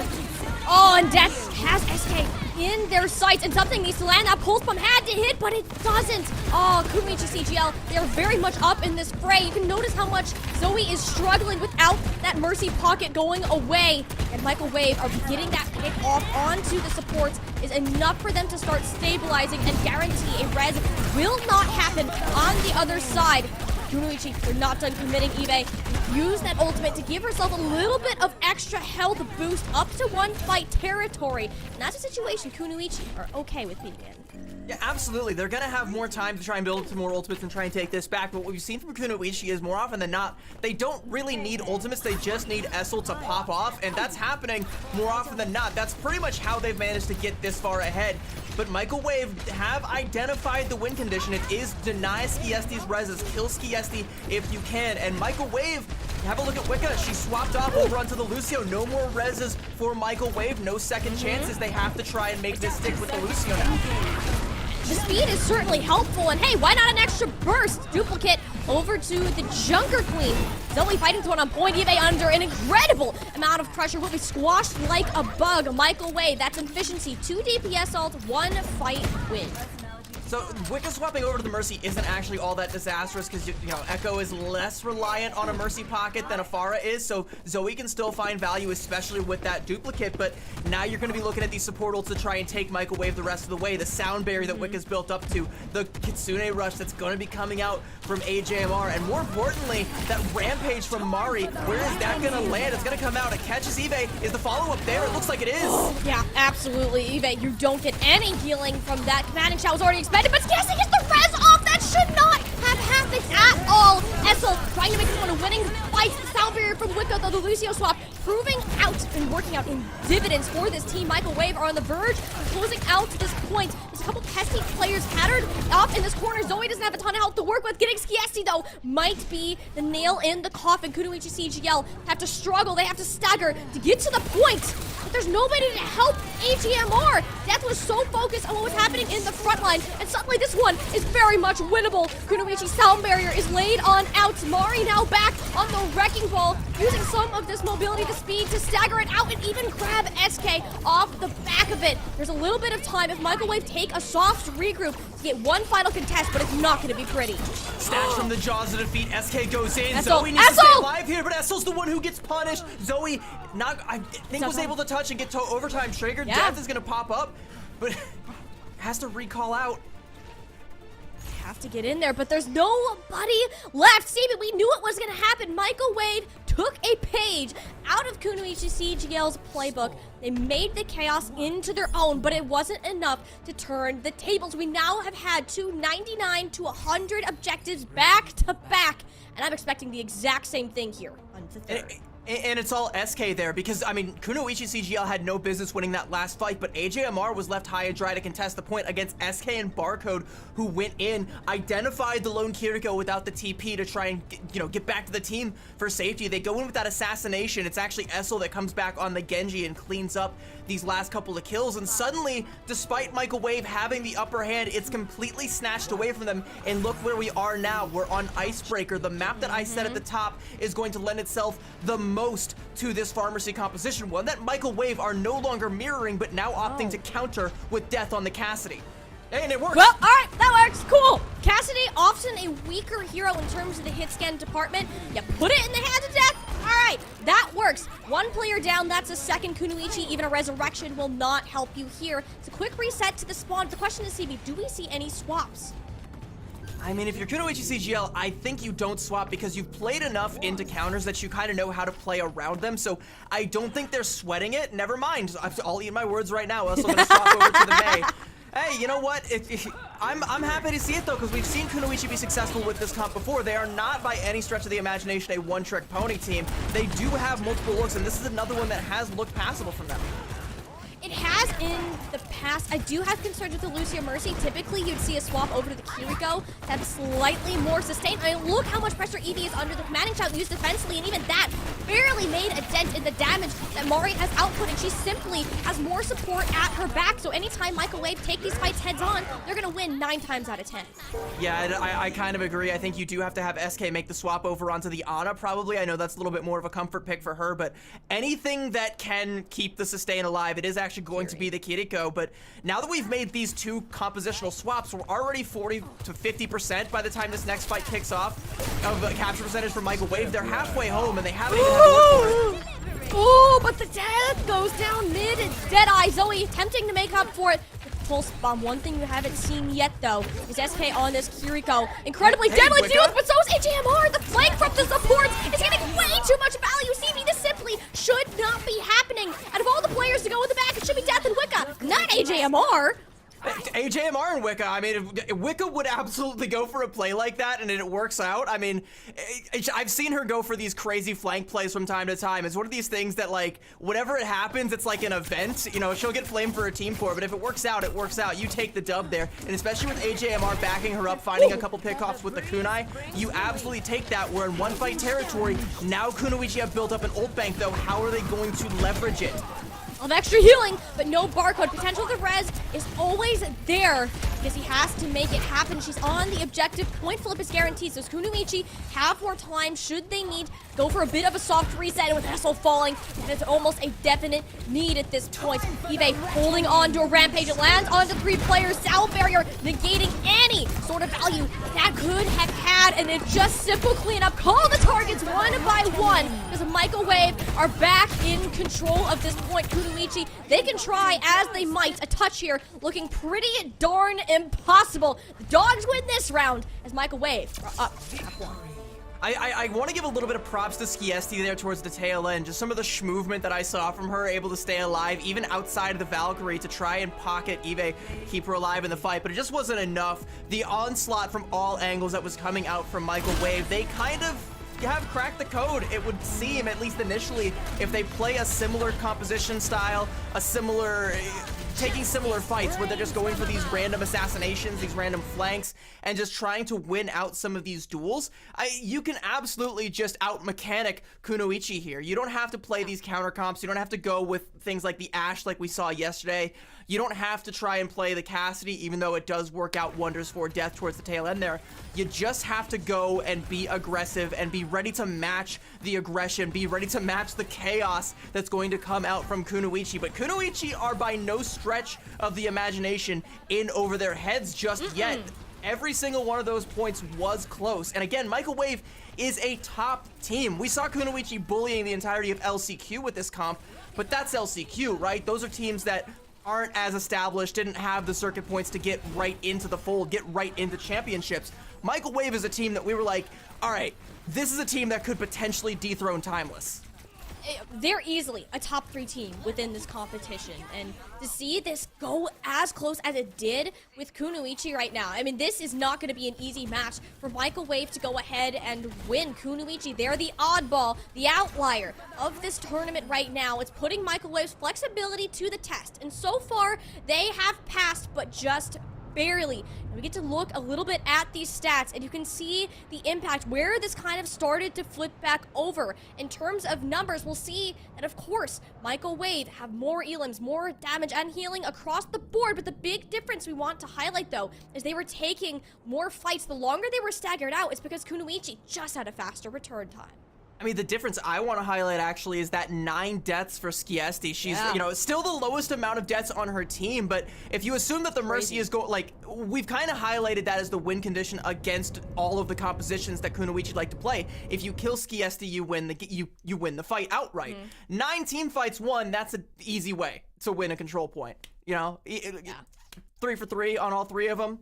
That's all you really need. I think, you know, Michael Wave have identified it. They have figured it out that if you deny the reses, if you kill Skiesti, and by all means, have Wicca on the Mercy as well to match her on that hero. She's somebody who I know can stack up to Skiesti on the Mercy if she really puts her mind to it, and she definitely does. She's putting her mind to this one 100%. You know, this is the most deaths that we've seen from Skiesti. That's over quadruple what we saw in Skiesti's first 2 maps of their game yesterday. I am not lying. She had 2 deaths across 2 maps. And this isn't a testament to her skill. It comes down to the matter that we're looking at Michael Wave chasing her down. They have done their homework and realized, hey, if we take out the Mercy, Kunoichi's composition is not standing on stable foundations. It's just a castle waiting to crumble underneath them. And Kunoichi's selection to take themselves to King's Row over Midtown here, CB. Not too surprising considering this is the map they're most often comfortable on. Yeah, it's not surprising at all. I would actually be surprised to see Kunoichi take us to a Midtown here because, yeah, King's Row, I like to call it the neutral map, the map that you can get away with playing quite literally anything under the sun if you're good enough at it. I mean, that's kind of true for every map, but some maps, like, don't really enable certain playstyles, right? Like, playing Brawl on Watchpoint Gibraltar, like, yeah, you can do it, but it's not gonna be easy. King's Row, you can play Brawl, you can play Dive, you can play Poke, you can play literally whatever you want. It is a happy home for literally any kind of composition that you want. So hey, if you want to get silly and play Chaotic, play Wrecking Ball Pharmacy, King's Row is the hybrid point where you are the most able to do that. And, you know, I know other teams are going to try and go directly for the Brawl comp as their first instinct. I know Michael Wave at this point likely won't do that because they have to play Kunoichi's game. But, I mean, like, anything Michael Wave wants to play is also going to be just as viable. What we usually see from Kunoichi on this map is they'll stick with their guns, likely the Junker Queen to start us out. But once we get to that 3rd point, or even the Winston as a matter of fact, once we get to that 3rd point, that's when we'll start to see those swaps coming in. You can't run the Pharah as well. The Winston becomes pretty darn difficult to play. So until we get to that objective, we're expecting very similar shenanigans to come on out here. Michael Wave will be the ones on the right side on the attacking first, so they'll have the opportunity to go ahead and set that pace for their own defense and try something new. This is definitely a new look for Mari if it does come out. I did want to highlight her, by the way, in her Junker Queen play on the previous map. I think, you know, Junker Queen is one of her comfort heroes, and she is getting a lot of work done on this hero to the point where, you know, we've seen Eve going for tank swaps all over again. Hey, there's one now, wouldn't you know it? We've seen Eve always going for tank swaps to try and, you know, play around whatever it is Kunoichi wants to do at any given moment. But Mari, despite having the capability and the flexibility to make similar swaps, hasn't been put in a position where she needs to. So she can just get away with playing Junker Queen all she wants. Now we're seeing, it's still attacker spawn. She's hovering over the Diva, which is not something that I've seen her play. But again, I don't think that there's a tank under the sun. Okay, well, there's one. There's one I wasn't expecting her to come out with. I still trust her, but still, okay. You've swindled me, Mari. You've played me for a fool. I don't doubt it. Mari, I've seen her Roadhog before, and it is a sight to be seen after. I mean, you're going to shred through a Zarya. The bubbles are forced out. Suddenly, they're incredibly vulnerable. You have to support both the Mercy and the Ana, but I don't think they expected SK to be on that hero. Those bio-nades will become an issue if Mari is not careful with her positioning, burning through these bubbles like they're essentially made of wet paper, and then backing off once those cooldowns are expended. It's only a matter of time until she finds an elim. But SK is under a lot of pressure. You can tell that Death and Zoe are both looking for angles where they can pressure her back, and if she can't keep her Zarya alive, then that Zarya is not going to be able for this world. Wicca almost gets punished, and indeed does, though, by Essel, so it's Michael Wave that are going to have to give ground first. Michael Wave backing off. You do not have your mobility tool anymore. The only thing you do have is Zoe has worked her way up onto the high ground. It's gonna mean SK will have to rotate positions, and actually he's in a bit of trouble. The sleep came out on through though! Oh, she's just crazy with this. Oh.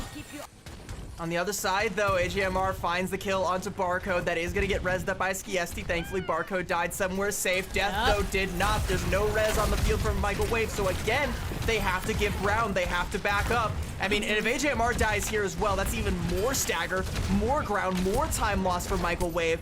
They have a pretty solid foundational strategy here, but they haven't quite been able to execute it. And look at Kunoichi's ult bank. There's going to be a whole lot of executions going around. All I can say is RIP Michael Wave. Unless this Kitsune Rush gets an insane amount of value, this is not looking to end well for the attacking side. So does have to play around the hotel. Telling good cooldowns to go in just for the nano boost to be applied. Barrage, and that's one dead Mari. Tick was gained for Microwave, and that's all. They're going to get on this push alone. But they did get 4 ultimates out of Kunoichi. That was the Pulse Bomb, the Nano, the Barrage, the Valkyrie. Yeah, you're gonna get the res there onto SK towards the end. Zoe is still lurking around here. The recall forced out, but she's just gonna go deep into Kunoichi's spawn. They can't chase without giving up too much ground there. Actually, Barcode is gonna go back and try and take this duel with SK there to try and help her out. Zoe might be able to get out alive, but this will kind of open the door for Microwave to not have to be checking their back doors, knowing that Barcode is back here preoccupied with her hands tied up.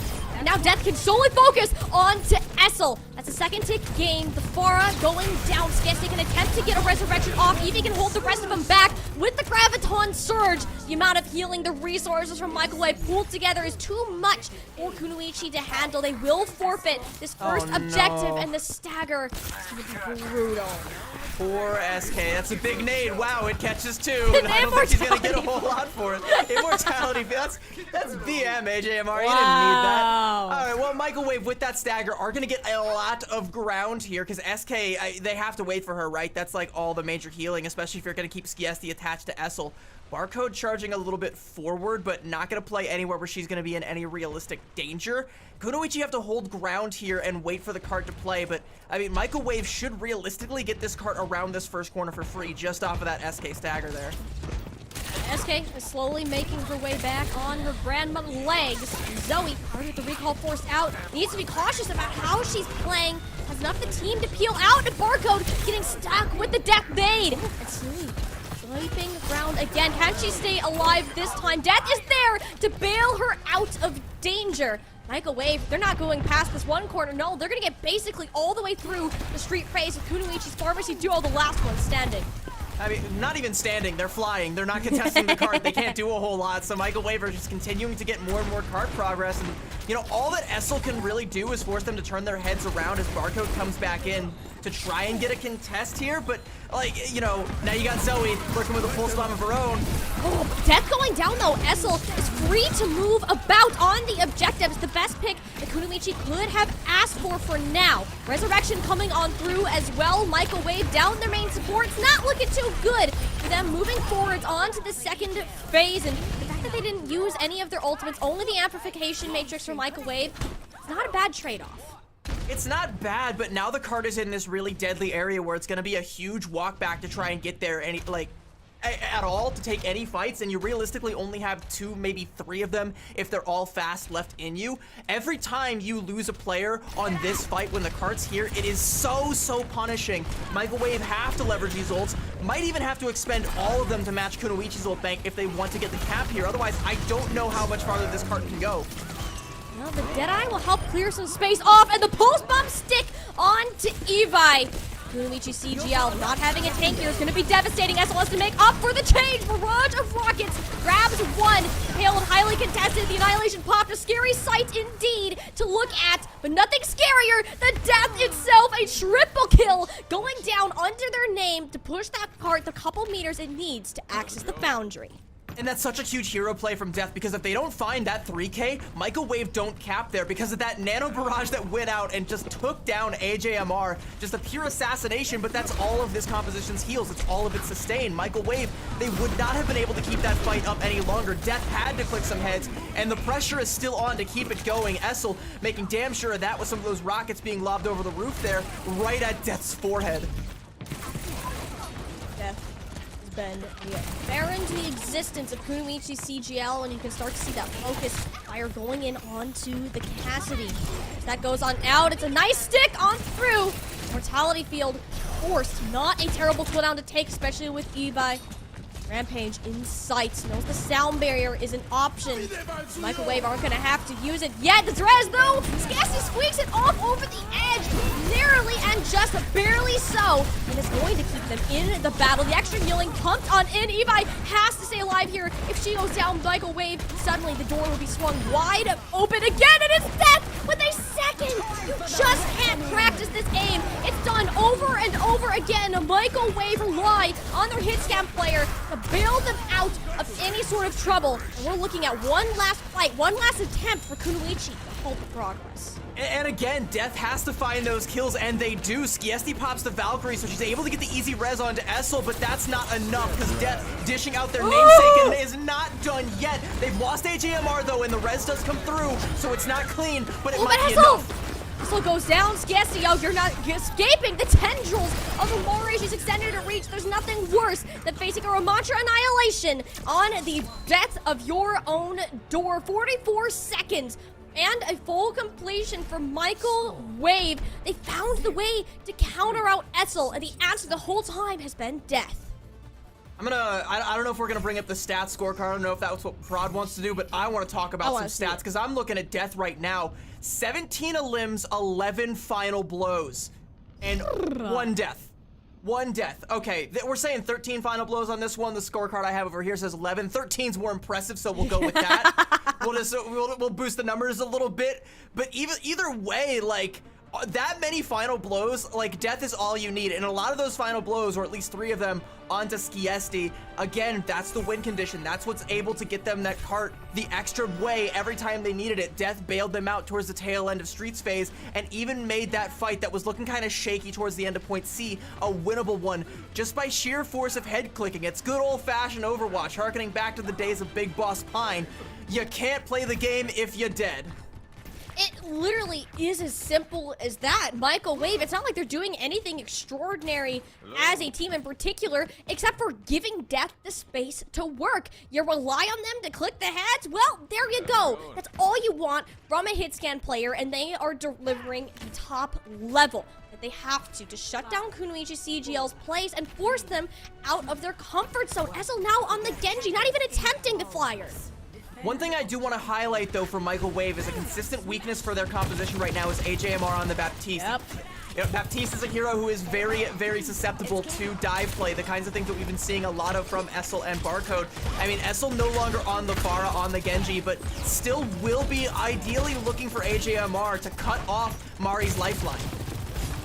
AJMR has been the player for Michael Wave, but we'll see go down most often. Kunoichi CGL looking for their way in and finds Zoe in the back, and Barco narrowly missing that shot and actually gets punished themselves. Mori saw the opportunity and she pounced on it. Michael Wave up a player, and they're continuing at advantage as far as they can, yet no players peeking their heads out in fear of being staggered. And that's also so good from Zoe, because realistically, all she has to do there is not die long enough for Mari to come in and seize that opportunity, like you mentioned. There's a nice knife stuck into Evi there. Playing around this statue now, you gotta wonder again, where is Zoe lurking, and are Kunoichi the ones looking over their shoulders now? Kunoichi, you need to have your head on a swivel. You got Death in the front line. Mari looking for you on some sort of off angle, and of course Zoe peppering away at your supports, and Swap already had to come through. SK on to the Kiriko of all heroes. The only thing that really has to be said for him is support ultimate on each side, but the double damage is instantaneous with Eve's Death and Kunoichi CGL. They're struggling to get any form of point presence, and honestly, CB, I feel like this is going to go back to that support line. It's really hard for them to hold any sort of consistent space because they're like a swarm of bees. They're just constantly moving at you. And I mean, if you put up a window and you have Death popping shots with the Ant Matrix like that, it's gonna be real hard to do. But now that they've dealt with Zoe, they don't have to protect their shoulders anymore. Now they can swarm in. Push on forward, it is called. That Deadeye is gonna save you, Death. Kunoichi CGL now firmly planted on the objective. Several ultimates should they need to use them, and yep, you are definitely gonna have to. Eve playing within the Kitsune Rush, Rampage on out. There's no Suzu. Keep that purple effect on away. That's gonna be the same case for Michael Wave. Immortality Field can only do so much if Barcode is nailing the shots. I kind of want to see AJMR swap over to the Kiriko, because you mentioned the Suzu. I'd like to see Michael Wave have a similar tool here. Yeah, overclock onto Barcode. Wants to win the duel with Death, but it's actually Evi that comes through with the final blow there, and that's going to slow Michael Wave's roll just a little bit. They're already kind of holding strong at this corner, but they're down someone. They're going to go ahead and get that kill, though, onto Evi. Now they can take all of this space back. Kunoichi essentially have to play on the cart at this point in time, and Michael Wave can now secure the archway. Oh, you don't get to play on cart. You get to play from spawn. That's what Michael Wave are telling them. Like, go, shoot, get back here. This is our payload for now. That is a critical death from Eve. Now they have to fight through this darn near impossible choke. AJMR does make the exact swap that I wanted to see them come out here with, though. The Kiriko now a lot less vulnerable to dives than that Baptiste was. Now Michael Wave should have a little bit more staying power and a counter for Evi's Rampage, but do they know that that's what's coming? They have to with the commanding shout coming out. Oh, they don't even care about that. If Essel is slicing and dicing through your backline, that's 2 down with the Genji. Zoe nearing that hero, but not finding anywhere close to the same amount of value. All it results in is a late stagger as the payload is on the move. That was a Valkyrie pocketed Genji blade there, which is essentially as damaging as a Nano blade, and now you're gonna have SK building up to a Nano of her own. She's a little bit behind, but will get there eventually, that you can put onto Barcode instead. Nano rail shots are some of the most deadly things in this entire game, and with Barcode hitting them, you gotta believe that that's gonna be a great plan. Once again, though, Kunoichi still have that Rampage that looks to be the tool that they're gonna want to leverage in this next fight here. Zoe gonna kick it off with a Dragon Blade. What is she gonna find? It's SK. SK and Essel going down. The Suzu back as support, and why not a third? Once Kunoichi lost 1, they lost 2. This one is done. You're giving this one over to Michael Wave with his least amount of resources committed as possible.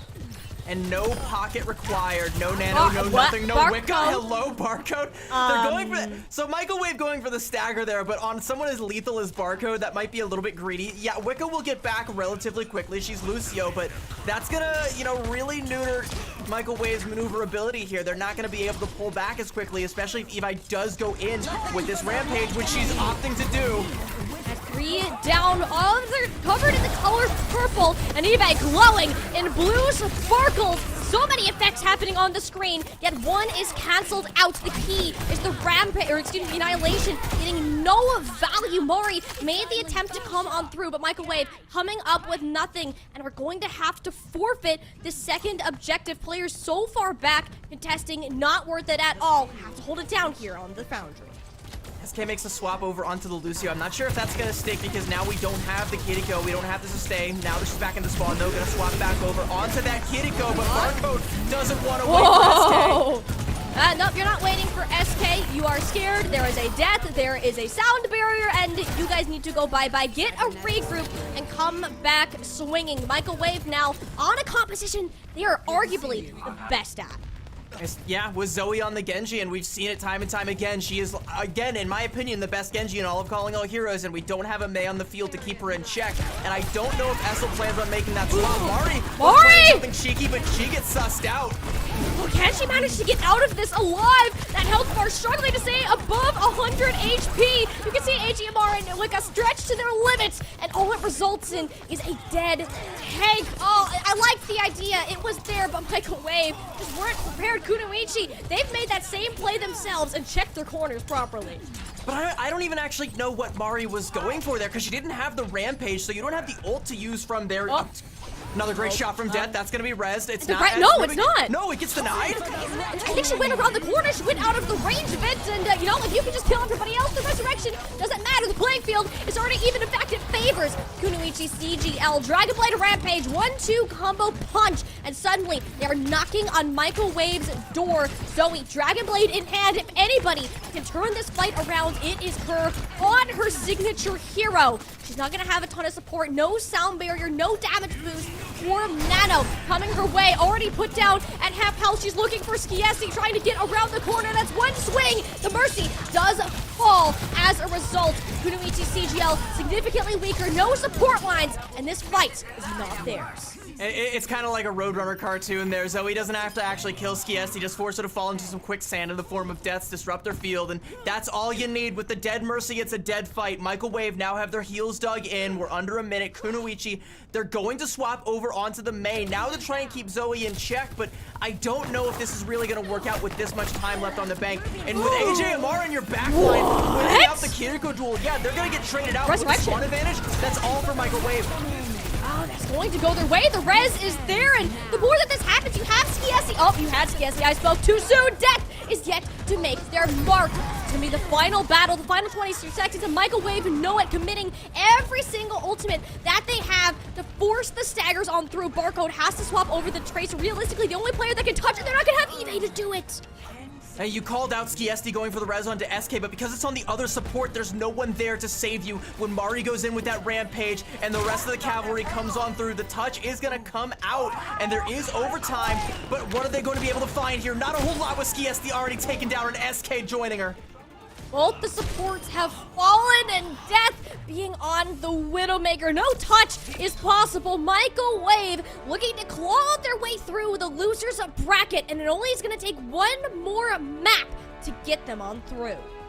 They're still sweating for it, though. It is almost never clean, but when you have people like Death and when you have people like Zoe just popping off with big plays like this on some of their comfort heroes, which Kunoichi have kind of accidentally themselves into letting Michael Wave play, it gets so much more difficult to play your game, to play these, for lack of a better term, cheese compositions like the Wrecking Ball, the Pharmacy. You're not getting as much juice out of them as you really want, and even still, you've got players like AJMR going on these flank plays, trying to take these duels with SK that they know they can win, and indeed they do. And again, like you called out, yeah, you can have Skiesti go out and res SK, but that's your healer. That's both your healers. That's your only living healer breaking off to go try and pick the other one back up. That's when Mari strikes with the rampage. That's when Death comes through. That's when Wicca pops the sound barrier, and everything just starts cascading like an avalanche, washing over Kunoichi and burying them alive in the snow, and they can't quite dig themselves out because there's not enough time and they don't have any more shovels. Kunoichi are starting to crumble. The surprise factor is no longer there, unbeknownst forcing Michael Wave onto their best composition, and that's not a team you want to be facing, especially with Flashpoint coming up next. It has to be a terrifying thought that this map is going to be difficult. It's going to be a tough battle. And what else can Kunoichi have left to say? They've shown us two of their signature looks, and neither have come to much fruition. And you gotta remember, the Vancouver Titans blue game that we watched last night with, against Kunoichi CGL is where Vancouver Titans had already started to feel like they were cracking the code a little bit. So if you're Kunoichi, you can't feel too confident going into that, because now you know that not only was the jig already up yesterday, but plans B and plan C have also faltered because Michael Wave is just one step ahead of you at every possible turn. And, in some cases, in the case of AJMR, one step behind you, and you gotta turn around to look for him. And that damage output is pretty insane, giving the proportionality to the healing that AJMR has. I mean, CB, you can't understate this enough, how Wicca and AJMR have been propelling Michael Wave forwards, completely dismantling what we've been seeing. Kunoichi have been confident, and they've looked comfortable, yet they find themselves at a roadblock. They can't seem to break on through, and when you look at the stats, you see Barcode, you see Essel. They're trying their best, but the deaths are so incredibly high. I am, looking over on the other side towards the stats on Michael Wave, to me, what I'm seeing there is everyone is firing on all cylinders. We highlighted AJMR briefly. Their deaths was a little high at 10, but to me, that is a mixture of them getting caught out from early playing the Baptiste early on, and then going for this aggressive flanking Kiriko style where they do get caught out from time to time, but they're taking people down with them every single time. So you're finding all of the value there. Meanwhile, Wicca is there to aid with some of those flanks, whether it's AJMR, whether it's Death, whether it's Zoe. And speaking of Death and Zoe, they might as well rename them to Death and Taxes the way they're inevitable right now. It took me a second to get that one. I've been cooking that one for weeks. As you should be. I mean, Death right now is unstoppable. Death is inevitable, and with Suravasa being that next map, there isn't a single other map type that is going to lean as heavily into Jotes as this one right here. This is Kunoichi's last leg. All of the fans out there, they're sitting on their edge of their seat, hoping to see something different, to find a bit of light to hold on to. So far, Michael Wave have been in control, and it's only slipped further into their favor as the series has gone on. It's time for that dial to change. Kunoichi want to make one last stand. They're choosing Suravasa, which is an interesting pick to me because every time I think of Kunoichi and when we get to Flashpoint, I always think of New Junk City. I can't recall if we saw them play Suravasa at all in LCQ or how their compositions worked out. I think we might have, and I think there's a couple points like the opening point that aren't going to play too nicely into the Flyer composition, so we are going to have to see the more grounded side of Kunoichi, but that's where they feel like they're a little bit weaker. You know, especially compared to a team like Michael Wave, who has been scrimming contenders level teams, you know, playing all these different kind of compositions, all these different looks. Just, you know, by the way, just as a little side tangent about Michael Wave is I talked about Zoe and her Genji being an absolute asset to this team, but her Mei being a little bit, you know, falling behind.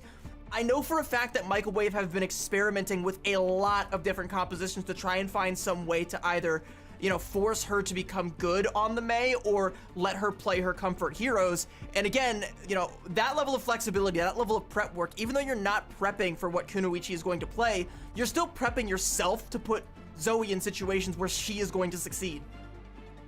And not just Zoe, the entirety of Michael Wave right now. You touched on it a little bit in our first map of Mari being on this Junker Queen. There's two Junker Queens that you really want to think of when you look at this current Calling All Heroes this backline, and it is currently Kindred and Mari. These two will go toe-to-toe with each other in terms of that hero. The fact that she's able to play that comfort has been all the more valuable for Michael Wave. I believe she had the most eliminations on the entire team, as a matter of fact, from the last map alone, and they're gonna have to decide whether they pick that up or go an entirely new direction.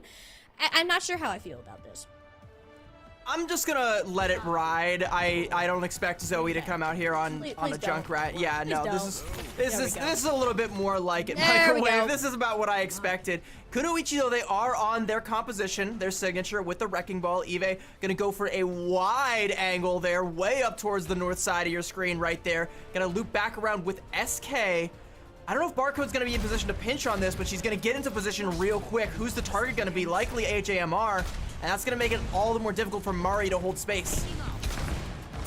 JMR, the first one to kind of get poked out. You can see Death is in Esso's crosshair currently, and he's playing incredibly cautious. Is getting some flashbacks from when we saw the Cowboy making an appearance in our previous two maps. Michael Wave getting that first capture, and Essel loses a head.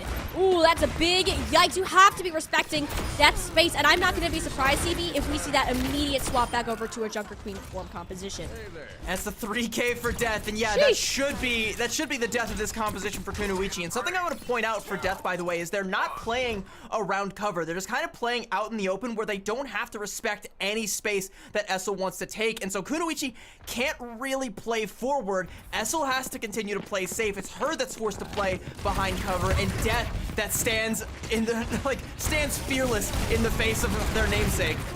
It is insane how good you have to be in order to change that dynamic. I mean, look at that. Death is able to play out in the open, knowing that they're afraid. Another headshot goes down. It takes so much effort. That's all four players only shooting the Cowboy before Death shall hit the hay. Michael Wave down to their contention, but Zoe comes right back up and gets the elimination. No one stops DSD, and Michael Wave have to commit some more of these ultimates and attempt to extend this fight further. With it being overtime, though, there's not much more of a point in extending it as long as you're losing down in the numbers. Take a reset and come back, swing it with your ults. Something I really like that speaks to the team cohesion is Essel gets another 3K. What else is new? And they're going to keep going, actually, make it a 4 as they go into the spawn to try and take down Death. Something that I really like from Kunoichi, though, is after Essel falls, courtesy of the anti-air ninja that was Zoe, Eve goes in and commits the pile driver to make space to force Zoe to vacate the premises so that Skiesti can safely go back in and get the res. So it's not even just Skiesti and her mercy ability, but the team's ability to play around her and allow her to get this value. Speaking of value, Zoe is looking for SK. Without that sound barrier coming on down, Kunoichi, they're not gonna have a chance at staggering this fight even further. It's gonna be a short-lived presence as Zoe has cut them all down to size. Oh, Kunoichi made a hefty investment in this battle. I can only assume that swaps come on in with 3 out of their 4 available ultimates just being dumped on the floor, chucking the whole kitchen sink and microwave, hoping for the best. And it is the worst case scenario that made an appearance. SK now, sound barrier as the return. Evi cannot contest any longer. It's onto the frog, glued to the walls. Skiesti providing a little bit more of that support from above, and suddenly the recontest is there. Mori has to use a lot more than she had originally intended just to get that little cherry on top, that security elimination. Flip that objective back on over and let it close out. Evi going down surely will expedite the process. Kunoichi is doing so much testing what? right here. Another res from Skiesti to Hang get on. back in, and it's going the way of Hang Kunoichi. AJ and Mark finds 2, taking out both Essel and Barcode, and this might actually be winnable for Kunoichi. They just have to deal with death. The pulse bomb comes out onto Eve, but the healing is there. SK criminally low, but Skiesti is still there. Eve still making all the space. The Kitsune rush from AJMR comes out. Microwave want to buy themselves back in. They're trying to buy themselves back in, but it appears they are all out of tickets. AJMR tried to give them the golden one, and Death grabs SK. She got way too aggressive there. That's going to come back to bite Kunoichi. Microwave, they have their tank back into play, and Mori gives them a significant chance of flipping this into their favor. Minefield from Eevee sells out about half of the objective. Microwave, they are completely okay with that, dodging and maneuvering around the mines as needed, not letting the tank get any value. Massive pulse bomb that goes through the sound barrier, not enough. The resurrection, oh my gosh, CB, this has been going on for nearly a minute and a half, and yet we are still yet to find a victor within this market objective. It's the sustain, it's this how quickly these players can return to the battle, extending its life time after time. Anytime you think it is over, somebody finds a way to pump the life back in. It's been Skiesti, it's been AJMR, but finally we have a victor. The point turns purple, and Kunoichi are walking away with it. The longer that overtime wick goes, the quicker it burns. So once Microwave are finally forced to regroup, take a split second. A second is all it takes for the point to finally go in favor of Kunoichi, but that could not have been more scrappy. Microwave are going to have some ults to try and take this one, but Kunoichi's comp is fast. They've already got first positioning here on the next point, trying to wait for Microwave to come through one of these chokes, bait them in to somewhere where Essel can take them down, but Barcode is no longer in position to do any of that. No, Death swapping over to the Tracer has actually done a lot more than what we saw on the Cassidy. You're now mobile, and you can do basically the exact same thing, peppering these shots into Skiesti and Essel, forcing them back, and it gives Microwave the opportunity to cap. Yeah, Barcode was the bait there that was trying to get Microwave to come in, but like Microwave took the bait and then cut the line, ran off with it. Kitsune Rush coming out from AJMR. What value are they able to find with it? So we can pop the Dragon Blade. But Essel gets those rockets shoved right back down her throat. AJMR, the Kitsune Rush, all there in the kill feed for the assist and with the kunai as well. I mean, Microwave are solidly in control of this objective. And they still have the Rampage as well. If they're able to catch Skiesti out with it, it might be curtains for this point on Kunoichi's end. Already, as we're at 60% for Microwave, and remember in Flashpoint, it goes so much faster than Control. One fight territory is right around where we are right now. Kunoichi, they have to make something stick. It's gotta be Barcode's Pulse Bomb, and they're not gonna have SK to aid in the capture here. Already down in a 4v5 and spinning it up. And that pick onto Zoe is a wonderful start, and that one right there onto AJMR. Essel is working her magic and hitting these rockets, and it comes out when Kunoichi needs it the most. As inconsistent as it's been, you can never not be happy to see Essel in the kill feed. That's 3 ults, though, used for Kunoichi, and none for Microwave. They still have that aforementioned Rampage, and now they've built up to a Sound Barrier and a Pulse Bomb of their own, whereas Kunoichi, they realistically only have SK's Sound Barrier to play for, and again, you know, they don't necessarily need or rely on ultimates. They just need Essel to pop off, or Barcode to do the same thing, but a very aggressive Sound Barrier from Wicca is going to make it all the more difficult to do so. Kunoichi, at the very least, are going to have to give space here. Oh, yeah, they're giving space. Microwave now on the objective, and this is okay. You wait for SK to rebuild that Sound Barrier, because you're going to need it for the Rampage. SK needs to live, get the ultimate off, but no! She goes down with the Sound Barrier in tow, finding nothing for their Players team, Michael Wave taking out the key player at a critical moment. They're ready to close out round number 2 here of Saravasa. CB, this is going to get very close to getting them onto that match point scenario. If Kunoichi keeps staggering touches in, it's always possible this flip. There's not going to be a touch coming into play. It's going to have to be a reverse sweep on top of a reverse sweep. Kunoichi to move on in this championship bracket. It wasn't, so SK didn't just die with the sound barrier in tow, she actually Ajaxed it, and I think that's crucial, and it's going to be all the more troublesome as we move on to the next point. Look, it's just right over next door to where the previous one was, so Michael Wave are already going to be on the point, despite Kunoichi's fast comp. They have a wealth of other ultimates that they're going to need, but they're definitely going to wish they had a sound barrier once the blade from Zoe builds up. Oh, they're not going to have that, and there's R-code! AJMR! That's a ding to the head of Barca. I mean, you can't understate enough the value that this hero is finding. I mean, AJMR should not be allowed to do this on the Kiriko. Normally it's SK we talk about. AJMR right up there with them, and there's only so much that the rest of the team can do. Kunoichi commits the barrage, and what they've been doing so far, CB, it hasn't been working. Now you are on close to your last life. Gotta switch something up. And you know, I'm gonna call it out again. SK still nowhere near another sound barrier, and Zoe does have the Dragon Blade, wasn't forced to expend it in that previous fight, so if she pops it, Kunoichi are gonna have to rely on Skiesti's Valkyrie to try and sustain them through, and that might not be enough, especially if Zoe's able to get close to Essel and potentially even deny the res that's gonna come out. You can see that's the duo she has in her sights right now. She wants to pop this blade, and she wants Essel to be the first target.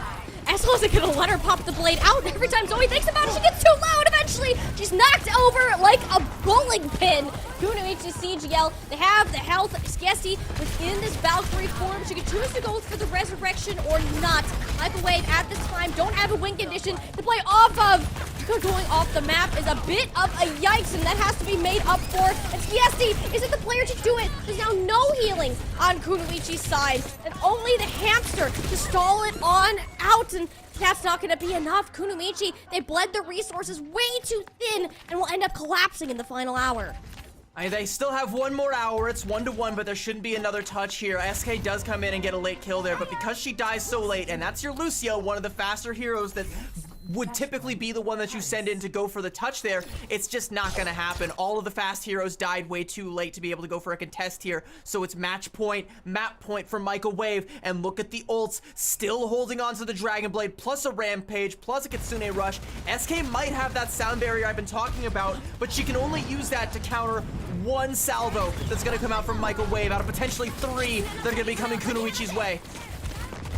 One of which is going to land a deadly mark unless something goes seriously wrong, and it has. But for Kunoichi, Zoe right now decides this is the moment to pull out the blade. That's 1, that's 2, and you don't need any more than that. Michael Wave have the percentage ticking on Palace. That's such a smart blade from Zoe too, knowing that she's gonna find that pick and that Skiesti is gonna want to try and go in for the res. So she pops the blade, so not only can Skiesti not go for it, but if she does, she's going into this really narrow hallway where the Dragon Blade is going to be all the more lethal. So anyone who tries to go in and make that save or try and facilitate getting that res gets their head chopped clean off by Zoe's Dragon Blade there. Michael Wave still have all the tools they need to hold this, but a minefield on the point gonna make it a little tricky.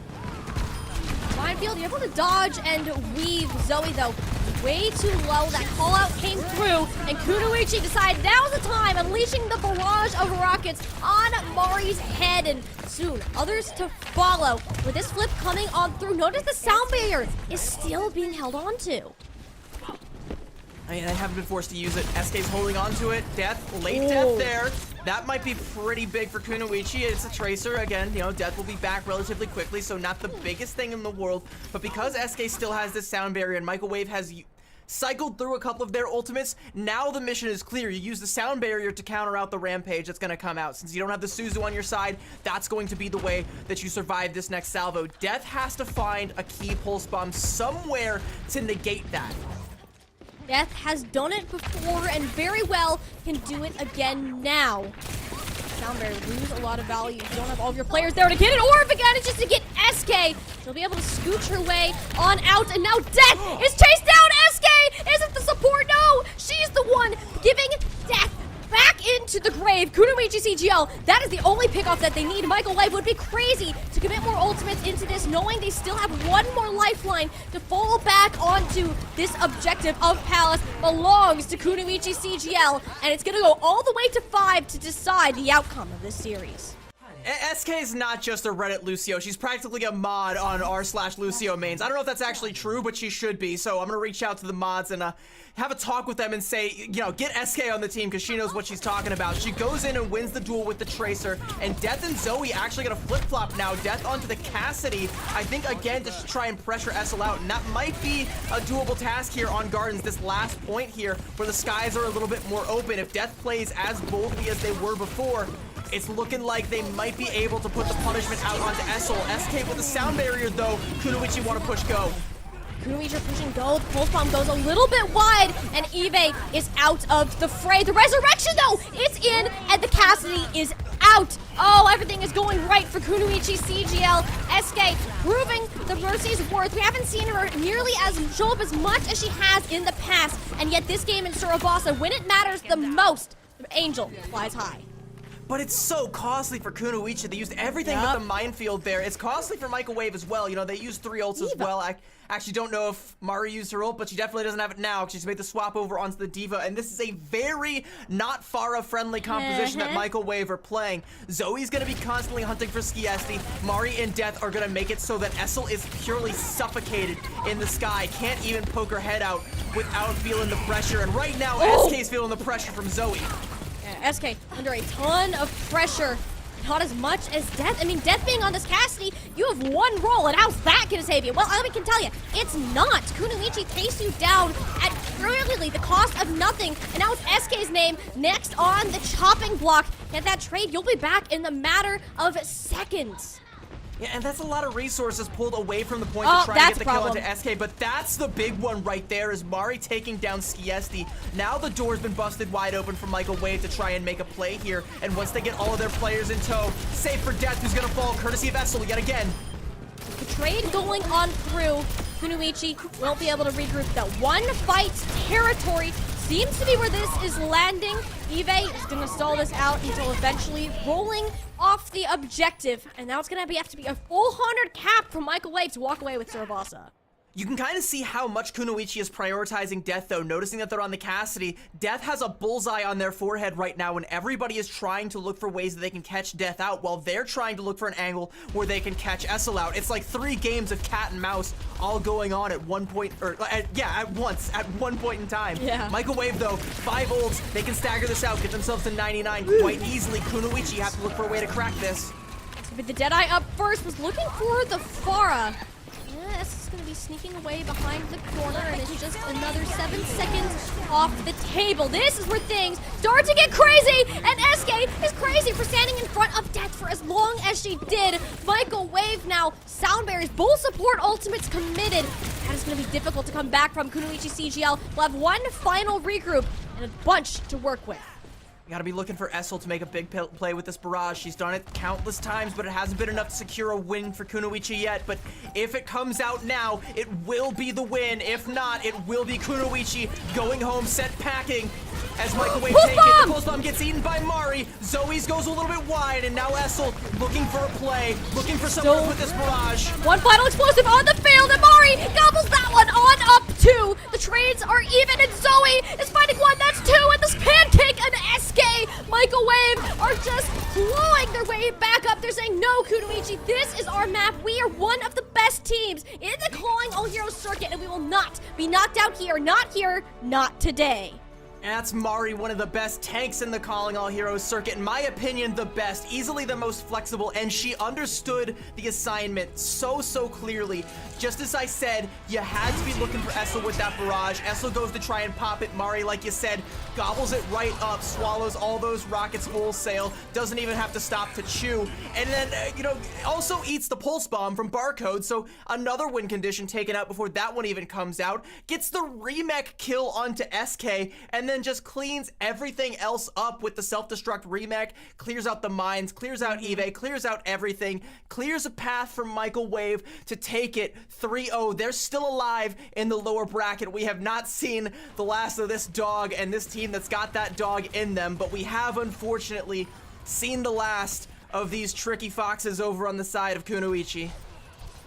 Kunoichi, they made an excellent run to get through the championships, battled the way through the LCQ, ended up winning the whole dang thing, and this is where the trail shall end. Foxes blaze their way through, and Michael Wave are there to shut them on down, and you really got to be proud of Kunoichi's accomplishments. They worked with what they had, and it is an incredibly talented roster that plays a completely unique style that no one else even dares to pull on out. This team is skilled on such an individual level. They pull it together with the synergy they've managed to develop over their countless hours of playing together and competition, and it takes the best of the best to finally silence their voices.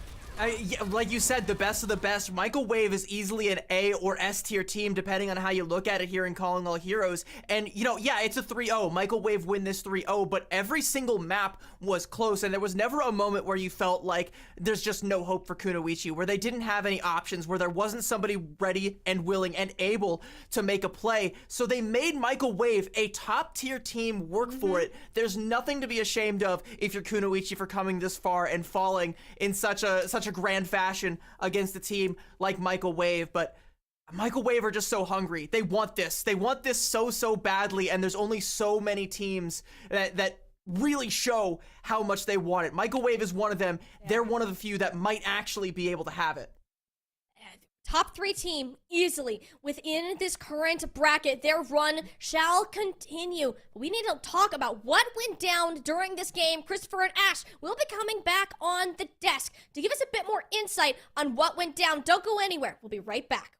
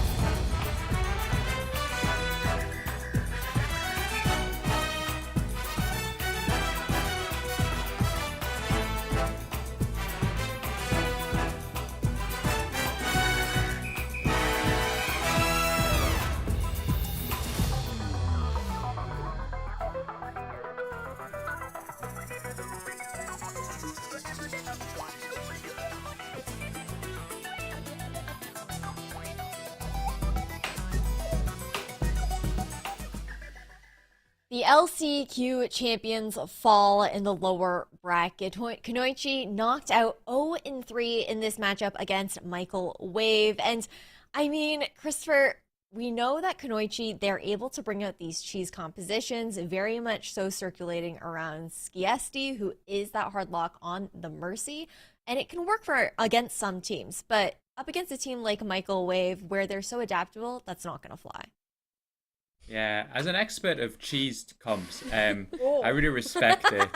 I think it's really interesting. It felt like Michael Wave tried multiple things. They tried originally kind of matching it with the Echo, which I think is always a really dangerous game if you play a team on a matchup they're comfortable, even though I think the theory probably says that Echo is a counter to Pharah.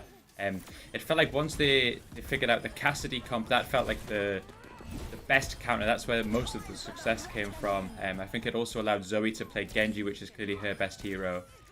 So it felt in a way for Kunoichi that Michael Wave was one of the worst teams to try this comp against, because you almost allowed people to play their comfort heroes. I think it's difficult to, Tiny, when you're looking towards a tank like Mari, who is just so flexible in her own right, like the ability to play essentially any tank hero in the game and look so comfortable doing it as well. Yeah, CB made the statement earlier, and I'm going to have to back it up. I seriously believe that Mari is the best tank that we have in this competition in terms of flexibility and the ability to perform on these heroes at a top tier level. I mean, there's never a time that I'm like, oh, Mari's really got to step it up. It's not. Like, she's never somebody that you look over to, because she just gives you that star level performance that you want out of a tank player. And it's a big part of the reason that Michael Wave have made it as far as they have. It really is. And that's the thing is, though, we cannot take away from the fact that Kunoichi really put up a fight here. We have to keep in mind, Michael Wave, they're the ones that we were looking at to win this matchup, considering the fact that it's the juxtaposition between the consistency of circuit point winners who have gotten into this championship weekend versus those who are coming out of that LCQ, obviously hot. And despite that 0-3 loss for Kunoichi, it doesn't tell that whole story about what the individual matches were like, as far as that 1-2 loss, 2-3 for the last two maps. They kept it tight. And Chris, that Pharah was so oppressive to start things off, but Death making that swap onto Cassidy changed the game. Yeah, it's kind of a polarizing counter, the Cassidy versus Pharah matchup, because if you hit the shots, it's a very, very oppressive counter. If you miss the shots, all of a sudden the hero feels very easy to hit. The Pharah can actually get a lot of kills, but Death was not missing, and especially on King's Row. If we look at the final blows counter here, 22, almost all of them were on the Pharah. No, it was absolutely ridiculous. I think we're going to get to see some of these shots coming out as well, Tiny.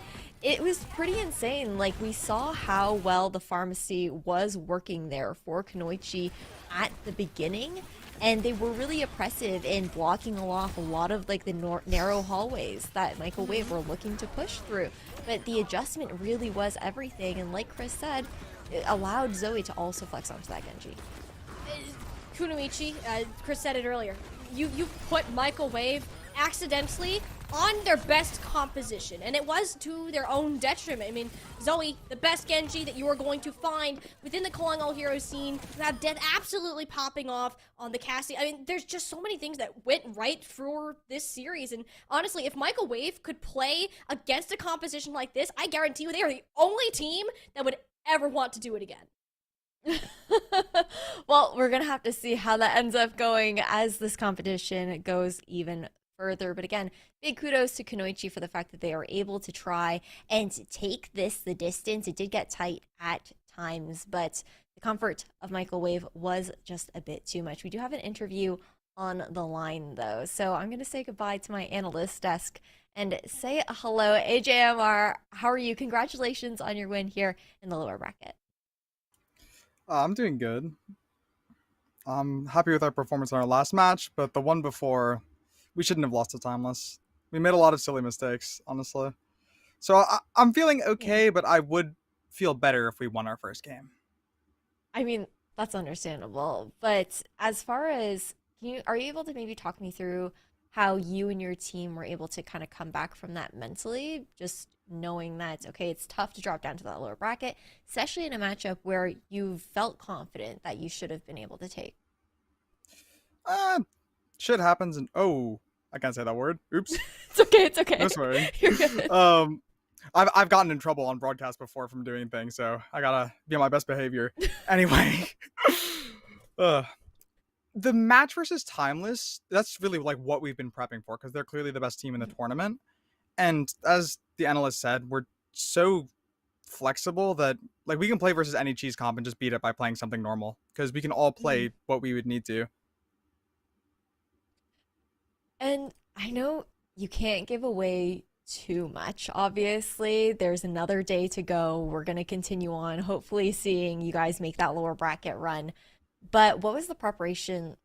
How did it look like? I mean, I know the importance is always playing and focusing on your own game, but you did mention preparing for that matchup against Timeless in particular. Was it kind of just expanding on what the foundation that you guys already have as a team?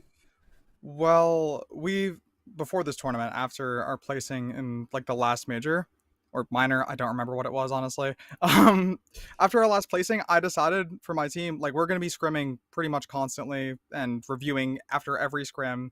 Like, for the past week, we've stayed in voice chat until like 1, 2 in the morning every single day, just either talking about the game or just like bonding as a team.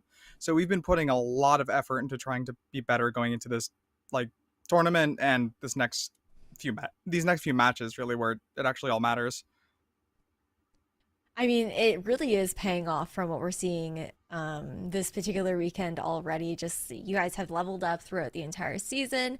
And now looking at the fact that you have headed now into the lower bracket semifinals, on the other side of the quarterfinals right now are Timeless Celestial and Fable looking to go head to head.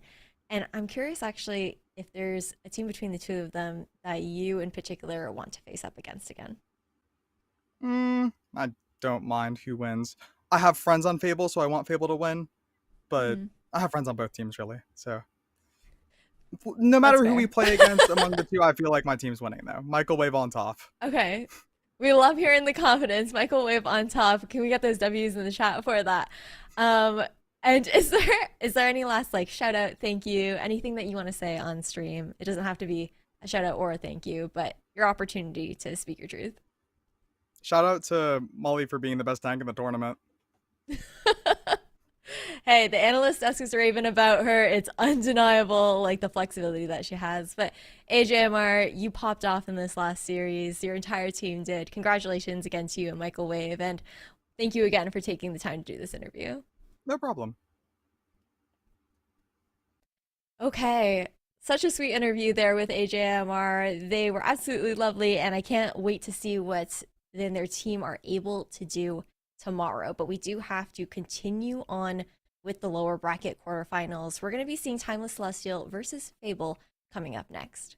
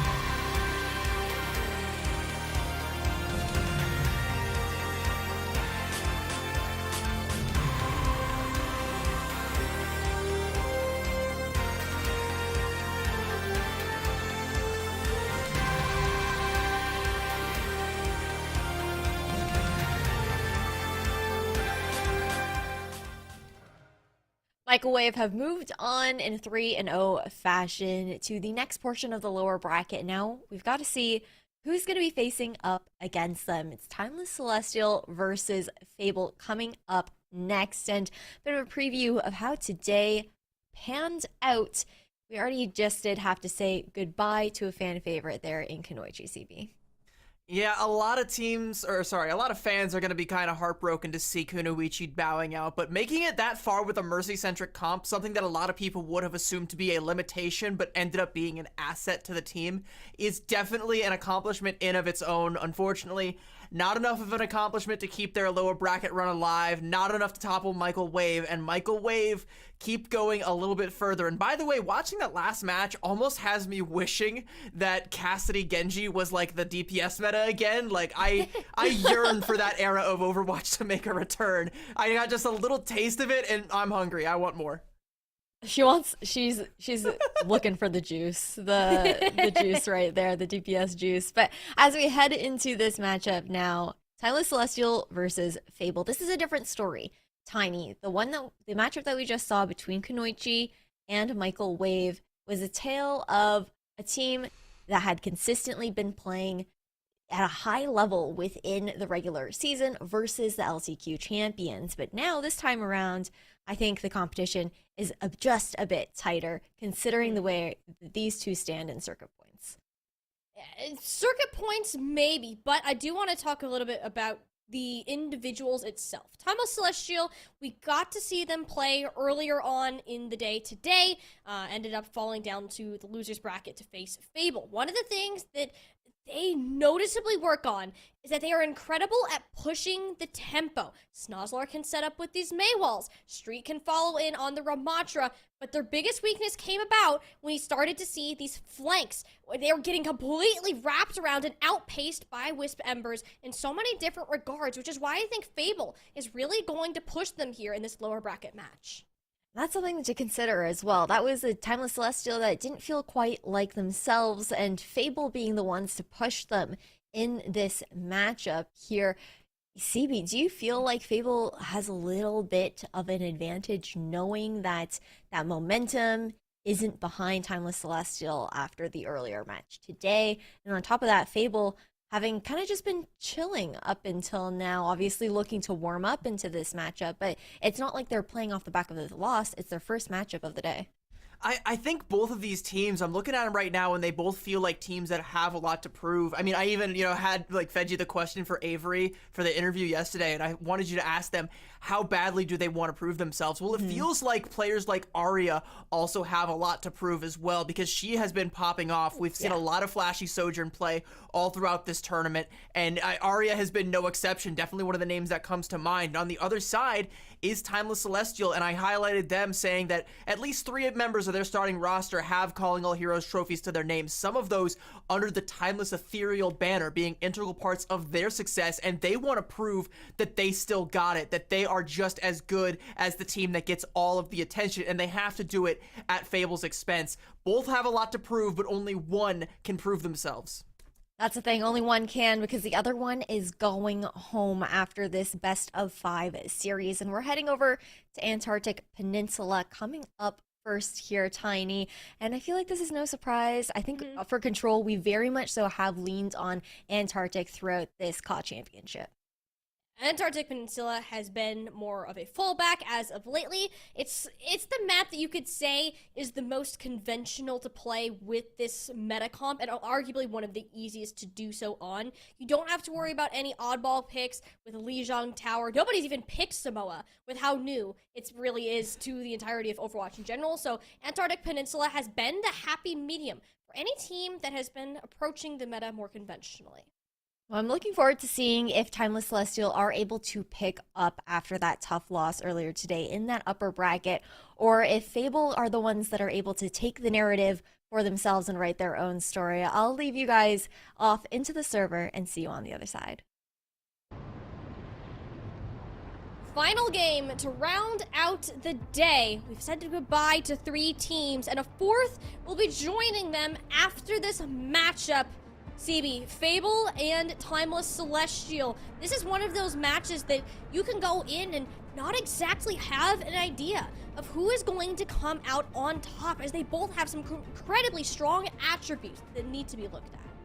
I'm checking the stream chat right now, seeing like if who's betting their channel points on what, and it looks like the streets right now are saying Timeless Celestial, but even still, like, there's a lot of shooters out there for Fable as well, and rightfully so, because what we saw from them yesterday was nothing short of impressive, and if that keeps up, I don't think this is going to be one-sided. I don't think Timeless Celestial are going to get out of here unscathed. I think it's going to be bloody. I think it's going to be back and forth. I think you're going to be looking a lot at Arya versus Azure, seeing who is going to get the better of the Sojourn 1v1.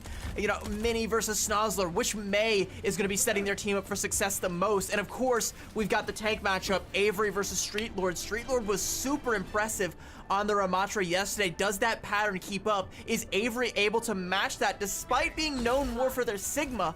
Playing the Ramatra now to great effect. Who is going to get the better of some of these head-to-heads? Avery has really stepped up in their role as the tank, but I want to turn our eyes more towards these DPS. Arya and Mini versus Azure and Snozzler, particularly here on sub-level. They will be the ones to have the greatest impact on the outcome of this first fight. Both approaching to the high ground. Yet Arya from Fable, along with along with Fieri, will be backing off just slightly to go on these off angles. The exact thing that was the thorn in the side for Timeless Celestial and cost them their previous series. And with how good Fable's macro play and positioning is, you will need to be conscious that from a moment one, you can already see the immortality field came out. Avery required a lot of assistance in that exact moment. Fable's already capped the point. Timeless Celestial have been sitting here doing a whole lot of nothing. You gotta walk on forwards, and eventually one of those hits will land. Streetlord and the Mauler coming up with one apiece, and it's a meager 12% that Fable walk away with. You talk about Fable's positioning and the fact that they're able to cap the point first, and they position themselves in a way that they can do that, but in order to get that done, Arya had to play the low ground for a long period of time. She wasn't able to get an advantageous angle, and the rest of the time, Fable's backs are up against the wall, so all it takes is Timeless Celestial to acknowledge their window, push the go button, push Fable back, get a couple kills, and I mean, it's Azure that comes through with the rail shot, the opening salvo, and the rest of the bodies hit the floor to follow. Only a matter of time. Somebody pulled the trigger. Panther, of course, winning that race, but no, the May wall. Wonderful placement. That's the impact that Snozzler can have for this team. Has been an excellent addition to that roster. Trade out for Panther, plentifully working over into Timeless Celestial's favor, but they gotta be careful because they're losing heads left, right, and center. They're pushing onto Arya, who's a hit scan player you do not want to mess around with. Timeless Celestial are getting a little bit too aggressive for my liking. The fact that they're barely clinging on to life is a very risky style of play. One that Fable have taken advantage of and are gonna get the point flip off the back of it. Now, you said Timeless Celestial are barely clinging on to life. They can only realistically have enough bodies to cling on to the high ground. Fable identify that, send some bodies in to go flip the point, and now Timeless Celestial have to drop off of that high ground in order to defend and try and take it back. But Timeless Celestial, they still have it. I mean, the Mauler, that's an Ant Matrix on the high ground, then Blizzard thrown in as well from Snozzler. Avery is staying alive. The Ant Matrix defensively from Panther. Wonderful call on that. The reaction is present. And can it be enough to shut down Azure, a deadly player with the overclock in hand? Once that expires, slightly less of a threat to worry about, but one Fable will take seriously nonetheless. Arya, that's an overclock of her own now, peppering these shots on in. Streetlord not standing a chance. Fable back in control of the objective and have won the positioning battle so far, as well as the current point percentage.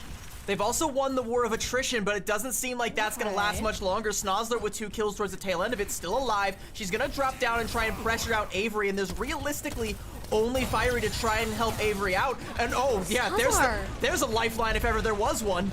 It sounds like it pulled off the high ground? Is that what just happened through that void?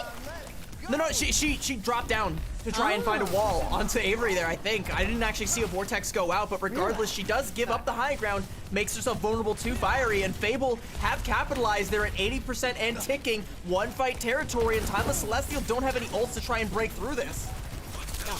You have a whole lot of nothing. You need someone to come up in the neutral. The one to do that would be Ozray, or in this case, Nozlar. Icicle to the Dome of Mini. Fable now don't have the wall to isolate their players or save Avery in this situation. So Timeless Celestial will continue their fight on to sub-level with a miracle of a shot. They had no ults to bust down the door, but it turns out the keyhole was icicle-shaped, and Snozler found exactly where to put it, right into a skull. Something fun about Snozler, by the way, that I tried to bring up in the last series we saw Timeless Celestial play, was that when she was playing for Timeless Ethereal as their hit scan player, she was mostly playing the Sojourn, now has transitioned more over onto a flex DPS role, playing the Mei to great effects. Definitely one of the better Mei players that we currently have in the tournament here, kind of, you know, in the upper half. Is it going to be enough to keep things going in Timeless Celestial's favor here? One fight territory either way. Fable gonna have a Blizzard here really soon. Snozler lagging a teensy bit behind. If Mini strikes first, this might be disaster. You're looking at that. I'm looking at the wombo combo on the high ground. Azure with a damage of boosted overclock. Terrifying sight nonetheless. Panther not peeking around the corner in the slightest, and that costs Avery the life. The lack of support, the zoning, the high ground was never contested throughout this, and Fable are losing out on the objective they were so firmly in control of at the beginning of this point, and it really does show how these two teams are going to push each other. It's going to be a war of attrition throughout this series. And you were absolutely right about that Ant Matrix. The damage boost for the Sojourn is absolutely lethal. And what I would have liked to see is Mini use that Blizzard up on the high ground to just force Timeless Celestial to vacate the premises. Make it so that you can't safely play behind that window, so that the Sojourn can't stay behind it, can't shoot through it, can't get all of that value. But the Blizzard is held onto a little bit too long, and when it finally comes out, it doesn't actually get enough value to buy Fable back into that fight. Meanwhile, Snozler just has to throw hers in to try and close it out. It doesn't even need to find anything, it just needs to zone off the last remaining bodies, and it does so. Timeless Celestial going up on this point here. Now as we go to labs, we'll have to see. It's been pretty even. Fable, they don't feel like they're out of this. They feel like they still have a realistic shot. Just a couple small mistakes away from taking sub-levels. If they iron those out, we might be going the distance on Control. And this map, honestly, has a lot more room for them to work. I talked about it a little bit earlier. With their positioning, they send Arya and Fiery off on these flank angles, and it provides additional pressure that Timeless Celestial historically have not dealt well with. So when they're trying to back off this high ground, you need to be constantly checking your angles. Where is Arya? Where is she playing? Because she is constantly a threat, regardless if they're on the objective or not. Either team has been able to set sole foot on the point. That's because they were so focused on a wonderful Maywall that Snozlar managed to prop up behind Avery. You have to say, though, that Snozlar has been getting the better value out of these Mare walls compared to Mini. Absolutely, and again, I can say it till I'm blue in the face that the Mei is the most important piece in this composition. It's your ability to section off the enemy players with the walls, your ability to have, you know, potentially the highest value ultimate in the game in that Blizzard right now. And I mean, if you're just constantly getting the better of that exchange, your team's gonna have so much more space to play with. They're gonna be so much more lethal, have so many more opportunities to go in with a Nemesis form or go in with a rail shot from an off angle, find a kill, find a frag, bust the whole fight wide open for yourself. And that's been all Snozler has been doing. Despite giving her life up a couple times, has taken more than her fair share of lives in exchange. Snozlar right now is Team Timeless Celestial. So much map control to deal with. I mean, that's an immortality field already out in the Mauler. What are you doing? That's two players that they are chasing on their own immortality field out. Has the backup on, just jumping the gun a little bit. Really driving the anxiety through the roof, yet Timeless Celestial have their back teeth back, and Fable have their backs against a wall. The Mini cannot stay alive. We won't get to see the Blizzard make an appearance in this fight. The Annihilation, on the other hand, very much so present. Avery used it to grab a little bit of extra health and sustain. Panther providing the support, and it's the perseverance of Fable to push them in these fights. They just don't have the health bars to validate it.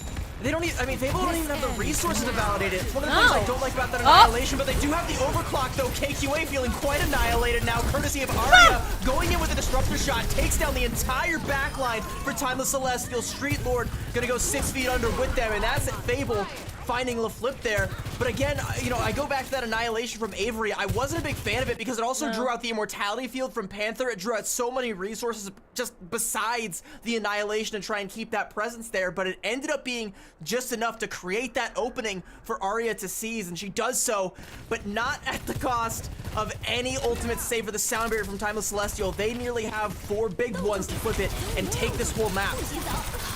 Fable's fight to go ahead and win. The Blizzard is massive. It lands onto 2 players. You just need to find that killing blow, and there it is. Azure's value completely nullified. Timeless Celestial, though, did manage to flip the point back over, and as a result, will find themselves in a single fight territory, and it just might be the end of the entire map. That Annihilation that was committed, so the rest of the players on Fable don't have the health to persevere through this fight, and now they're scrambling to pump this health in. Street Lord, only 17 health to spare, and 94% on the board. It was the kills that Fable were able to find being on the Mauler and KQA that ended up creating that space. Yeah, you had Azure and Street Lord able to contest the point for a while, but their health bars were both on the clock without any healing, much like Avery, who's now in the ground. Avery is 6 feet under, if not even further. A brutal death to the Ramattra player. Fable will struggle to regroup. Without their tank, they need to find a target to single focus on, but in fact it's Snozzler slitting them up, taking the ones and winning them. Timeless Celestial are proving themselves they want to be the team to move forward, face their sister squad, and take map number 1. And we're highlighting Snozzler a lot here, and for good reason. She has been a huge asset to this team since joining, and not only that, I was highlighting again how she played the Sojourn for Timeless Ethereal. I didn't even see the Ajax there from Arya early on. That was something special from Arya. Anyway, focusing back up, talking about Snozzler, I gotta gas my girl up over here. She was playing the Sojourn for Timeless Ethereal when they went on their undefeated streak throughout Minor 3, and has now made, again, that swap, like I was saying, over to more flex DPS-like heroes, picking up the Mei, which is something that other flex DPS players like Zoe have at times struggled with. Snozzler being able to make up that difference is going to provide all the more flexibility to this roster, make it so that they can play any look. She comes out with the Tracer, gets a couple of big pickoffs there towards the end, and it just seals the deal for Timeless Celestial. And I think Fable are trying a little too hard to buy themselves into fights that they don't really have a whole lot of buying power in. Towards the end there, Timeless Celestial able to get the better of it, flip the point, deny a lot of percentage, and then come back with their healers. Snozzler pops off, and it's done and dusted. Fable don't have another opportunity to go back in. Fable are a team that we've known very well for their macro playstyle. Their positioning has been impeccable, their ultimate usage up there as well. And once we take a look at this, look at the difference in ultimates used between Mini and Snozzler, or even Street Lord and Avery. Those are deaths. I can't count. But there are differences in those as well, but the Seven deaths blizzards need to would be be high. absolutely bananas. That There's would no be way that would have been a bananas. real stat, but I would love it. We do also kind of have to highlight Azure there. You know, we weren't talking about Azure as much compared to Snozzler because 6 final blows to 7, but you can see the damage that Azure is putting in, as well as the overall limbs, how much this Sojourn is contributing to the overall success of Timeless Celestial. Arya not falling all that much far behind Azure, but you know, you're kind of seeing this pattern, right, where the Sojourn that's getting the better of the exchange is ending up winning a lot of these fights outright for their team. The Sojourn, yes, but also think about the setup that Snozzler has been providing for Azure. You charge up these shots on the Ramattra, whether it's one that's walled off or not, it doesn't matter.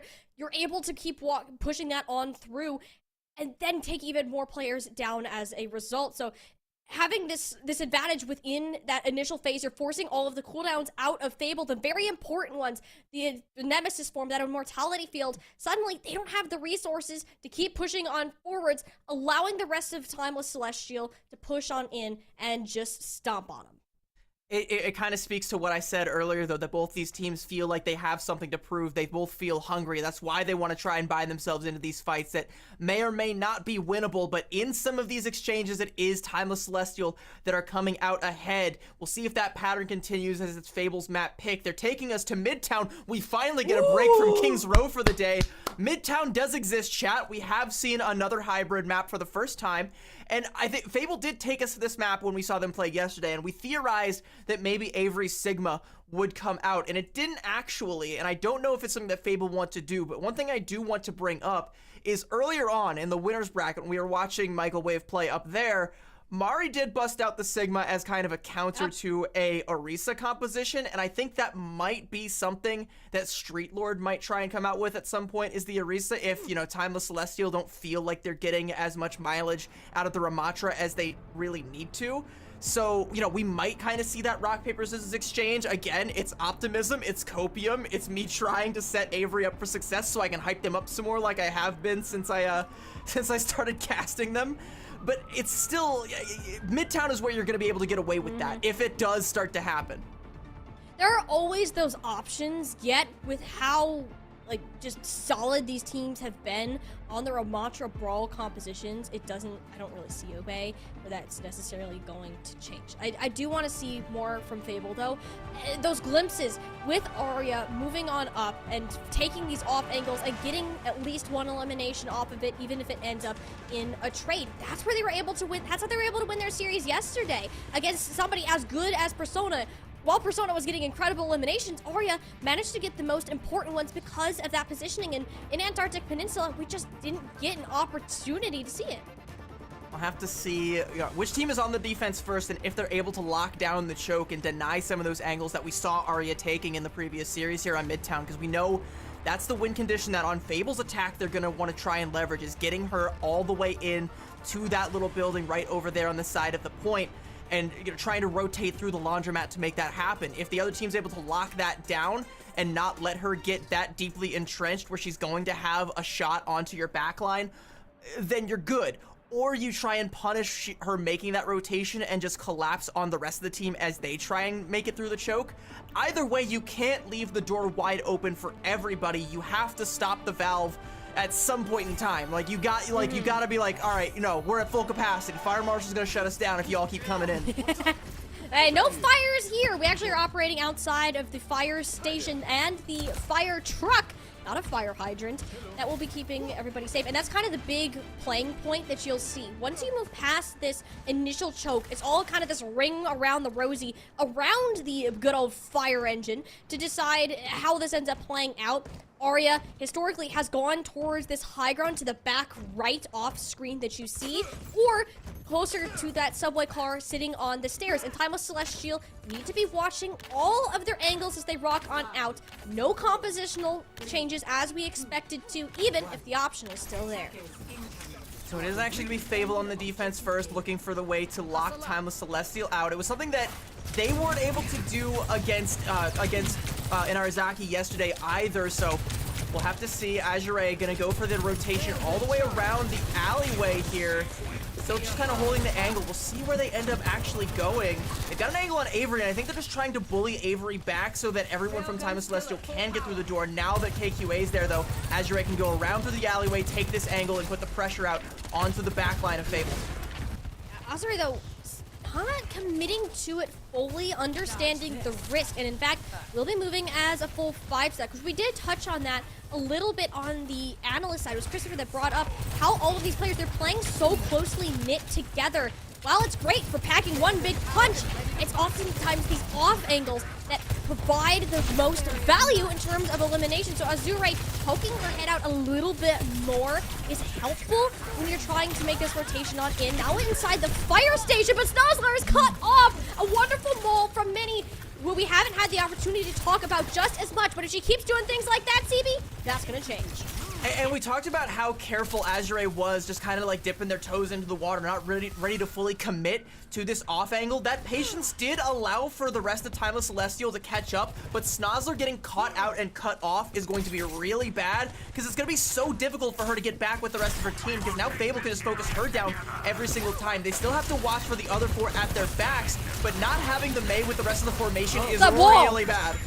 Oh, especially having it on that high ground. I mean, what value are you going to get? The Mallor, certainly. Double the damage, double the healing. Avery, in a sticky situation, needs to hold up that block, making sure everything is safe. And in fact, it is Streetler that ends up going down. If you looked over at the top, Fury went up to the high ground, distracted the Mauler, so there wasn't any healing going out to the tank. What a genius play from Fable, splitting their opponent's attention and prioritizing a single target.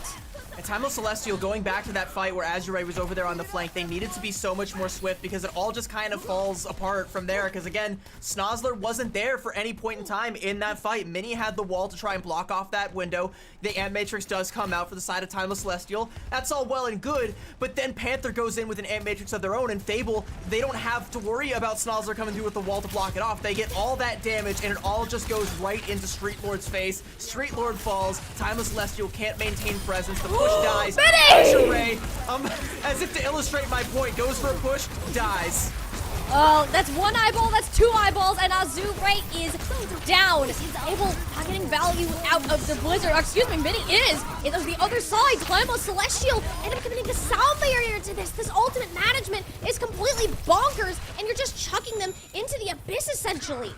And we're only down to a minute, and you would have liked to have the Blizzard for the side of Timeless Celestial to try and deny some space to bust this choke point open, because aside from that first fight, you haven't really had an opportunity to safely get everyone through it, and now all you really have is the Annihilation to try and push people back like a snowplow and hope that makes enough space for Azure to pop the overclock. They do, and they find Mini. That's a huge value pick. And before the sound barrier came on out, Azure hit the opening blow. Timeless Celestial need to push on up and take advantage. The second is looking pretty darn good. The point is now occupied. Fable have a few remaining members. They're grouping up in this subway car. Panther holding on to this Ant Matrix. That's a ton of angles you don't want to peek. And Snozzler finding the head of Mini, returning on the stagger. Fable needs to get on the objective sometime soon, and it has to be Avery, ideally in this scenario, making the rush, the point, floating them down. Not enough. Panther chucking it in from downtown. Yet Fable inevitably will crumble. Timeless Celestial sneaking on through and have gotten the fire truck on the move. It was a pretty solid plan for Fable there, but there was one key problem, and that's they need to contest the point, and that was all up to Mini on the Tracer to do. So once that Tracer falls, suddenly Fable don't have any staying power, and despite a great Ant Matrix comes out from Panther, it's not actually all that useful because everybody else, namely Avery, has to try and walk forward, take the full brunt of the Timeless Celestial offense, and just to try and keep the point in contention long enough to maybe build up to something else here. That's a great wall from Snozzler. Is she gonna fall for the Blizzard? Blizzard. Oh, it's getting frosty out here in the streets of Midtown. There might not be snow on the ground, but there is a storm happening inside. Fable losing out on their tank player. This payload is going to get so far. If it gets all the way through this Midtown tunnel and Timeless have control of this high ground, they might just roll straight through the second point. And more importantly, yeah, they have this high ground. Azure is going to have all the angles they could possibly want to keep pumping in the damage, farming up the rail shots off of Avery, taking the duels with Arya, where Arya is now going to be at a disadvantage. Fable have to not only stop the card from capping, but find some way to reclaim this. And look at the angle that they're taking. They're all playing so far back, giving so much space that trying to retake this high ground is going to be a fool's task unless they can get some feet up there. You can't. I mean, there's 4 players of Timeless Celestial, and there's these 2 small chokeways. It's literally a death sentence to attempt at this high ground, and they have to play on the neutral, make Timeless go more towards them, and the Ant Matrix is gonna be brutal to deal with. Azure packing a punch right behind it, overclocked with double deadliness, and it's Arya who gets Azure out from behind. Hit the touch come through as Arya with the second at the same combo. Panther and Arya coming up at the final moment to halt this payload. Ideally, they need to get the tank down. Street Lord close to annihilation would be crazy if they popped it, and especially with Arya clicking as many shots as she has. Timeless Celestial need to wait for her to cool down. It's almost a critical mistake from Fable because they give so much space, they wait too long to make a move that Timeless Celestial able to take the angle right on that door, the left-hand side of your screen. They're able to put an Ant Matrix up there, but Arya, the hero they needed at the moment they needed her most, comes through with the shot right through the Ant Matrix, takes Azure out, and then finds 3 more to boot. And with only 10 seconds left, Arya guarding the cart. Timeless Celestial have ults to try and buy their way into this, but they need to make it stick. They need to stick the landing right now. Mini with the Blizzard can put it all to bed. bed. But the Blizzard is going to be there to stick them into place. But it doesn't catch Streetler. Streetler's on the pail of the Annihilation in play. Fable have to deal with the Ramatra now, or they're going to be in a world of hurt. They're looking away from the tank. It's the supports in the backline. Timeless Celestial are catching these players out. They've managed to split them just enough where Streetlord has maintained his Annihilation for almost a full 20-second duration. Has even more health to back it on up. Fable, they're not out of it just yet. Avery nearing close to one of their own ultimate, but the P1 here, Snozzler Blizzard, is on the way. They're not currently in the fight. Fable need to close this out quickly. Panther, extra support from an off angle. Is this the tool that makes them crumble on down? The Blizzard has arrived, but it's too little, too late. Time of Celestial, they're down in numbers, they're down in health, and the payload, they'll hit the brakes just shy of the second objective. One of the things that Christopher was saying when he was analyzing the last couple of series, though, he was talking about the stat you don't see when it comes to the Mei players is the Blizzard's use versus fight wins. That's a Blizzard use for many, and it doesn't look like the fight is completely won outright as a direct result, but it did slow things down for Timeless Celestial to too much of a halt to where they aren't able to really play for their own Blizzard. And by the time Snozzler's back with one of her own, she might as well have just thrown it down the drain because there was no more value that could have been found there. You had Panther on the angle with the Amp Matrix pumping in all the healing, all the immortality fields that Avery could ever possibly want to keep the Ramatra on the point, keep all the staying power, and Timeless Celestial just don't have enough resources to force them to vacate the premises. The cart stops just shy of point B, and we have to give props to Arya for that one because that would have been a cap in that second to last fight there, if not for Arya's heroic 4K. Oh my goodness. I mean, when we kind of break it down a little bit more here is, notice how slow that these teams are playing. They're letting the Sojourns decide the outcomes of these fights, and Timeless Celestial themselves, because they took so long to get through that first point. I mean, Arya builds up the advantage just being in a defender sort of position, so Fable had such an upper hand in the majority of those engagements. It came back to bite Timeless, and now they're going to have to try to give Azure the exact same opportunities as Fable now begin their own attack. Arya with that little Hanzo arrow shot, make sure no one's trying to do anything tricky, swapping back over onto the Sojourn, and we know what she wants to do, right? She wants to try and go through this laundromat over into that back building, but you can already see it's being occupied by Snozzler, who doesn't want to let that happen. It's a great heads-up play there, but Snozzler vacates the premises as the ice block is forced out from Mini. They're still trying to play defense and not let Arya get set up there, though. That's a great play right now from Timeless Celestial. We'll see if they're able to make anything out of this. With the Mei wall, they just might. There's a lot of players sandwiched inside the laundromat. The only one that's not is a Mini, one that's been setting Fable up for these eliminations. It's unlikely to be able to pull this one together. The only thing they have going for them right now is a couple players that are corralled at their back. The Mei wall actually working against Timeless Celestial, or at least not for Street Lord. We'll be able to clean everybody up, and Fable is just another lengthy stagger coming through. It's such a good read from Timeless Celestial. Yeah, it might be another lengthy stagger if they're not able to bail Mini out. It looks like Fable are, so Timeless Celestial have to give more ground. But, you know, they were playing in the spawn there. But again, you have Snozzler on that angle, so Arya can't get set up. You can't let your Sojourn go in on a flank. You can't get all of the value that comes from having this pick, getting that Lucio split off with your, with your hit scan player. Arya, I think, is going to try and go around the alleyway this time around, while the rest of Fable just going to walk right through the front door, but another Snozzler wall is right in their face, and a window to boot. Fable are split in two, and Fiery bends over backwards, a little bit too far for Lucio's liking.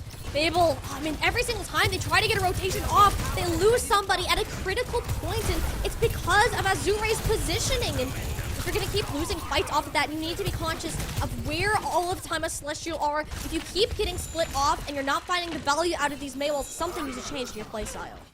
Yeah, they have to find a new plan here, because you're definitely not going to be able to get Arya where you want her to be. You do have a Blizzard, but so do Timeless Celestial, as they were able to win the previous fight off of only an Amp Matrix. So Fable, you have a slight ult advantage, but not a substantial enough one to just brute force your way through this. You have 2 minutes. Try and bleed out as many resources from Timeless Celestial as you can, and then maybe fall back on plan B. But this fight has to either be won or it has to go quick. I don't think it's gonna go quick, but it certainly will be won at the end of the day. And Timeless Celestial looking to book themselves that ticket. That's 1-2 ultimates expended, and both supports from Fable, the golden rule of Overwatch. Don't put them both in the safe fight, and yet there they go with nothing to show for it. And now you're not going to have a sound barrier to counteract, the annihilation or anything else the Timeless Celestial want to come and throw at you. Mauler is going to have another Amp Matrix, so more positioning going to be forced from Fable. You're kind of looking at Mini's Blizzard to try and be the thing that breaks it open, possibly the overclock from Arya, but as we've seen, Timeless Celestial know better than to give Arya an angle to make any use out of that one. Snozler already in position with a wall to cut her off if she tries anything too tricky. You can see she's going through that alleyway again, so the wall's going to be invested, but it goes right on top of Minis. The genius play that wasn't intended. Mini might have a huge impact on this fight. That Street Lord, the wall didn't come up. It couldn't save the tank player. Timeless Celestial had the sound barrier hanging on for a little while longer, and it gets them through not one, but two players on the side of Fable. Avery sitting on no health. Panther is gone, so that health bar isn't going to go up anytime soon. Yet they still find two with the pummels. CB, this should not be happening. That's that Nemesis form giving you the extra armor. Avery didn't have a Baptiste to try and keep themselves alive, so they have to pop it. And thankfully, you're able to find two, and they really had no business finding those kills at all. They're gonna get 2 ticks for it. There is still some bodies in the vicinity that can go for the contest. Street Lord on the point, has the Annihilation, and that might be all they need. Annihilation in overtime. There's not a more devastating ultimate you have to face. The tank is gone. The Mei follows suit. Timeless Celestial are riding behind Street Lord, securing their second map win in this series and find themselves on match point of this losers bracket match. And I think they know what they're doing. I mean, it wasn't a great offense from Timeless Celestial, a pretty solid defense for Fable, but the defense from Celestial was just all the better. They understand the assignment. You don't let the Sojourn have the off angles. You deny it as much as you possibly can. Arya can never get set up. By the time she does, you have too many ults. You have too many resources. It becomes too costly for Fable to even make that gambit, to even get that play into position. And every single time that it happens, you're losing a backliner. You're losing your Baptiste. Suddenly, Avery has to try and go for heroic plays. And they do, absolutely. But then, Street Lord just comes in with an Annihilation. And you even had more ults to back that up, more resources to keep Street Lord as an ever-present threat. And Z Panther was not at all in any position to get back and try and keep Avery alive by the time that all of that torrent of ultimates and resources and abilities came through for Timeless Celestial. That's nearly a full hold, a couple ticks given, but we'll still call that a full hold for Timeless Celestial. Fable, though, they look like they are on the brink of cracking this. They look so close, yet they're so far at the exact same time. I mean, Timeless Celestial right now, between Snozler and Street Lord alone, I mean, those are two key issues. When Fable attempts to take space, when Fable are in defense and they have the opportunity to make these decisions first, CB, I'm impressed. They looked great. I didn't expect them to be in a full hold situation until Timeless came on out and Snozler and Street Lord ran it down mid and looked excellent while doing it. And Fable, they have the potential to push this to more maps. I have not been more confident in saying that than any other series we've had on broadcast today. But they just need that little extra oomph to get them over that mark. Have a look at the Sojourn head-to-head right now here. Arya versus Azure. It's pretty close, very similar. Only one difference in final blows and one difference in deaths either way. The 16 limbs overall versus 20, that's just indicative of, Fable losing more fights than they ended up winning here. What's setting it apart for me, though, is Snozler versus Mini. That 15 and 5 on the limbs, despite only getting 5 final blows. Keeping your mate alive is going to mean more walls are going up, more blizzards are going to come out. You can even see that, one more ult used, and more fights are going to be won off the backs of that. That's the value that the Mei brings. She's not always going to have the highest damage in the lobby. She's not always going to have the best, final blow to death ratio, but she's always going to provide that unspoken value that's not going to show up on a scoreboard, and Snozler is very much so indicative of that in this series. Yeah, Mini has had a very mini presence within a couple of these maps in comparison to Snozler, which feels almost unfair to make considering how good they are at Mei in general. And you can't understate it enough, the value that hero brings to the table. And this is where Fable find themselves on the last chapter of this series and potentially the final one for their story overall. We're going to give them some more time to keep writing to find that answer, and we'll be back after a break.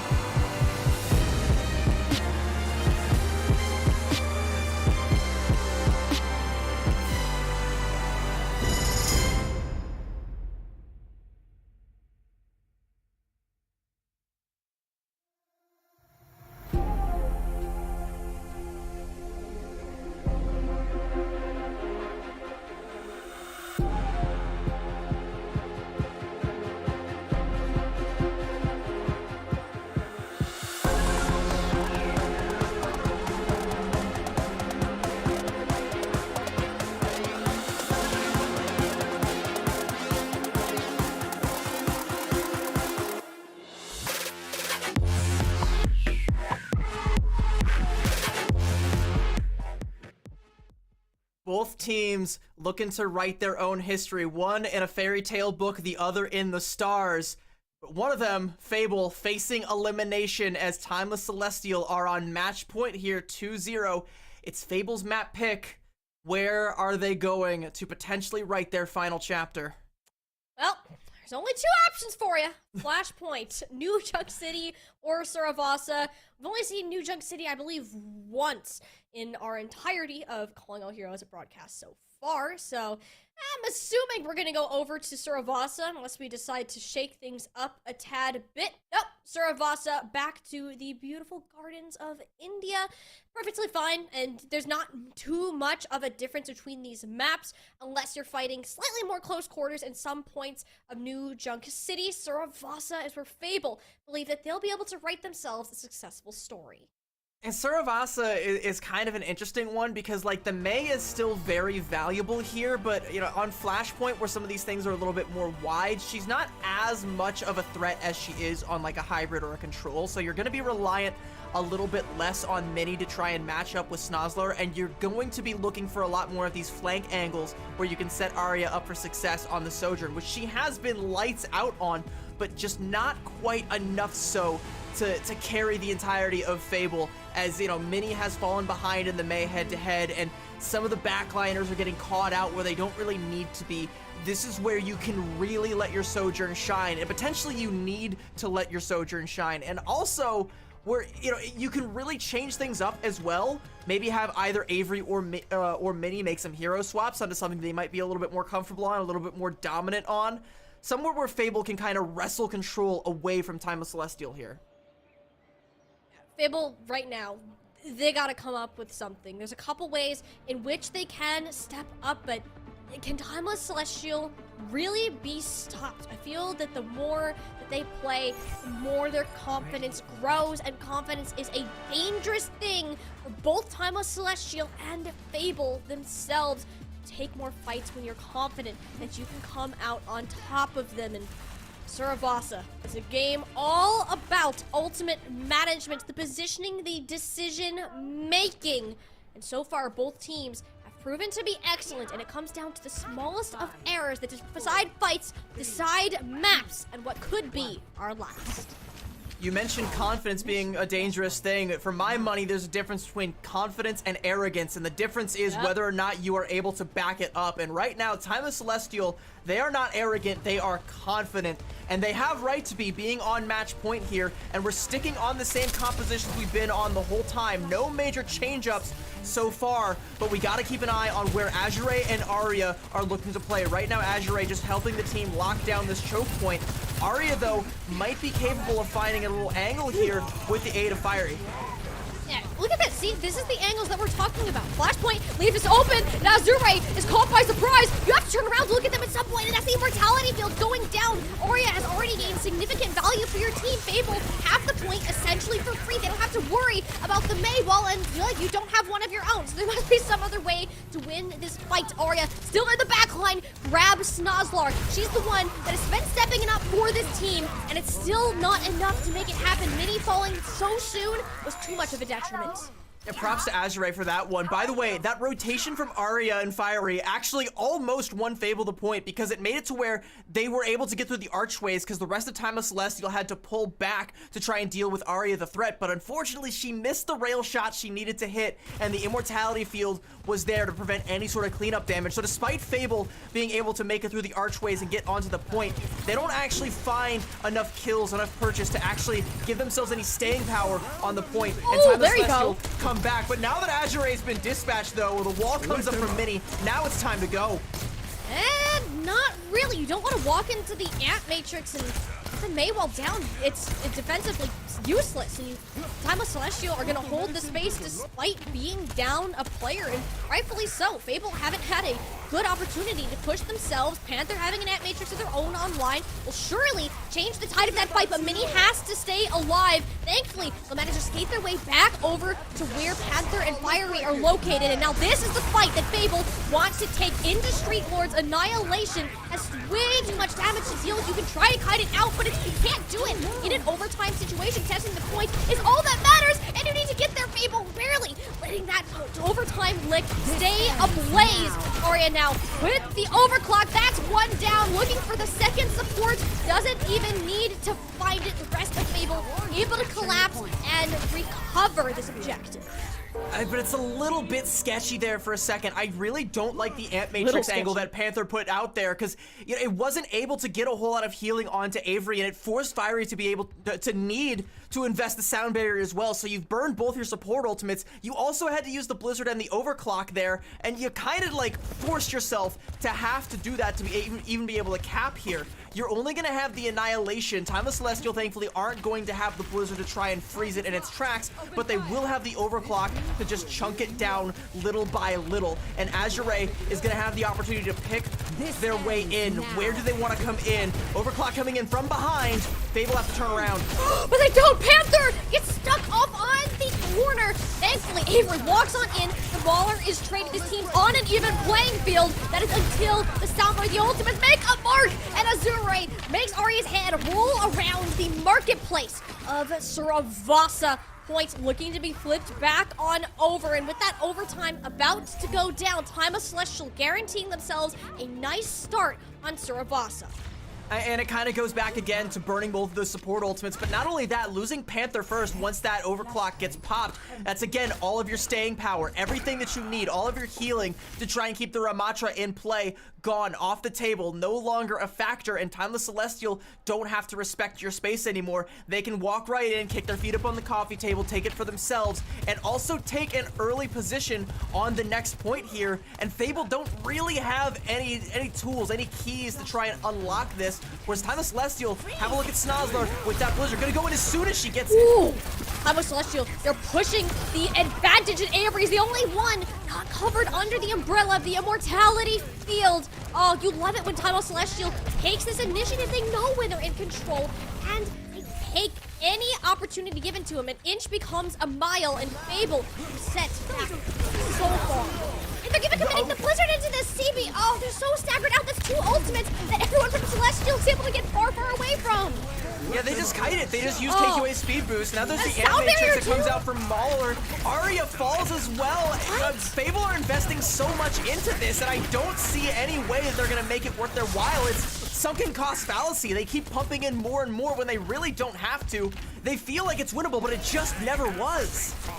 Celestial, they didn't bat an eye at what Fable were doing right now. They're still staggered, mind you. There's only 3 of their 5 players in this current situation. Street Lord has an Annihilation, so it's about to become even less. Unless they can start to run away. The damage block doing plenty, keeping the tank on their feet, pushing on through. And Timeless Celestial, they're going to get a clean sweep on this path for a second point. And all the resources that Fable used to make that fight last as long as it did, all it did was waste time. 90% for Timeless Celestial. I don't think there's even going to be a touch, so right away, Fable are going to have to go the distance, run it all the way back to try and cap out Saravasa if they want to stay alive in this fight and in this tournament. They cannot give up another inch. They can't make any more egregious mistakes like that one.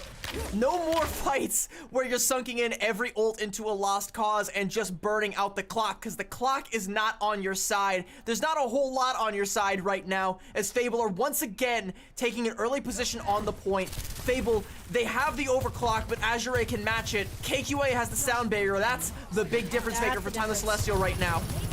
Timeless Celestial, they know they have the sound barrier to fall back on should things go really wrong. And as the Annihilation going out, all right, things are going wrong. Time to pop out the sound barrier. Azure is on the point.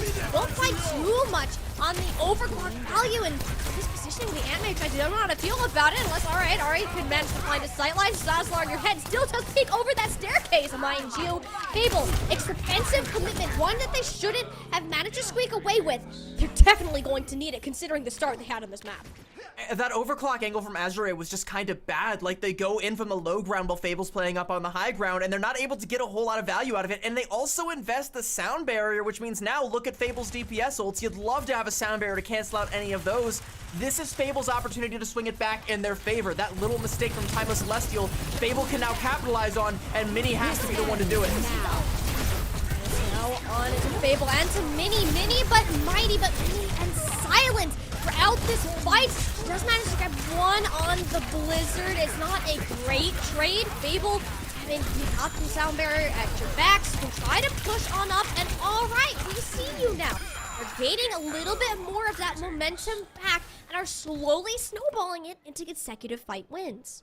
Yeah, but Arya's overclock also wasn't the best either. It didn't find any kills and kind of forced Fiery again to have to use that sound barrier to keep Fable in that fight. And now their ult bank is looking mighty dry. Timeless Celestials, not all the much more damp, but they're coming up on some big name ultimates. Fable, the only way they can buy themselves into it is if they get an early entry frag here from Timeless Celestial, and they know that. So look at the angle that Snozzler's playing. She wants to be the one to draw first blood.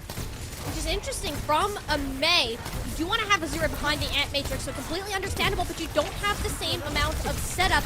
You need to keep an eye out on the walls, but no, Marler doesn't have eyes in the back of their head. That's a key pick, no support for Time of Celestial. Any damage they take is now permanent. Fable have to know that this is going to be the battle they can win. Panther committing the Ant Matrix, knowing just that. And the fact they don't have to commit every single resource is wonderful. The comeback starts here. That's exactly what they needed. Arya, mission accomplished. She gives her life, but not before two members of Timeless Celestial fall. And I said that Fable needed to find one entry frag. Well, two is twice as good. And now Fable, they only invest the Ant Matrix. Now their ult bank is looking a little bit more respectable. Check the bass in your voice when you're talking to us now, Timeless Celestial. You got an overclock of your own for Azure. Where are you going to use it from? Fable have their first point, have presence on the point first. Is Azure gonna have to look for a way to try and pinch Fable, bleed some more resources out of them, and give Timeless Celestial the advantage? Timeless Celestial. This ends now. Mini wall being out as early. It's not gonna help anything. Azure right from a flank angle as well. That's enough. I mean, look at this. Timeless Celestial finally they're gaining independence, right? They're like, oh, I don't need to give you a hug anymore. You can be peeled off and take these off angles. And look what it can get them. The good news, though, is they only lose one for Fable. It's Avery that falls. The rest of Fable, they just vacate the premises. They don't take any more fights. They don't stagger. They just completely disengage, and they now have a very firm ult advantage. KQA's sound barrier can make it take a little bit longer. Snozzler going in with a real early Blizzard. Avery might fall here. With that wall from Mini, that's gonna keep Avery alive, but not Arya! KQA reads the flank, and that is going to honestly keep Timeless Celestial away from most of that potential threat. The one in the front line has yet to be dealt with. Fable, and while they didn't get anything out of the annihilation, forces the space necessary moving towards this objective gardens, an incredibly open point. You need to be watching your back. I mentioned KQA's sound barrier, but she wasn't actually given the opportunity to use it because she was on that flank angle taking the duel with Arya. She does win it, which is absolutely massive, but that means Street Lord doesn't have that safety net and does fall courtesy of Avery, and the rest of Fable, without that tank in play, just march right forward and flip the point. 74% for Timeless Celestial. That's still one fight territory, but enough room for Fable to make a comeback if they concede the point, which they currently have no intention of doing so. Dueling windows come out. Panther just trying to stop the onslaught that comes out from Timeless Celestial. You can even see Fiery checking angles that they know Azure wants to try and poke from. Look at this. They're so aware of where Timeless Celestial could be positioned, ready for those threats, and they're using their ultimates accordingly. As I said it before, when Fable feel like they're in control, that's when things can go well. As soon as things start to get crazy, when the chaos ensues, it's gonna get sloppy, it's gonna get messy, and Mini will fall. Without all of those resources, the Immortality Field and Sound Barrier, you're not even close to enough support to cushion any of Timeless Celestial's violent intentions. Abel, they might have one more opportunity to contest, but it's not going to be pretty if it is there. They were chasing down Fiery, but Arya's actually the one to fall, and we don't have a whole lot of time. There might not be another touch. Fiery's still alive and might be able to get it. Going for it. Avery gets spooked away, and Fiery's not there to get the touch. Timeless Celestial just completely rip the pages out of Fable's playbook, toss it to the side, left on the writer's floor. Their story comes to a heartbreaking end, and Timeless Celestial were the authors all along. Timeless Celestial have stayed true to their name, gods in the realm of Overwatch, and you do love to see the comeback, even if it didn't look like they were playing their own game at times. A team such as Fable looked like very simple work for them to move on through. This tough upper bracket match did not affect them and their ability to pull through like they've showcased in previous events, and they're gonna keep their heads above the water for now. It really hurts to see a team like Fable going down, but props to both Fable and even Kunoichi earlier, because both teams, despite 3-0 scorelines, they went down swinging with nothing to be ashamed of. There was some key mistakes that came out from Fable towards the tail end that just kind of make you feel like they had it in the palm of their hands, but it slipped. The sound barrier coming out just a hair too late to save Minnie's life, and again, if your Mei is the first to fall, your ability to control the battlefield is completely gutted, and Timeless Celestial swarm the battlefield, take everything they could possibly want, force a retreat out of the last remaining members of Fable. Fiery has to go in for the touch, isn't able to. Avery tries to go in with a Doomfist, gets booped away. Props to KQA for that play right there. You see Avery just an inch away from keeping it back into contention, and Fable, they would have had tools, right, where they could have maybe made a comeback here. It was about as close as you could have asked for Suravasa to be, but it wasn't close enough, and it wasn't in Fable's book today. No, their story, unfortunately, has come to an end, and they made a valiant, heroic effort don't say that. throughout all of it. And, you know, with a squad such as Timeless Celestial, you need to understand that both of these teams had something to fight for. You teased it at the beginning of the series.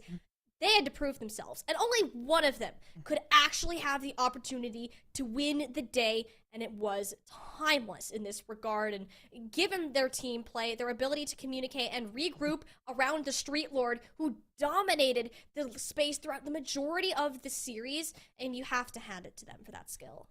I absolutely I'm gonna hand it to Fable. I'm gonna hand it to Timeless Celestial, because Timeless Celestial, we talked about confidence, arrogance. Timeless Celestial right now, they look confident despite being in the lower bracket. That confidence might carry them all the way, potentially to a Timeless versus Timeless match in the future, a family feud that only Steve Harvey could have dreamed of.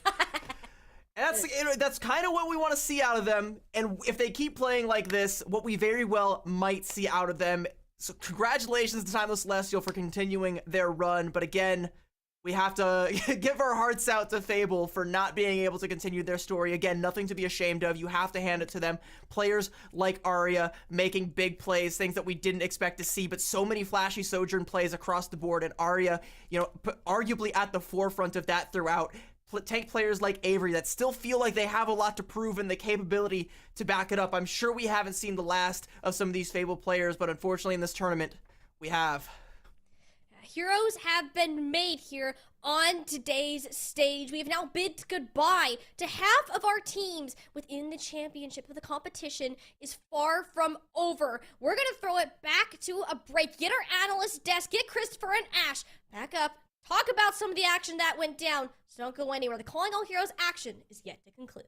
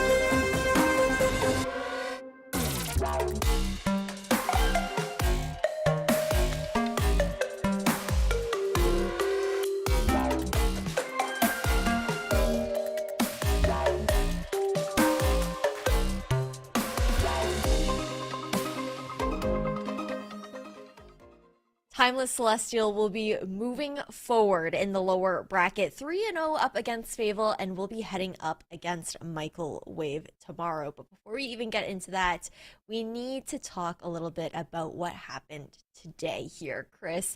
We did see Timeless Celestial earlier on in that upper bracket up against Wisp Embers, where the play was pretty high octane, but I think things shifted here in this matchup. Yeah, it's hard to know if it was Timeless played at a different pace than, like, tried to make a difference, or if it was just the kind of nature of the two teams, but it felt a lot more slow-paced. It felt like teams were playing wider, yeah, trying to, you know, like, really wait for the off angles, wait for the right moments to go in.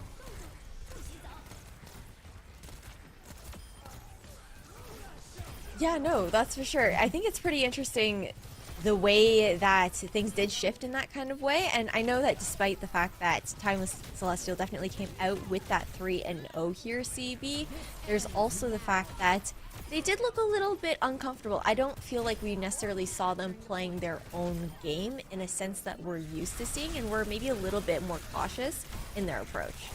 I mean, Fable definitely didn't feel all that cautious. Timeless Celestial definitely did. There were points on Midtown where I felt like, you know, Timeless Celestial knew what Fable wanted to play. Like, we kept calling out that they wanted to get Arya in position to make a big flank play, get some value out of that Sojourn angle, and all Timeless Celestial had to do was just negate that, constantly play to stop her from getting in that position, and then shut the door on the rest of the rest of Fable who were trying to come through. And then, you know, you saw like that fight towards the end there on Suravasa, one that I think Fable's going to be kicking themselves for, where Fable was anything but cautious.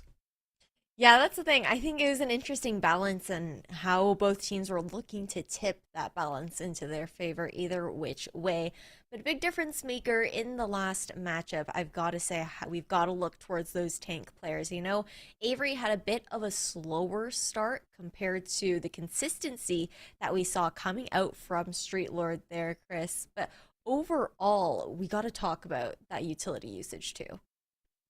Yes, I think so. I think that the stats look pretty even. I think that we can say that both the Ramatra players had a pretty good performance. One thing I really liked about Street Lord was I felt the ult efficiency was very, very high. I think there's a thing that you can do on Ram where you use your first shift, you take space, you realize you have the ult for the reset, so you continue to take space where you would not ordinarily go, and then use that third shift to just kind of, you know, walk across the entire map without any possibility of death. And I felt there was numerous times where Street Lord was clearly thinking numerous steps ahead. Okay, I'm 90% ult. If I do a punch trade here into an ult, into a punch trade, I can kind of just take over the entire map. And I really felt like the ults were very, very high value.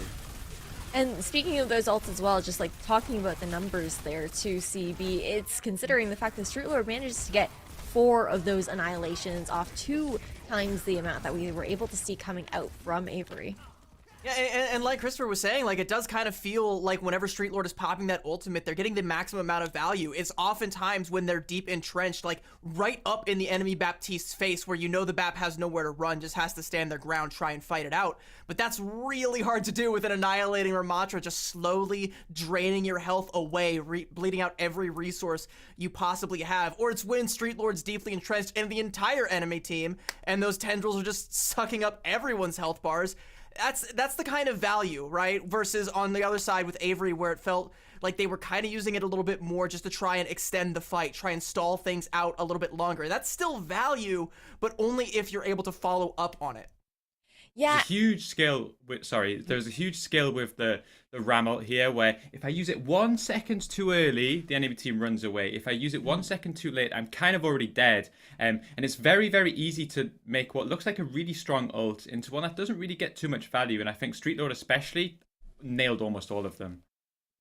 Yeah, I think too, we also even saw, not to take away from Fable in any kind of sense, they were looking for opportunities to cut Street Lord even off from the team too. You saw many trying to use some of those Mei walls to block her off from that team. But overall, we also have to think about tomorrow too, Chris. The last point to kind of touch on, because Timeless Celestial, they really need to be able to regroup, because again, they look like they're playing a little bit more cautious, and they have to reset going into tomorrow's games. Yeah, my feeling, I watched it from the client, so I watched it kind of overhead, and my feeling was that Timeless, they were trying to play wide, but they didn't look truly comfortable. Like, what I kind of saw was they would play wide and something bad would happen, and then they would just group up. You know, like they're a family, so they need each other. And my feeling is that, especially when we watched that first game of the day, the way those two teams were dealing with the flanks was really high level. And my feeling is that if I'm Timeless Celestial right now, I strongly consider trying something new, or at least maybe if we lose map 1 tomorrow, we try something new. If I could make a suggestion, I think that if you want to keep playing the Ram comp, if you swap Baptista Moira and then throw a Genji or a Reaper in there, I think that you can play this comp very stacked. You can play this at a pretty high tempo. I think it's really viable in this current meta. It might not be S tier, but I think it's really, really okay. So I think if they want to try something new, but they don't want to switch too many heroes around, that would maybe be my suggestion. I think you might have seen some of the same scrims that I've been seeing, because I've seen that exact composition being like tested from time to time from some of the teams in this tournament. So I think that idea might already be entrenched in some of these teams' heads. It's just going to be a matter of whether or not we actually see that kind of like Genji Reaper Moira variant come out to play. That'll be interesting. We haven't actually seen that much Moira coming in any of these matches. I think there is one yesterday for a split second, so something to definitely keep in mind there, and appreciate, of course, your expert analysis on that from both of you, but especially Chris, who you were only joining us for today. It was an absolute blast having you on Calling All Heroes with us. We hope that we can have you back again, and thank you so much for your time. If there are any last words that you want to say before we end up saying goodbye to you for tonight. No, thank you guys for having me. It was a pleasure, really. I'd love to do it again sometime in the future. It's been a pleasure. Fingers crossed, and it's been lovely working with you. CB, I'll see you on the other side of things, but I am going to phone into an interview now. Heading over to a conversation with one of the winners here from Timeless Celestial, Goldfish, the coach on this team. Congratulations on your lower bracket run. Thank you. We put a lot of effort in today to try and win this second match, as the obviously the first one didn't go as we hoped, but yeah. It's nice to have won the second match. Well, I mean, elimination's on the line, right? You got to keep that energy going. And I was actually curious, knowing that that first match didn't go the way that you guys had necessarily hoped. I think the hope was obviously that it would be a little bit closer. I think the expectation was there from the audience as well. I know the 3-0 doesn't tell the whole story as far as like how every map ends up playing out. But what did the recovery look like after that loss, now heading into this match that we just saw?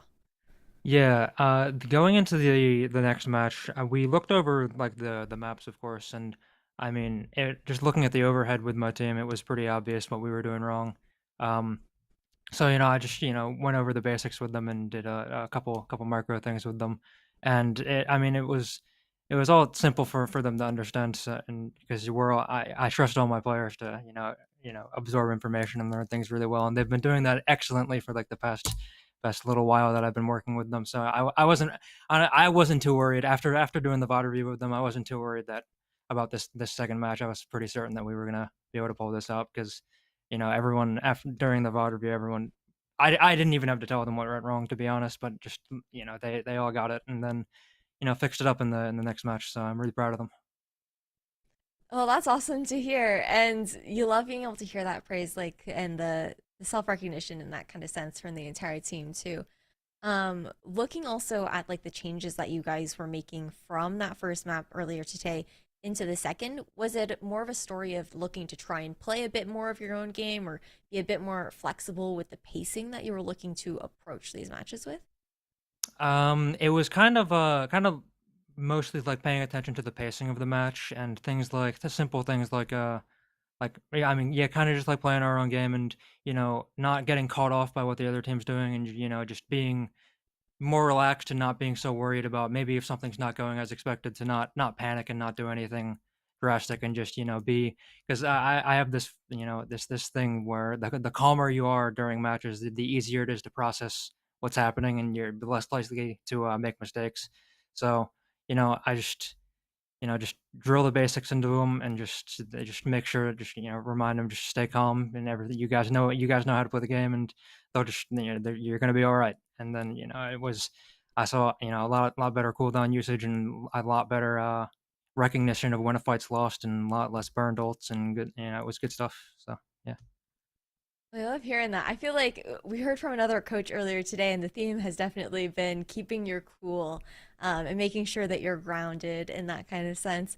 And I'm actually curious, like, when obviously with Overwatch 2, this game is built for chaos, and the comms are Mhm. naturally going to, I think, devolve into that at some point in time. Is there a player on the team that is really good at kind of leveling things out when that does happen in game?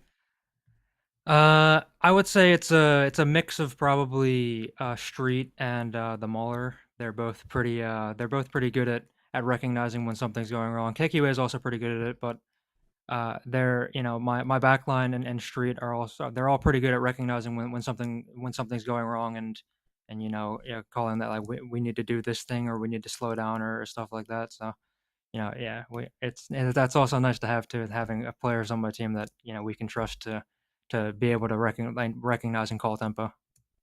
Yeah, you gotta have that glue to keep everybody together and like the rock to hold everyone down and keep that fort locked down as well. And Mhm.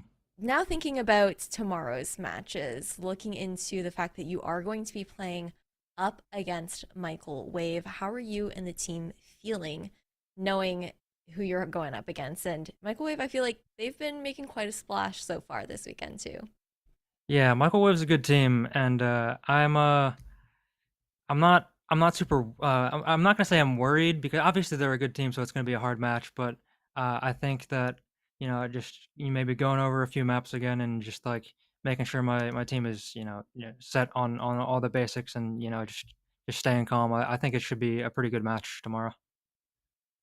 I'm excited to see it. I think it's going to be a close one. I think it's going to be really fun to watch you guys duke it out in the server. And before we say goodbye, I just want to say one, thank you so much for taking the time to do this interview with me. And two, are there any shout outs, thank yous, anything that you'd like to say on the stream right now? I mean, obviously, just shout out to my team. I love those guys. They do, they're good listeners, they're good learners, and they're a great environment to be around. And I've loved working with them. So I couldn't ask for a better team to have. Honestly, I love this group.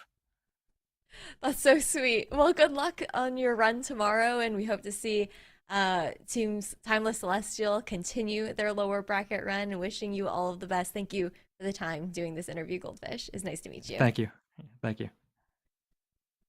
Okay, another interview for the books, and unfortunately, we did have to close that chapter on Fable, but Timeless Celestial will be moving on to tomorrow, where they're going to be facing up against Michael Wave. We have to bring back our casters to continue to talk about how today has panned out because it's been a pretty wild ride, CB. Sorry, Echo just jumped on my desk, wanted to give her some pets. Yeah, and absolutely, sorry. I gotta give love to my cat here. Yeah, it has been a wild day though, and we have unfortunately now, like you said earlier, had to say goodbye to 4 of our original 8 that we came here with. Yeah. It is now Timeless Ethereal versus Wisp Embers. That's gonna be a pretty important match to keep an eye on in the winners finals. We might even see a repeat of that in the grand finals if whoever loses that one turns out to be victorious against the winner of Michael Wave versus Timeless Celestial. A lot of moving parts here, a lot of storylines being written today, and a lot of them unfortunately coming to an end. Yeah, Tiny, it's been a pretty, I don't know. I'm like looking at the numbers right now, and we are saying goodbye to 4 of those teams, like CB just mentioned. But I really feel like, again, those 3-0s aren't telling the whole story here, especially looking towards this lower bracket as to how close some of these matches really ended up being. I can agree. I think that the results that we've seen so far haven't been all that surprising, but there has been a lot of these 3-0s, as you said, that may not necessarily look like 3-0s until you look in on the big picture, especially that match that we saw earlier today with Fable and Timeless Celestial. They had a lot of shining moments that it really could have gone either direction, and fortunately, that may not have been the case, but it does show how these teams really are competing at the top level. Yeah, it's pretty insane how close the competition has gotten as the season has gone on, landing us all the way into this championship weekend. But now we have to look towards tomorrow. I think the matches that we have there that we're going to be looking towards, knowing Michael Wave versus Timeless Celestial and Timeless Ethereal versus Wisp Embers, there's no shortage of bangers. I think both matches are going to be heat there, CB. Yeah, again, the one you want to keep an eye on definitely is going to be that first winners final matchup with Wisp Embers versus Timeless Ethereal.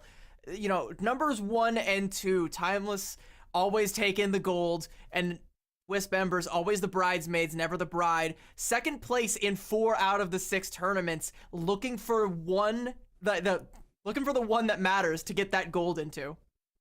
Yeah, really looking to prove themselves in that kind of sense. But day 2 is coming to a close now. A big thank you to Christopher, Dustin, Dogman, and Got Moxie for being on earlier today, and to you two, Tiny and CB, for joining me on the desk as well.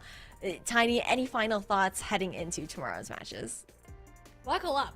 It is about to get serious. We have had, seriously, there's no understatement. The only team that has beaten Timeless Ethereal in a final so far has been the roster that we see in Wisp Embers, and with everything being concluded, $20,000 plus other prizes on the line. I mean, Ash, there's so much to be looking forward towards tomorrow, and we better see all of you back here. Oh, absolutely. A big thank you to our production team, to Radiant, and to all of the talented admins behind the scenes putting on this show, and of course to the teams for showing up and being part of this event, and everyone at home for tuning in. We'll be back tomorrow to crown the winner and the champions of the Calling All Heroes season.